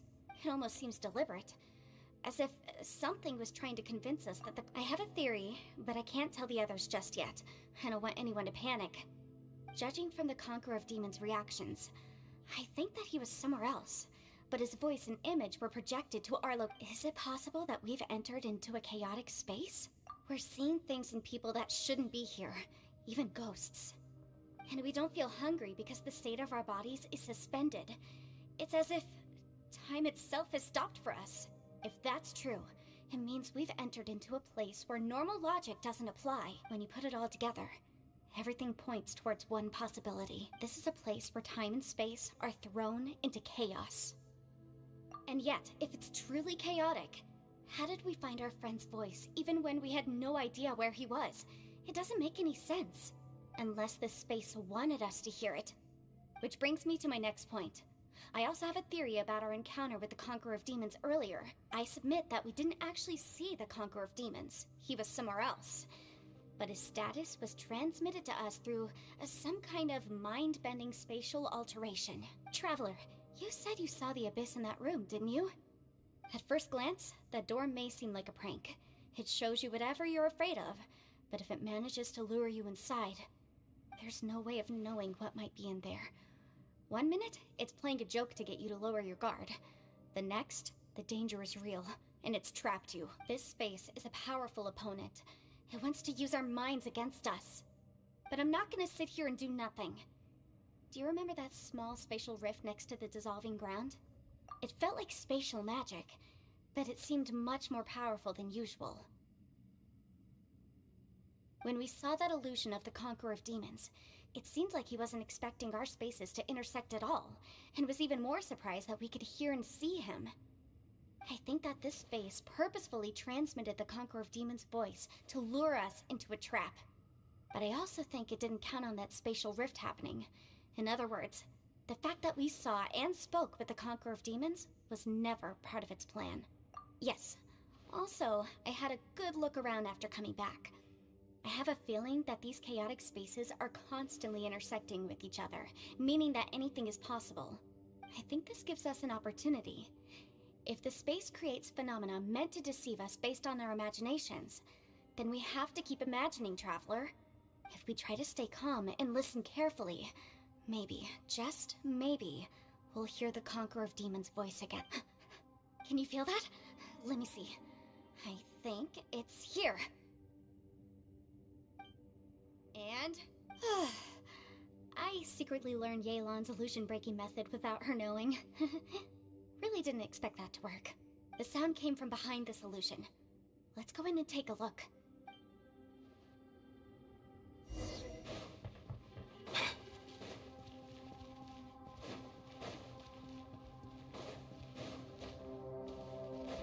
It's getting clearer. No. This is the chasm. What did we go through here? If it just...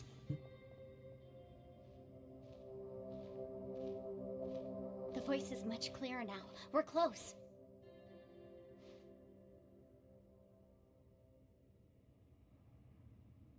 Conqueror of Demons, can you hear me? It's Yenfei. The Traveler and I are trying to find you. Traveler? Yenfei? It worked. Are you okay? I'm fine. Listen to me. It's chaotic here. We may not be in the same space, but sometimes the sound can get through, which means these separate spaces intersect from time to time. Everything is chaotic here. No. The darkness that sullies my soul is harmful to mortals. Right now, we have more dangerous things to worry about than that. This space is using our urge to find you to lure us into traps. Without you here with us, our search for you could very well lead us into danger. So, you're in danger too? There was no need for you to search for me. worried about you. And earlier, the Traveler was tricked into entering a dangerous place. How do we meet? Conqueror of Demons, can you find out where our voices are coming from? Find the spot where our voices are the clearest and try... something there. It might work. I see. The spaces may intersect amidst the chaos. Try something. Hurry! If we miss this chance, we might not get another... Stand back!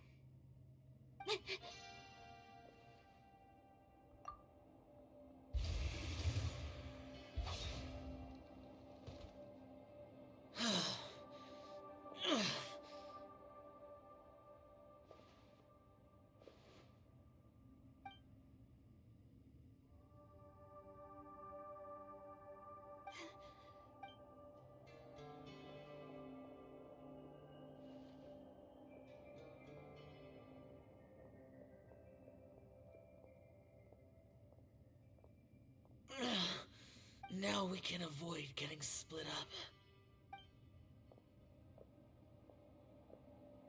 Oh. A lot's happened here, but this wasn't just for our own safety. You're injured. We can't just leave you alone. It's just a flesh wound. I'm fine. I shouldn't let myself be a burden to you. You're not a burden. Don't think that for 1 second. We need you. All of us. For our sake, please, stay here. Fine.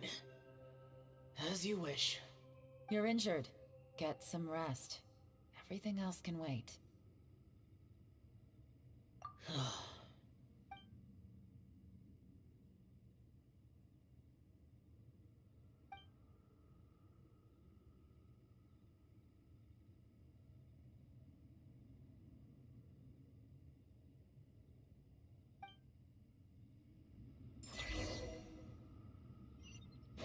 The one I'm in. Is that... the plane... Aksha?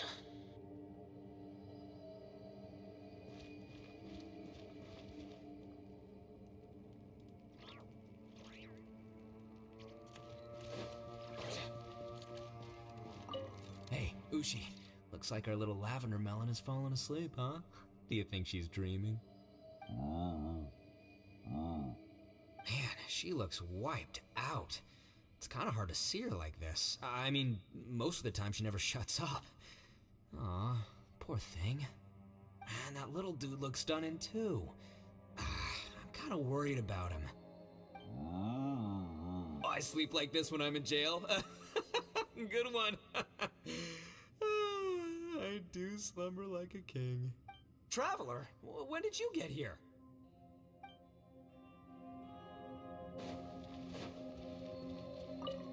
You don't look well. I guess things... It's okay.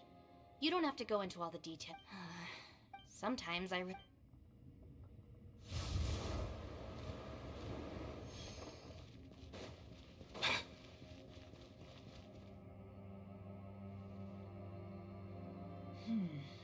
As expected, something strange is going on here.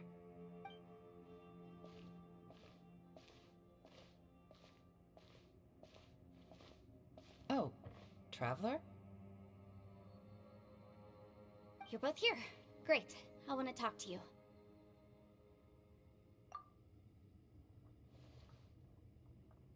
I also felt that the space was targeting us, but Yenfei managed to exploit its weakness. Leave it to Yenfei to find a loophole. Based on what just happened, we can now confirm our suspicions that space and time function chaotically here. In addition, we must stay vigilant to avoid the traps set for us by this Now that we've found the Conqueror of Demons, the next thing we need to do is find a way out. I went back to the domain again just now. Although I couldn't find a new route, it wasn't a completely fruitless trip. My clan has practiced magic for generations, and has created some catalysts that only we know how to use. I recognized something like one of those catalysts in the domain. Unfortunately, it disappeared as soon as I approached it. I think so, but it's hard to distinguish between reality and illusion here. I can't be Also, I am the only one out of all of us who could know what it would look like. To me, that confirms that this place really is reading our minds. Just like with that door. It's like it's alive, and By reading our minds and showing us what we want, it creates the reality that we want to be true. Everything it does is either to get us to lower our guard, or to wear us down. If that's the case, it can only have one goal: to trap us here until we die. What else could it be? We should prepare for the worst, but we mustn't give up. I've always known there were secrets hidden in the chasm, but even the Qixing have never heard about anything like that. Yelan, when we first ran into you, you said you had something to do. What were you referring to? I was looking for the truth behind the monster invasion from Conria.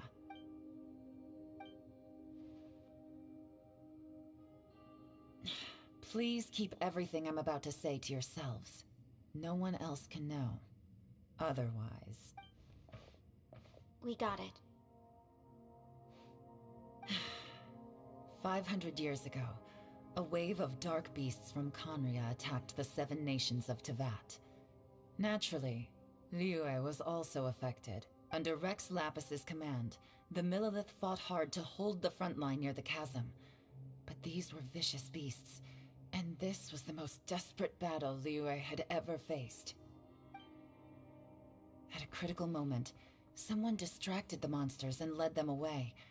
Just when all hope seemed lost, the tide turned. The Liyue army eventually won the war. But there were many who never returned. 2 of my ancestors took part in that war, and the one who made it back went insane. Everything about it was strange. The current generation of Qixing knows very little about these events, and very few came back from the chasm alive. Finding out the truth has been a waiting game. The day the chasm was unsealed, I put in a request to be transferred here, so I could finally learn the truth of what happened back then. But this place we've ended up in, and the possibilities we're facing, it's all far more terrifying than I'd imagined. We can't give up. Right now, our #1 priority has to be getting out of here alive.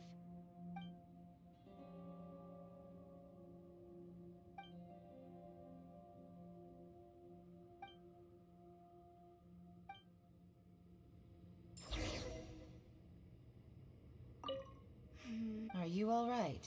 Shh, we'll talk later. I'm just processing all maybe the key to our escape. All right. Oh, don't worry. I won't. No, I meant if you're going to analyze the facts.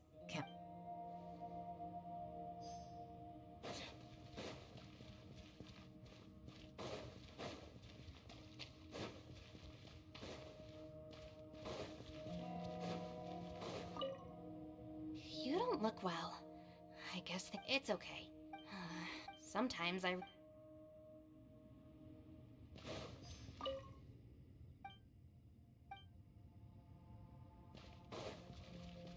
Hey, Ushi. Man, she looks... Man, that little dude... I sleep like the... Traveler, when did you get here?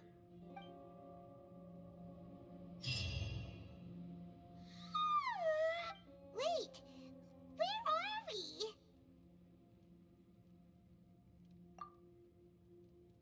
Yep, way better. Paimon just got a little fright because she's never seen a crazy place like this before. Who would have thought the best guide in all of Teyvat could end up so out of their depth? Yeah!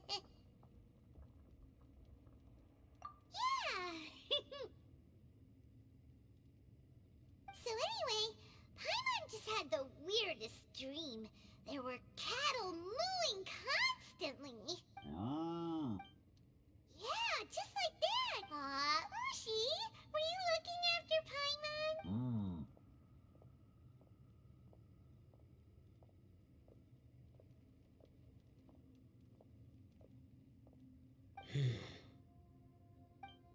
Traveler, it looks like the Conqueror of Demons is awake.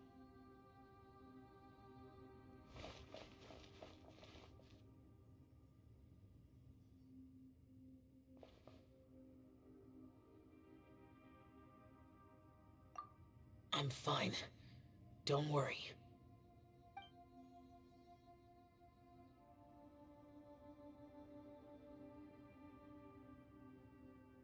karma I carry is dangerous to humans.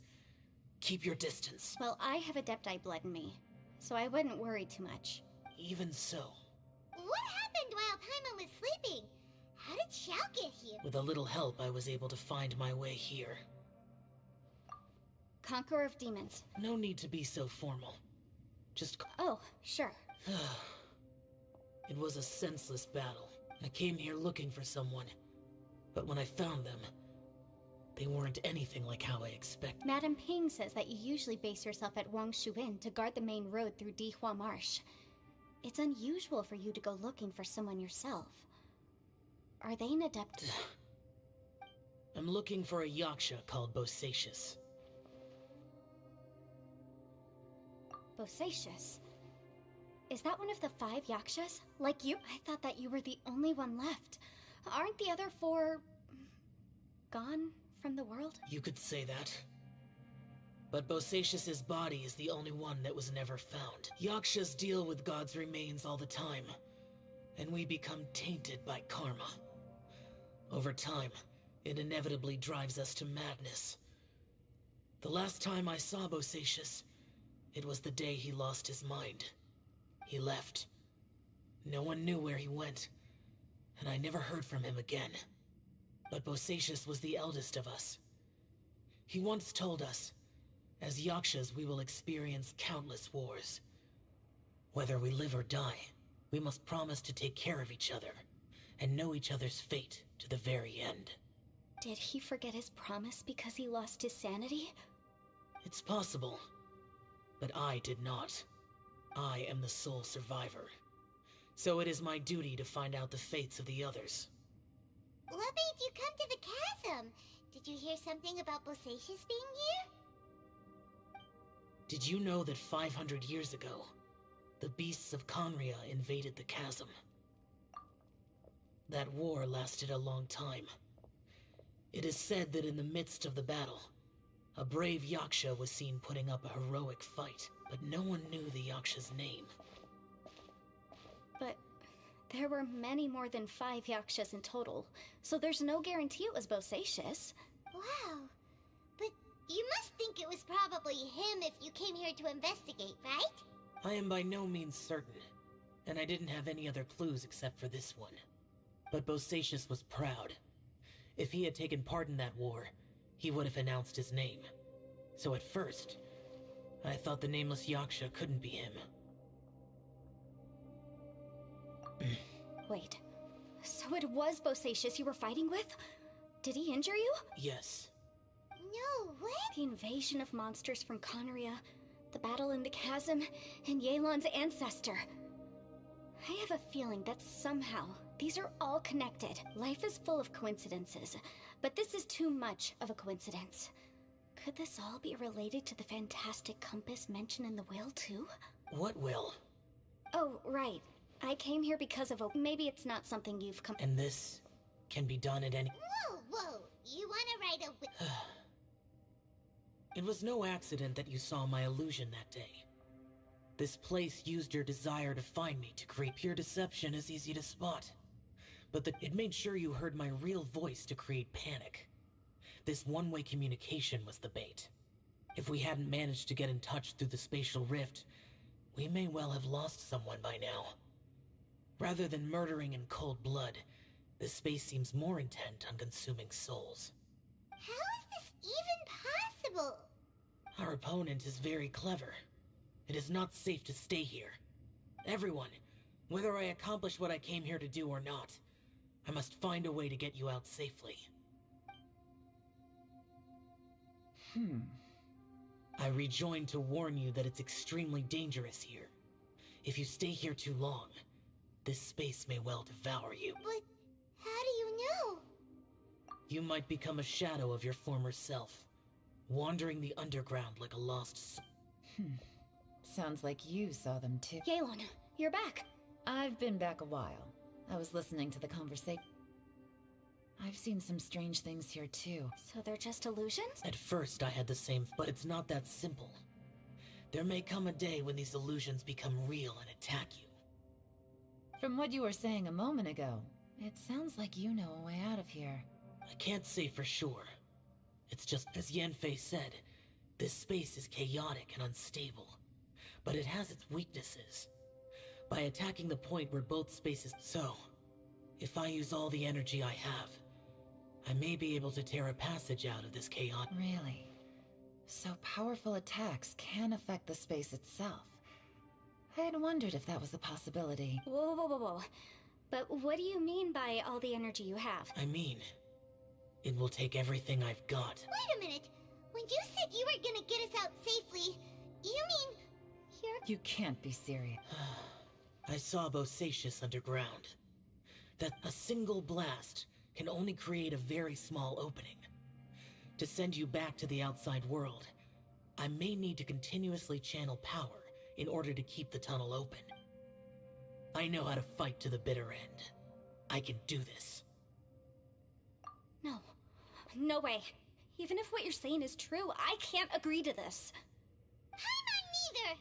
It's not much of an escape plan if we gotta leave someone behind. It's only a good or bad plan if there are other options to compare it to. But that's not the situation we're in right now. I doubt you'd still be stuck here if anyone had a better idea. But can you be certain that your plan will... I cannot. What is wrong with... To conclude, I'm not agreeing to this plan. What if I told you?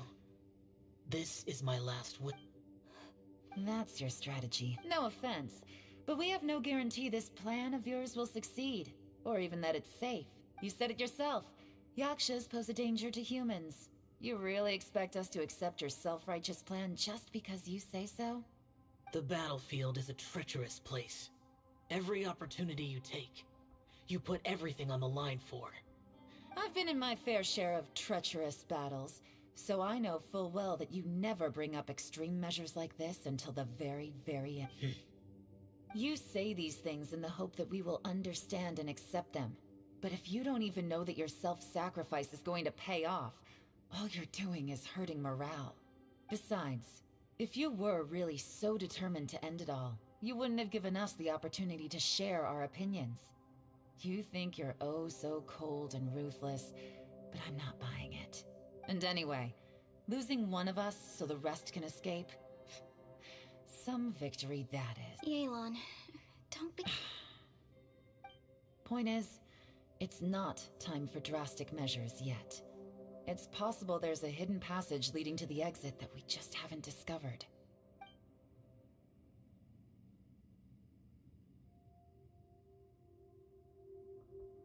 What if there isn't? Or if we don't find it? And then As things stand, there's no difference between sacrificing you and trying to find another way out, in terms of the likelihood of success. If we can't say that one strategy is better than the other, we certainly shouldn't... Did someone say a strong enough strike can break us out of this place? Yeah, that's right, I heard ya. No one's staying behind to let anyone else out, alright? Enough talk, it's time for action! Come on, whatever you are! Let's see how long you manage to keep us trapped in here after I'm finished with you! Easy now. Have a taste of this! Yeah!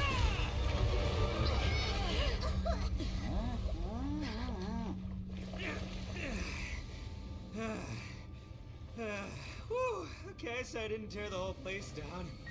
But check it out, new path. If you need a hero, I'm the man for the job.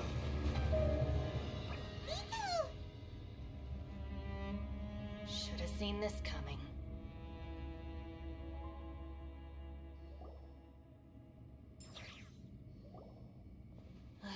Why do you always have to do things like this?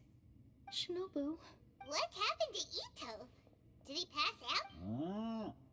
The boss used up all his strength in one punch. Maybe that's the reason he managed to tear open a passage. Let me see if there's any way I can stabilize. He did this because he heard us arguing, right? The thing with Boss is, he just can't stand conflict between teammates. Whenever we get into an argument in the Arataki gang, he always goes and does something shocking to calm everyone down. Today, he's done it again. He may not have known you for very long, but when he said he sees everyone as part of the same team, he truly means that. Another thing with bosses, he hates it when other people sacrifice themselves, but he always seems to end up doing it himself. That's when he does things like this, he doesn't really think he's sacrificing himself, because he genuinely believes that he's strong enough to defeat any obstacle he's facing. Giant ego alert! And wasn't he just doing the same thing Xiao suggested? The boss is hardly open to persuasion. Besides, he always acts without thinking. There's no doubt that he really thought he was about to solve everything in one hit. It's not just him either. The other guys in the Arataki gang are more or less the same. That's why they need someone like me to clean up after them. I couldn't stop him if I tried, so I might as well just let him do his thing. Besides, often his harebrained intuition is surprisingly on point. Ito, please tell Paimon you're okay. I'm sorry. Don't be. You have... Still, the boss definitely wasn't sacrificing himself. He firmly believed that we'd be able to find a way out through the passage. Everyone's important. We have to support each other if we're going to get out of here. Everyone, let's all do our best to try and leave the boss to me.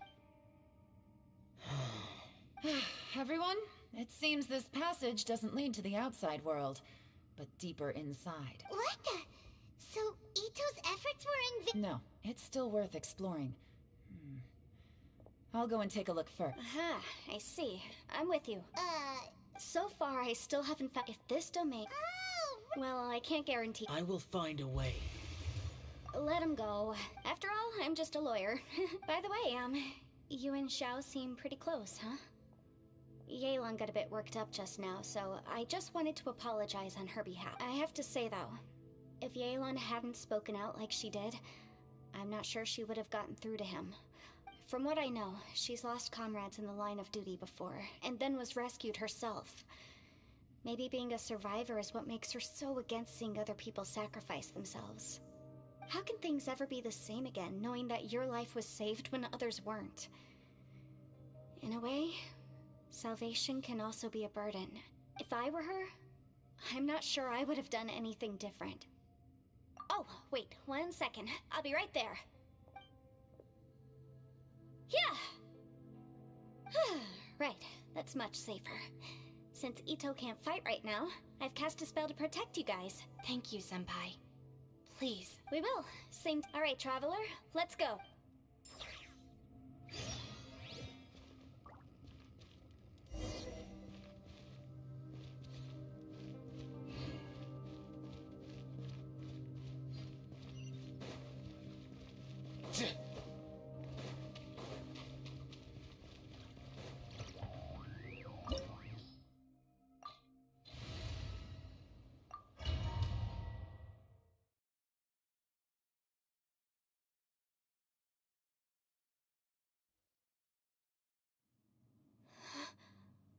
What's this?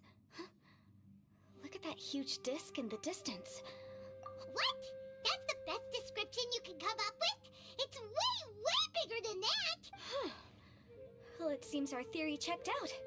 In my humble legal opinion, that's almost certainly the magical device I've been looking for. But if this really is the fantastic compass, it's so huge! How the heck am I gonna log that back to my office? I mean, come on, Yanfei. Don't give up now. Let's investigate the area for... What the... Are they treasure hoarders? They look familiar. Oh yeah, I bumped into these rapscallions a few days ago.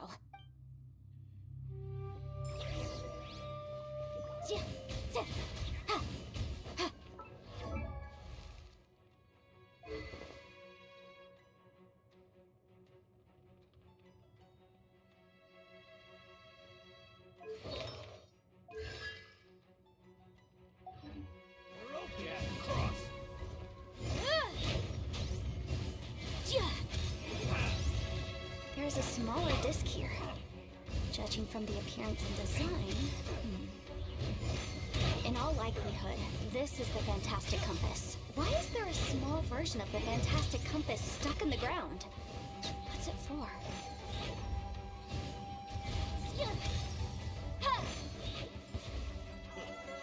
Incinerate!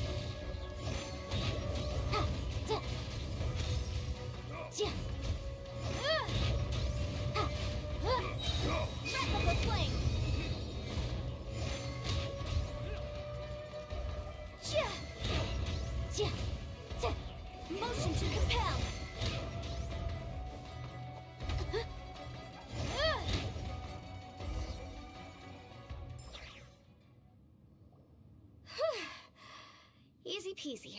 Just like last time. You know, when I ran into them before, I was working on a big commercial case. The defendant hired them to attack me, just to get back at me. Happens all the time. But these are the exact same guys as I met last time.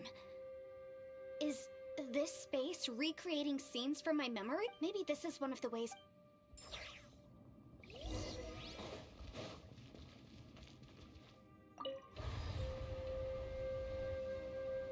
Huh? A new entrance. Great! Whoa. Is this a tunnel? This is weird. I thought we might run into some other people here, but apparently not. The Fatui? Whose memory... Just as I thought. Yelan, you're here. I will take you down. Hey, relax.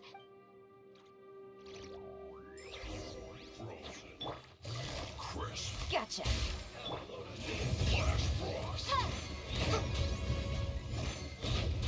It's time for a flash for shield to the bone. Quietly now. Busted. Detoxifying heat. No problem.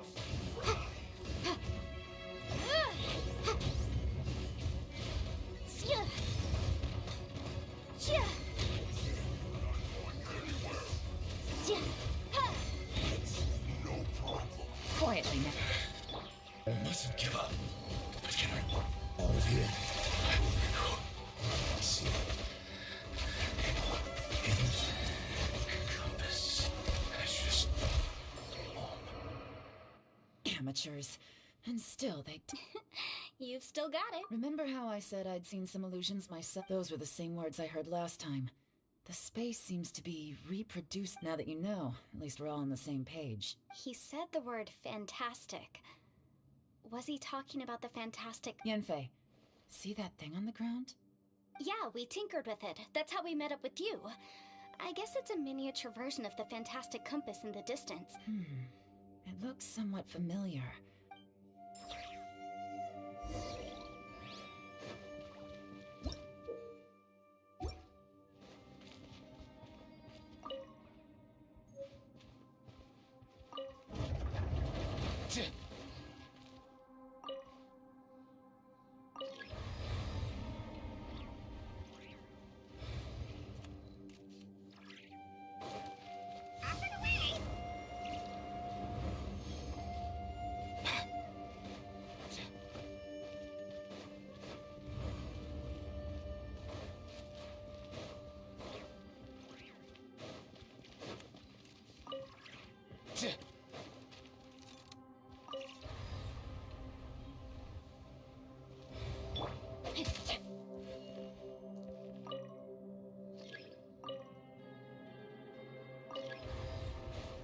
Body and mind.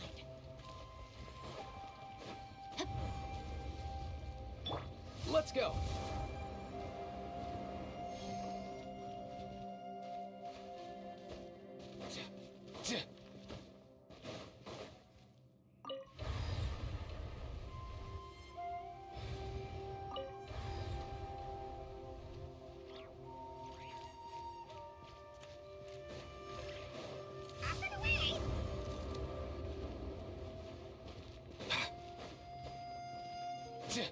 Yeah.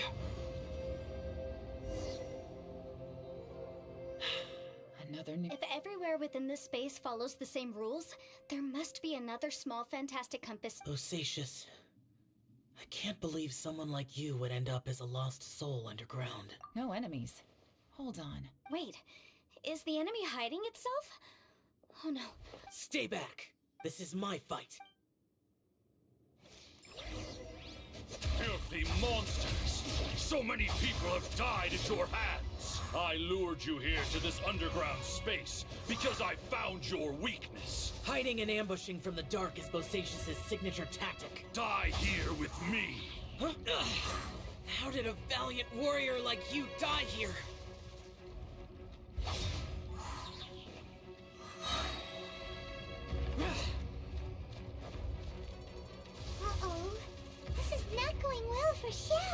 No matter. I know how this ends.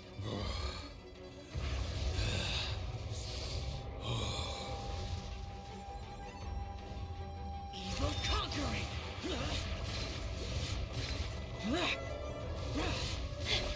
Look!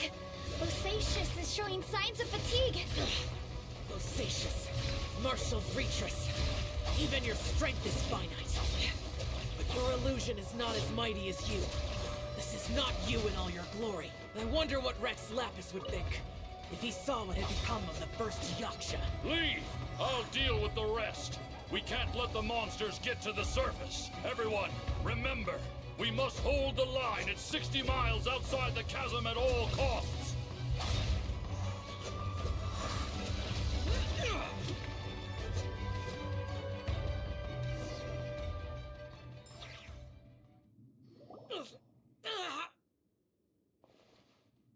Enough!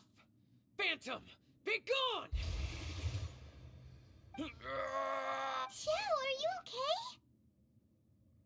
This is my purpose. So your invisible opponent was the legendary Bosacius, Martial Vitris? Yes.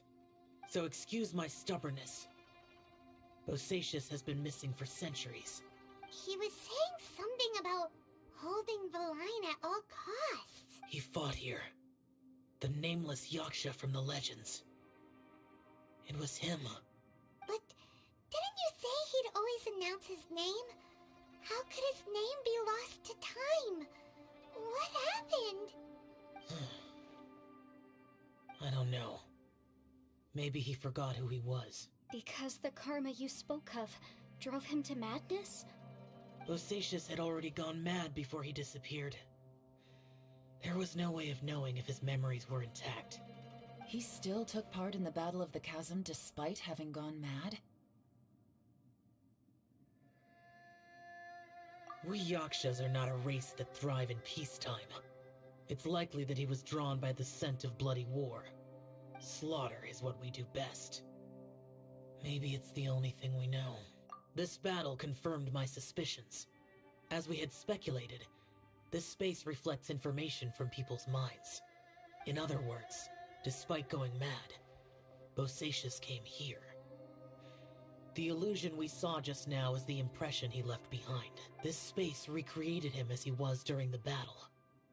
The way he fought was so self-destructive. He couldn't possibly have survived. Bosacius's illusion said he'd discovered the monster's weakness and lured them underground. What kind of place could this be? Defeating Conria's monsters is no small feat, that's for sure. Guys, it could just be me, but... This space is really starting to affect us. I believe Bosacius stayed here underground. But now he is gone, and if we don't leave, we may meet the same fate. Time to move on. You fought well, Bosacius.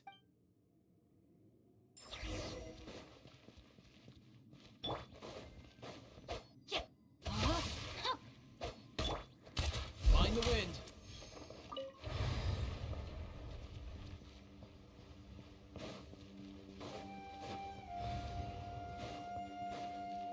Let's go.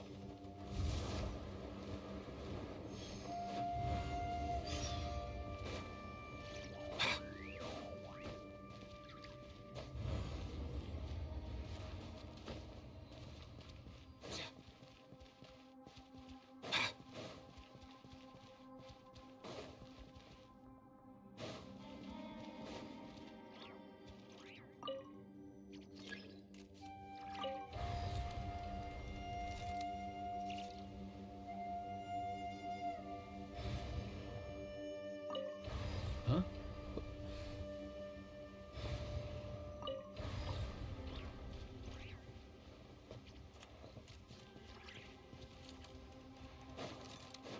Mind the wind. Easy now, Kakuku.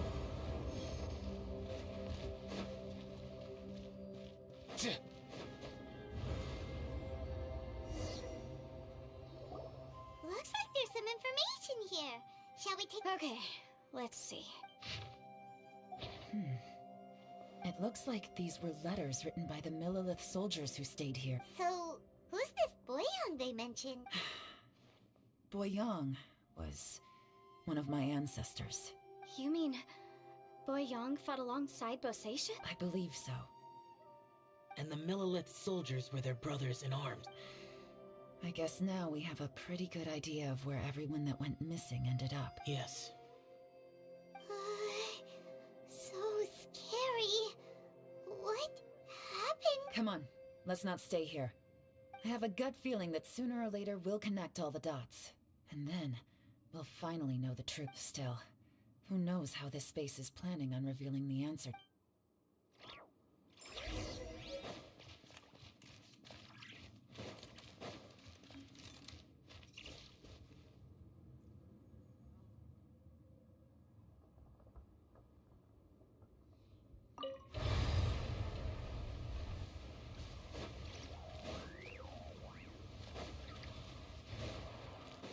Let's go.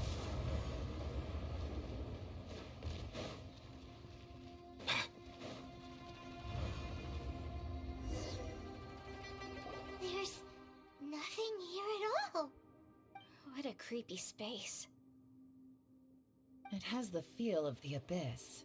But where are the opponents?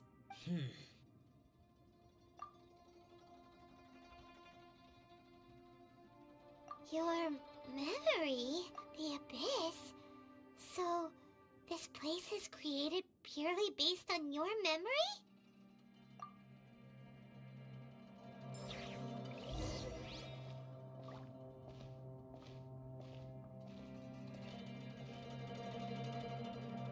It's getting darker.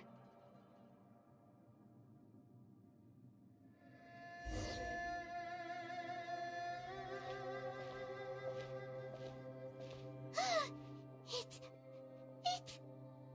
Aether, wait!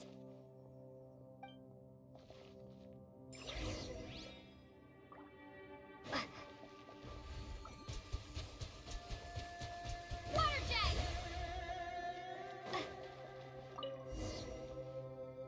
What? What's that shiny round? The fantastic compass! In the other spaces, the fantastic compass was always partially buried in the ground. But this one is lying flat. Oh, he was just a figment of your imagination? So, he appeared as an illusion because you miss him so much, huh? Yanfei, are you sure this is the fantastic compass you're looking for? I think so. There were no pictures in the will, but based on the description, it seems to check out. Yelan? What is it? From the design and build, this fantastic compass looks extremely similar to the catalysts used by my clan. I just need to do this. Someone's used this before. There may be a hidden message inside. Let's get out of here and find somewhere safer.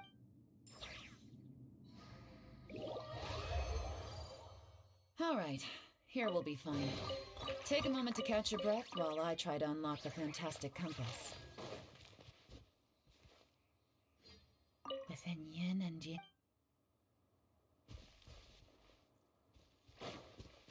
Now that I've found the but if the Bosatia...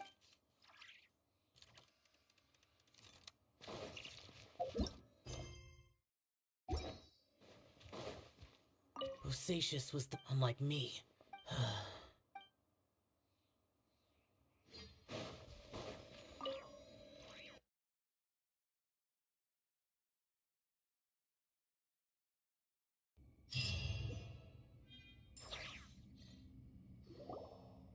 Well, well. This is not what I was expecting. Oh, seems like you've made a new This information was left by a thaumaturge called Boyang, who, as you know, is the missing ancestor that I came here to investigate. All this information. It was left by your ancestors? Hundreds of years ago, two of my ancestors, brothers, were gifted the fantastic compass by someone of great importance. They set out together, but only one of them made it back. Karma. Correct. One possibility is that when they fought alongside Bosacius, they were tainted by his karma. Neither of them had visions, so they wouldn't have been able to resist its effects for very long. From reading through this, it sounds like Boyang ended up staying here for good. Well, This is just wonderful. What do we do? Are we gonna die here? But Paimon doesn't wanna die! Paimon's had enough of this place! Let me out!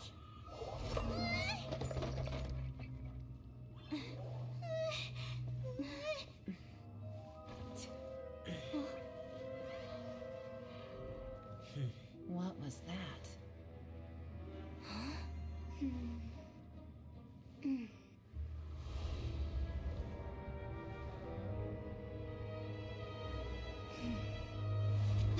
I got it! I just had a thought. Give me a second. I just need to double check.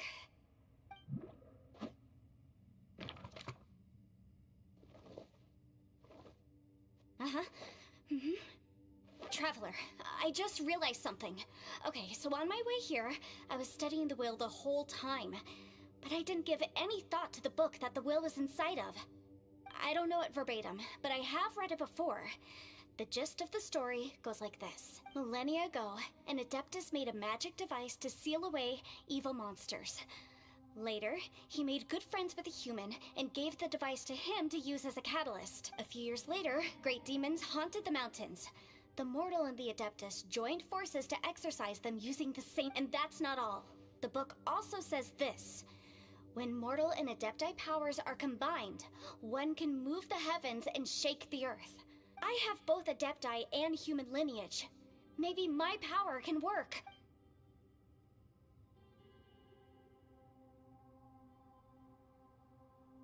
It worked! I mean, the effect only lasted an instant because I'm not strong enough. But still, we must be on the right track. And look, something seems to have been activated inside the fantastic compass. By heaven's might and the gods of the 5 regions, Yaksha and mortal together take this contraption in hand. That's their voices from when they made the seal. Bosacius and my ancestor. They sealed off this space at the time. I see. And...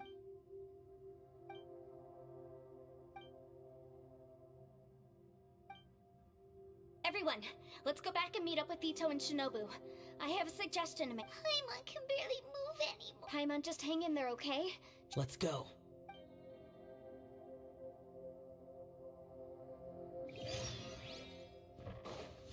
Easy now, Kakuku.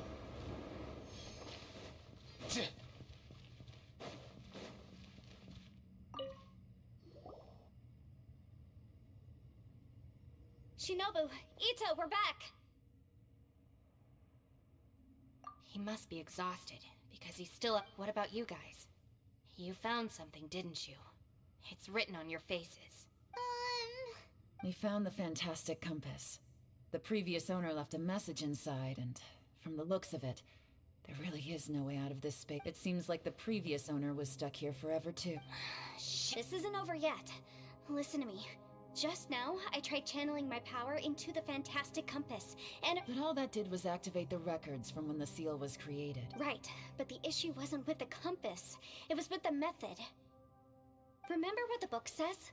When mortal and Adepti powers are combined, one can move the heavens and shake the earth. Only when a mortal and an Adeptus combine their powers can the fantastic compass be fully activated. I'm a mix of human and Adeptus. So the fact that the fantastic compass responded to me shows that the system is still functional. Lucky for us, we also happen to have a full Adeptus and a human with training in the magic arts. Interesting. So that's what was going through your head. So, an Adeptus and a human need to channel their power at the same time? Yes, if my guess is correct. Then, when both of you put your full power into the fantastic compass, we should be able to completely reactivate it. Maybe even reverse it. Last time, it was used to seal the intersection between this place and the chasm. Then we're home free. Awesome! So there's still hope? You bet. Your idea seems... Okay, well let's all take a quick break. Oh boy, Paimon's so nervous. Yelan, Xiao, how are we looking? I'm all set. I'm ready. Oh, but Yanfei, there's one thing you might need to mentally prepare yourself for. I'm afraid you probably won't be able to take the fantastic compass out of here. From what I can tell, Everything within this domain is the result of disordered space-time and memories. We all came here for different purposes, and everything that's happened here has been in response to our own imaginations in this space. Well, it's more than just a space. Whether there's some kind of higher power at work here, I don't know, but the whole time, it's been reading our minds and responding to us in the form of illusions. Also, according to the history of the chasm, this place must have existed for a very long time. What could have created it?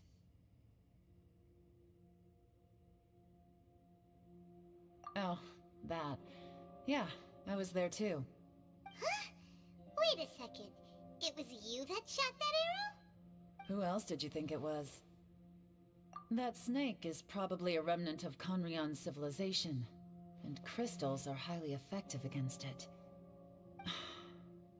If so, I'm extremely sorry, everyone. It looks like I might be the one responsible for all of this. No.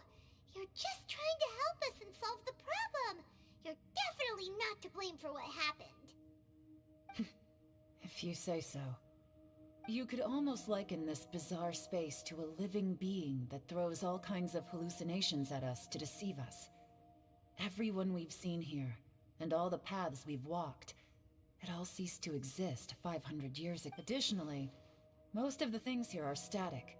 So if we really do manage to escape, then once time starts moving normally again, the fantastic compass will likely disappear. That's actually what I think too. That's precisely why it's such a miracle that we even found the fantastic compass to begin with. This whole thing feels like we're breaking free from our shackles using a spear that by rights should not exist. This is a long shot, but it may be our last. Perhaps it was. But maybe there's another reason. It's a shame that we couldn't find your family. But if they were here, I'm sure they'd want nothing more than to see you being rescued from this place. I gotta say, it does intrigue me, the way we all ended up here together. If this is fate, then let's grab it in our hands and turn it around. Leave the boss to Ushi and me. We're ready. Traveler, take care of Paimon. Yanfei, you might need to come closer to me when the time comes. Sure.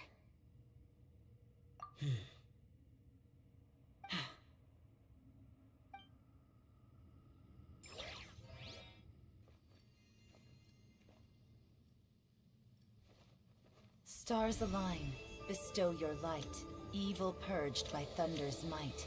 Spirit curbed, pneuma surge. By dictum divine, heed these words.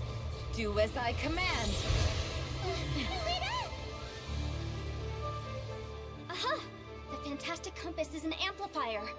Maintain this energy level, and we may stand a chance. I will maintain the energy flow. Understood. Everyone, stand back.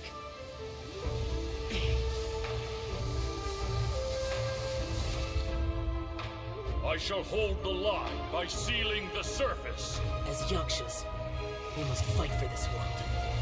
General Alatus, falling in!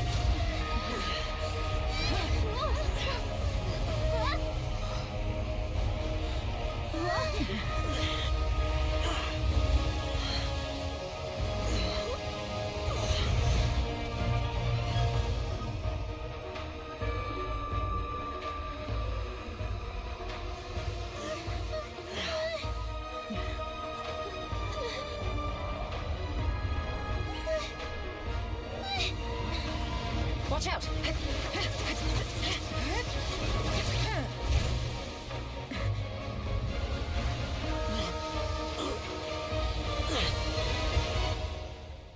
This trip may be dangerous, yet you insist on going. I have guarded this place for several hundred years. Only to seek the nameless Yaksha, do I request your approval.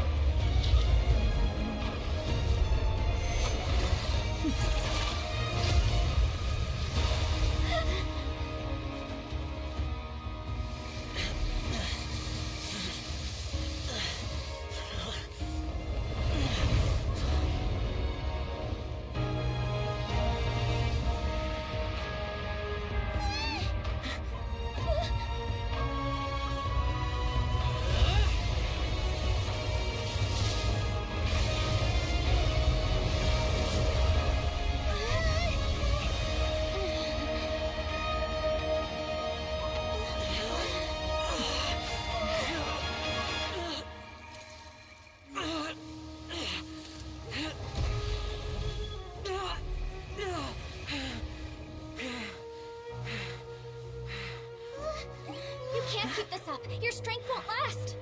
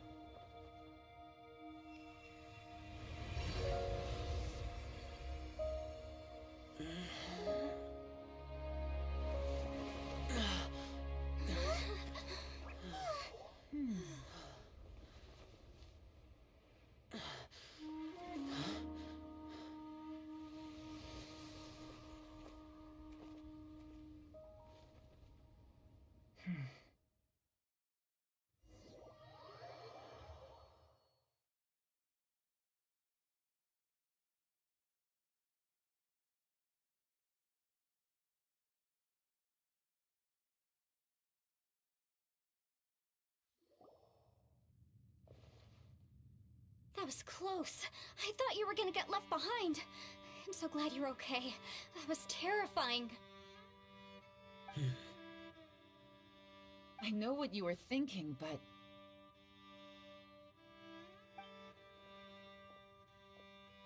Never mind. I know I can't talk you out of a mindset that's been built up over a lot. I don't think we were ever going to reach an agreement over the final strategy. But in the end, it was thanks to you that we managed to escape. So, thank you for saving us all. No. I could not have done this on my strength alone. Don't mention it.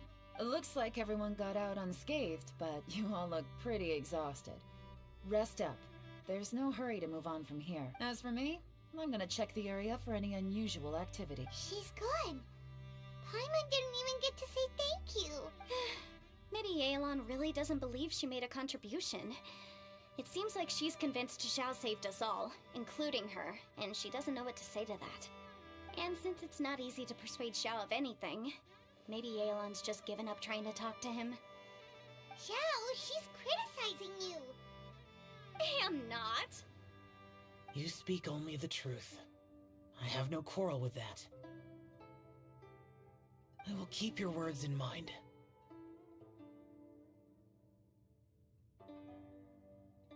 Really? Well, that's great. I count that as quite an achievement.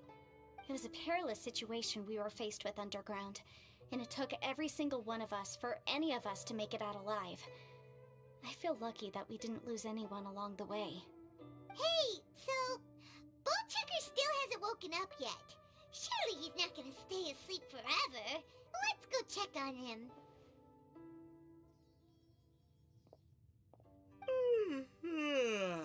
I slept like a rock. Good times. Huh? What you doing? What's going on? Why are you looking at me like that? Are you in any pain? The head? What about it? Is there any brain damage from the impact? You need to tell us if you're not feeling well. You weren't that bright to begin with, so if we add brain damage to the equation... Oh, brother. The heck are you guys talking about? I'm fine. I had an epic power nap, and now I feel like a million more. Huh. I feel like I'm forgetting something, though. Oh, yeah! Wait, weren't we underground? How did we get back up here? It's a long story. We'll fill you in later.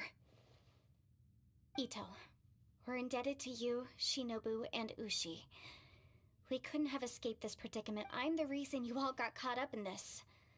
Please accept my apologies, and let me find some— Crazy talk! You helped us first! Of course we're gonna return the favor. Hey, if it weren't for you, we'd still be in a Liyue jail cell right now. That's not quite correct. You'd be in jail, not me. Good point. Well, okay then. How about this? I like the sound of that. Now that you mention it, whew, I am famished. Oh, I can barely walk here. I'm hungry too, Senpai. Why don't we head straight over? Paimon too! Paimon wants to come too! Huh? Fine. Alright, well, I promise I'll take good care of your friends from Inazuma. Take it easy, okay? Oh, wait! Yelan left already.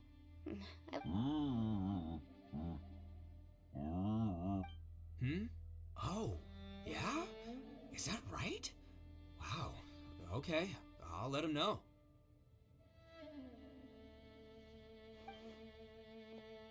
Traveler, Flying Lavender Melon, Ushi has a couple words he'd like you to pass on. What? Oh, I want to hear this. Me too. Count me in.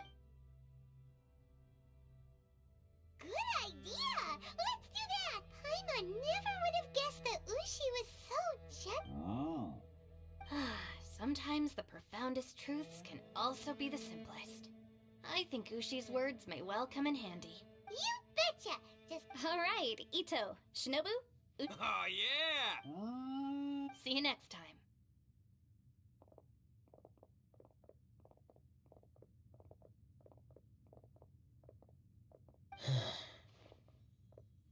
Finished taking care of business? Oh, there wasn't any business. We were just saying goodbye to our friend. You're still here. I saw the two Inazumans leave with Yenfei, heading towards Liyue Harp. Aren't you going with them? We still had some stuff we wanted to say to Xiao. I figured as much. I've checked the area. Nothing strikes me as out of the ordinary. Now, I just need to take care of the confidentiality issues. Let's hope our friends from overseas can keep their mouths shut. For their own sake. We got it! We got it! We'll make sure they don't say anything. Please don't hurt them. Oh. You figured me out, huh? All right, I'll quit pulling your leg. Everyone really rose to the occasion this time. I won't ever forget what we went through. Where could that strange space have come from? And how has it existed down there undetected for so many years? I have to investigate this further. I have a feeling that whatever lies behind all this runs deep. Maybe so deep that no one can be allowed to know. Also, I think someone helped us out at the last minute. They did a good deed, of course, but somehow I couldn't tell anything about them. It must have been someone of great importance. Anyway, these questions will have to wait for another time. I have some follow-up work to do and reports to make. So it's back to Liyue Harbor for me. Bye, Yelan! You knew I was waiting for you? Really? There's somewhere I want to go. If you have the time, you can join me. Where is it? A place that has to do with the Yakshas.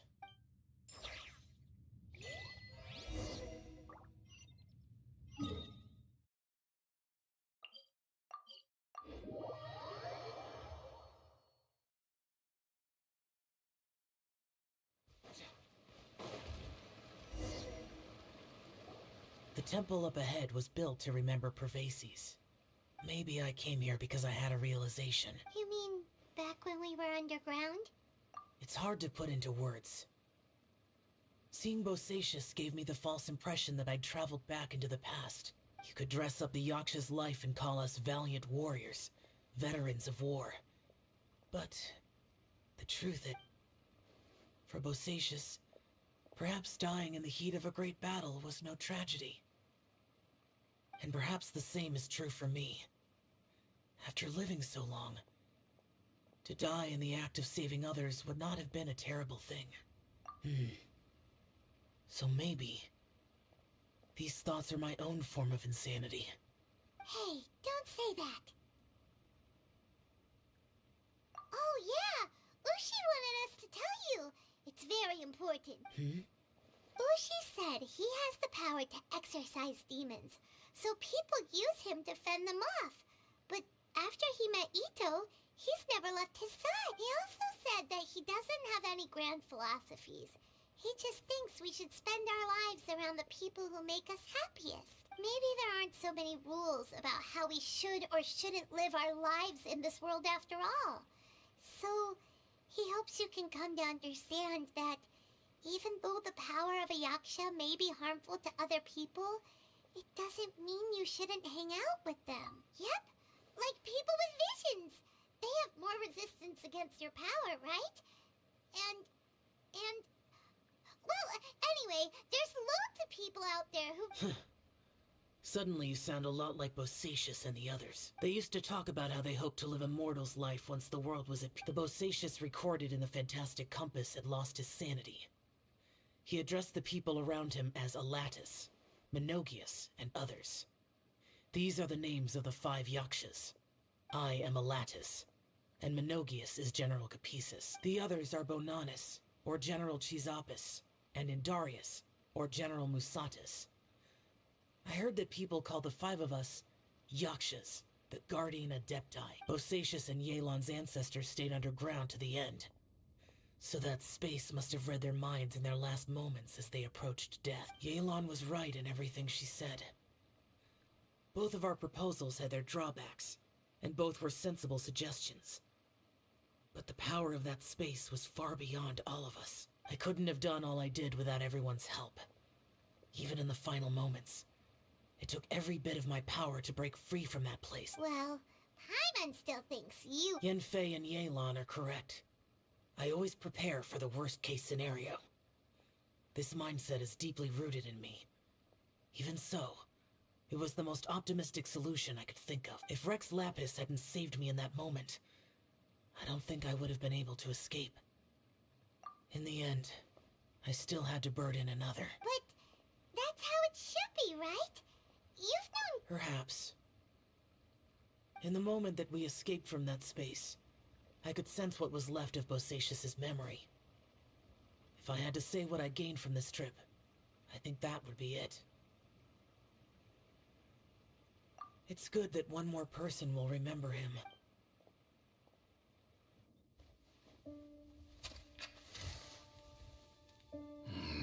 Menogius, where have you been? Brother Yaksha, you're confused again. I've told you countless times, I am Boyoung, the thaumaturge who fought with you in the chasm. Boyoung? Boyoung? You are Boyoung, but who am I? Believe me, I want to know as much as you do. Here we are, the two who agreed to stay here together, and I can't even call you by your name. It's a shame. Stay here? No. No, you have to leave. Nonsense, Brother Yaksha. We're down here for good now. Don't you remember? It's too late to have regrets. The seal can't be broken. The seal. Ah, yes. I'm a Yaksha who came here to fight. Brother, are you okay? Look at the state of me. I don't think I've got long now. We're the only two left. Don't go dying on me. You know, today I saw my family down here. Clear as day. What do you think? Am I losing my mind now too?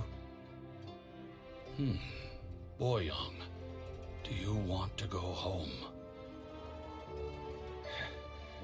I made my decision to leave Zhongzhou up on the surface. I obviously... Of course I want to go home. I must have family too. You mean brothers and sisters? I'm sure you do. Brothers and sisters. Yes, but who am I? And where is my family? Brother, what's wrong? Hang in there. It's just you and me, don't die before me. Alatus, is that you? Who's Alatus? Your memory's going again. I'm sorry. You all have to see me in this state. Brother! Look, there's someone over there. Who are they? They're my... I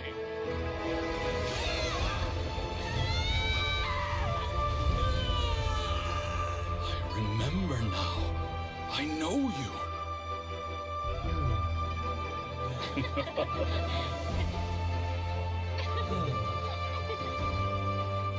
My brothers and sisters have come for me, Boyang.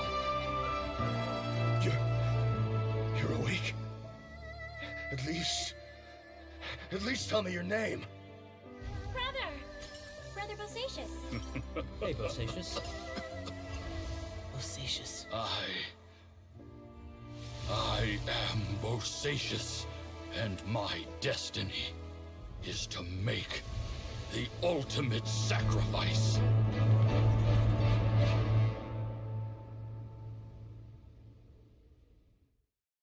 I've said so much today, but I don't need to hold back as much when I talk to you.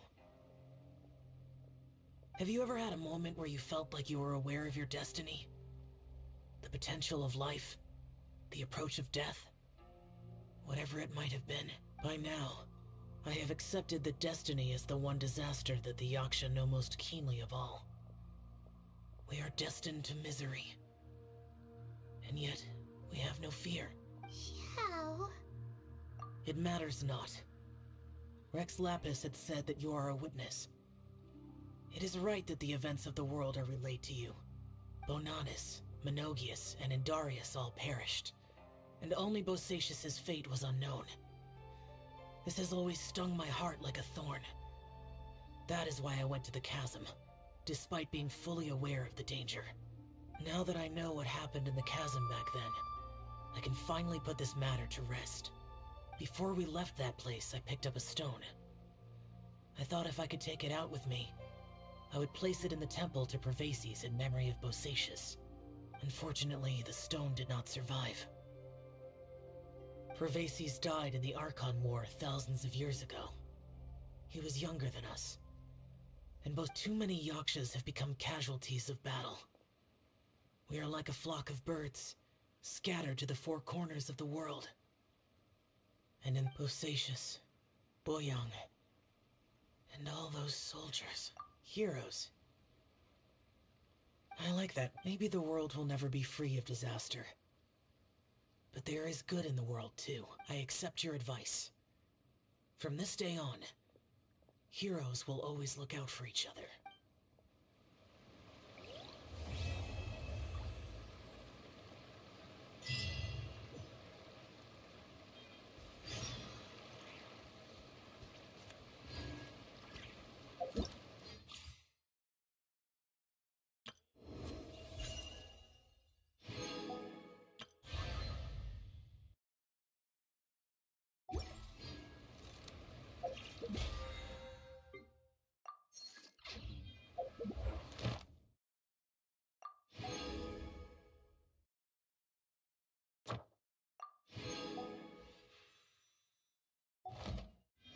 Huh?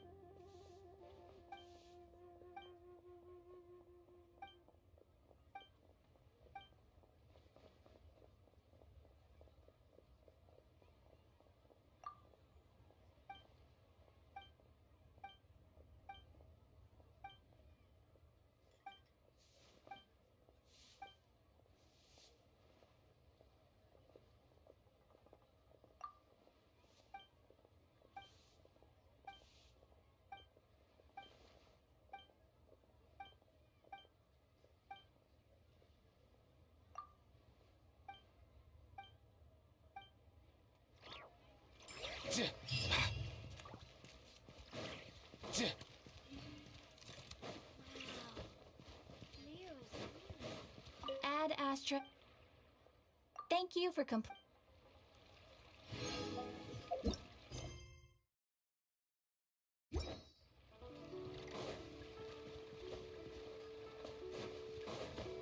Yeah.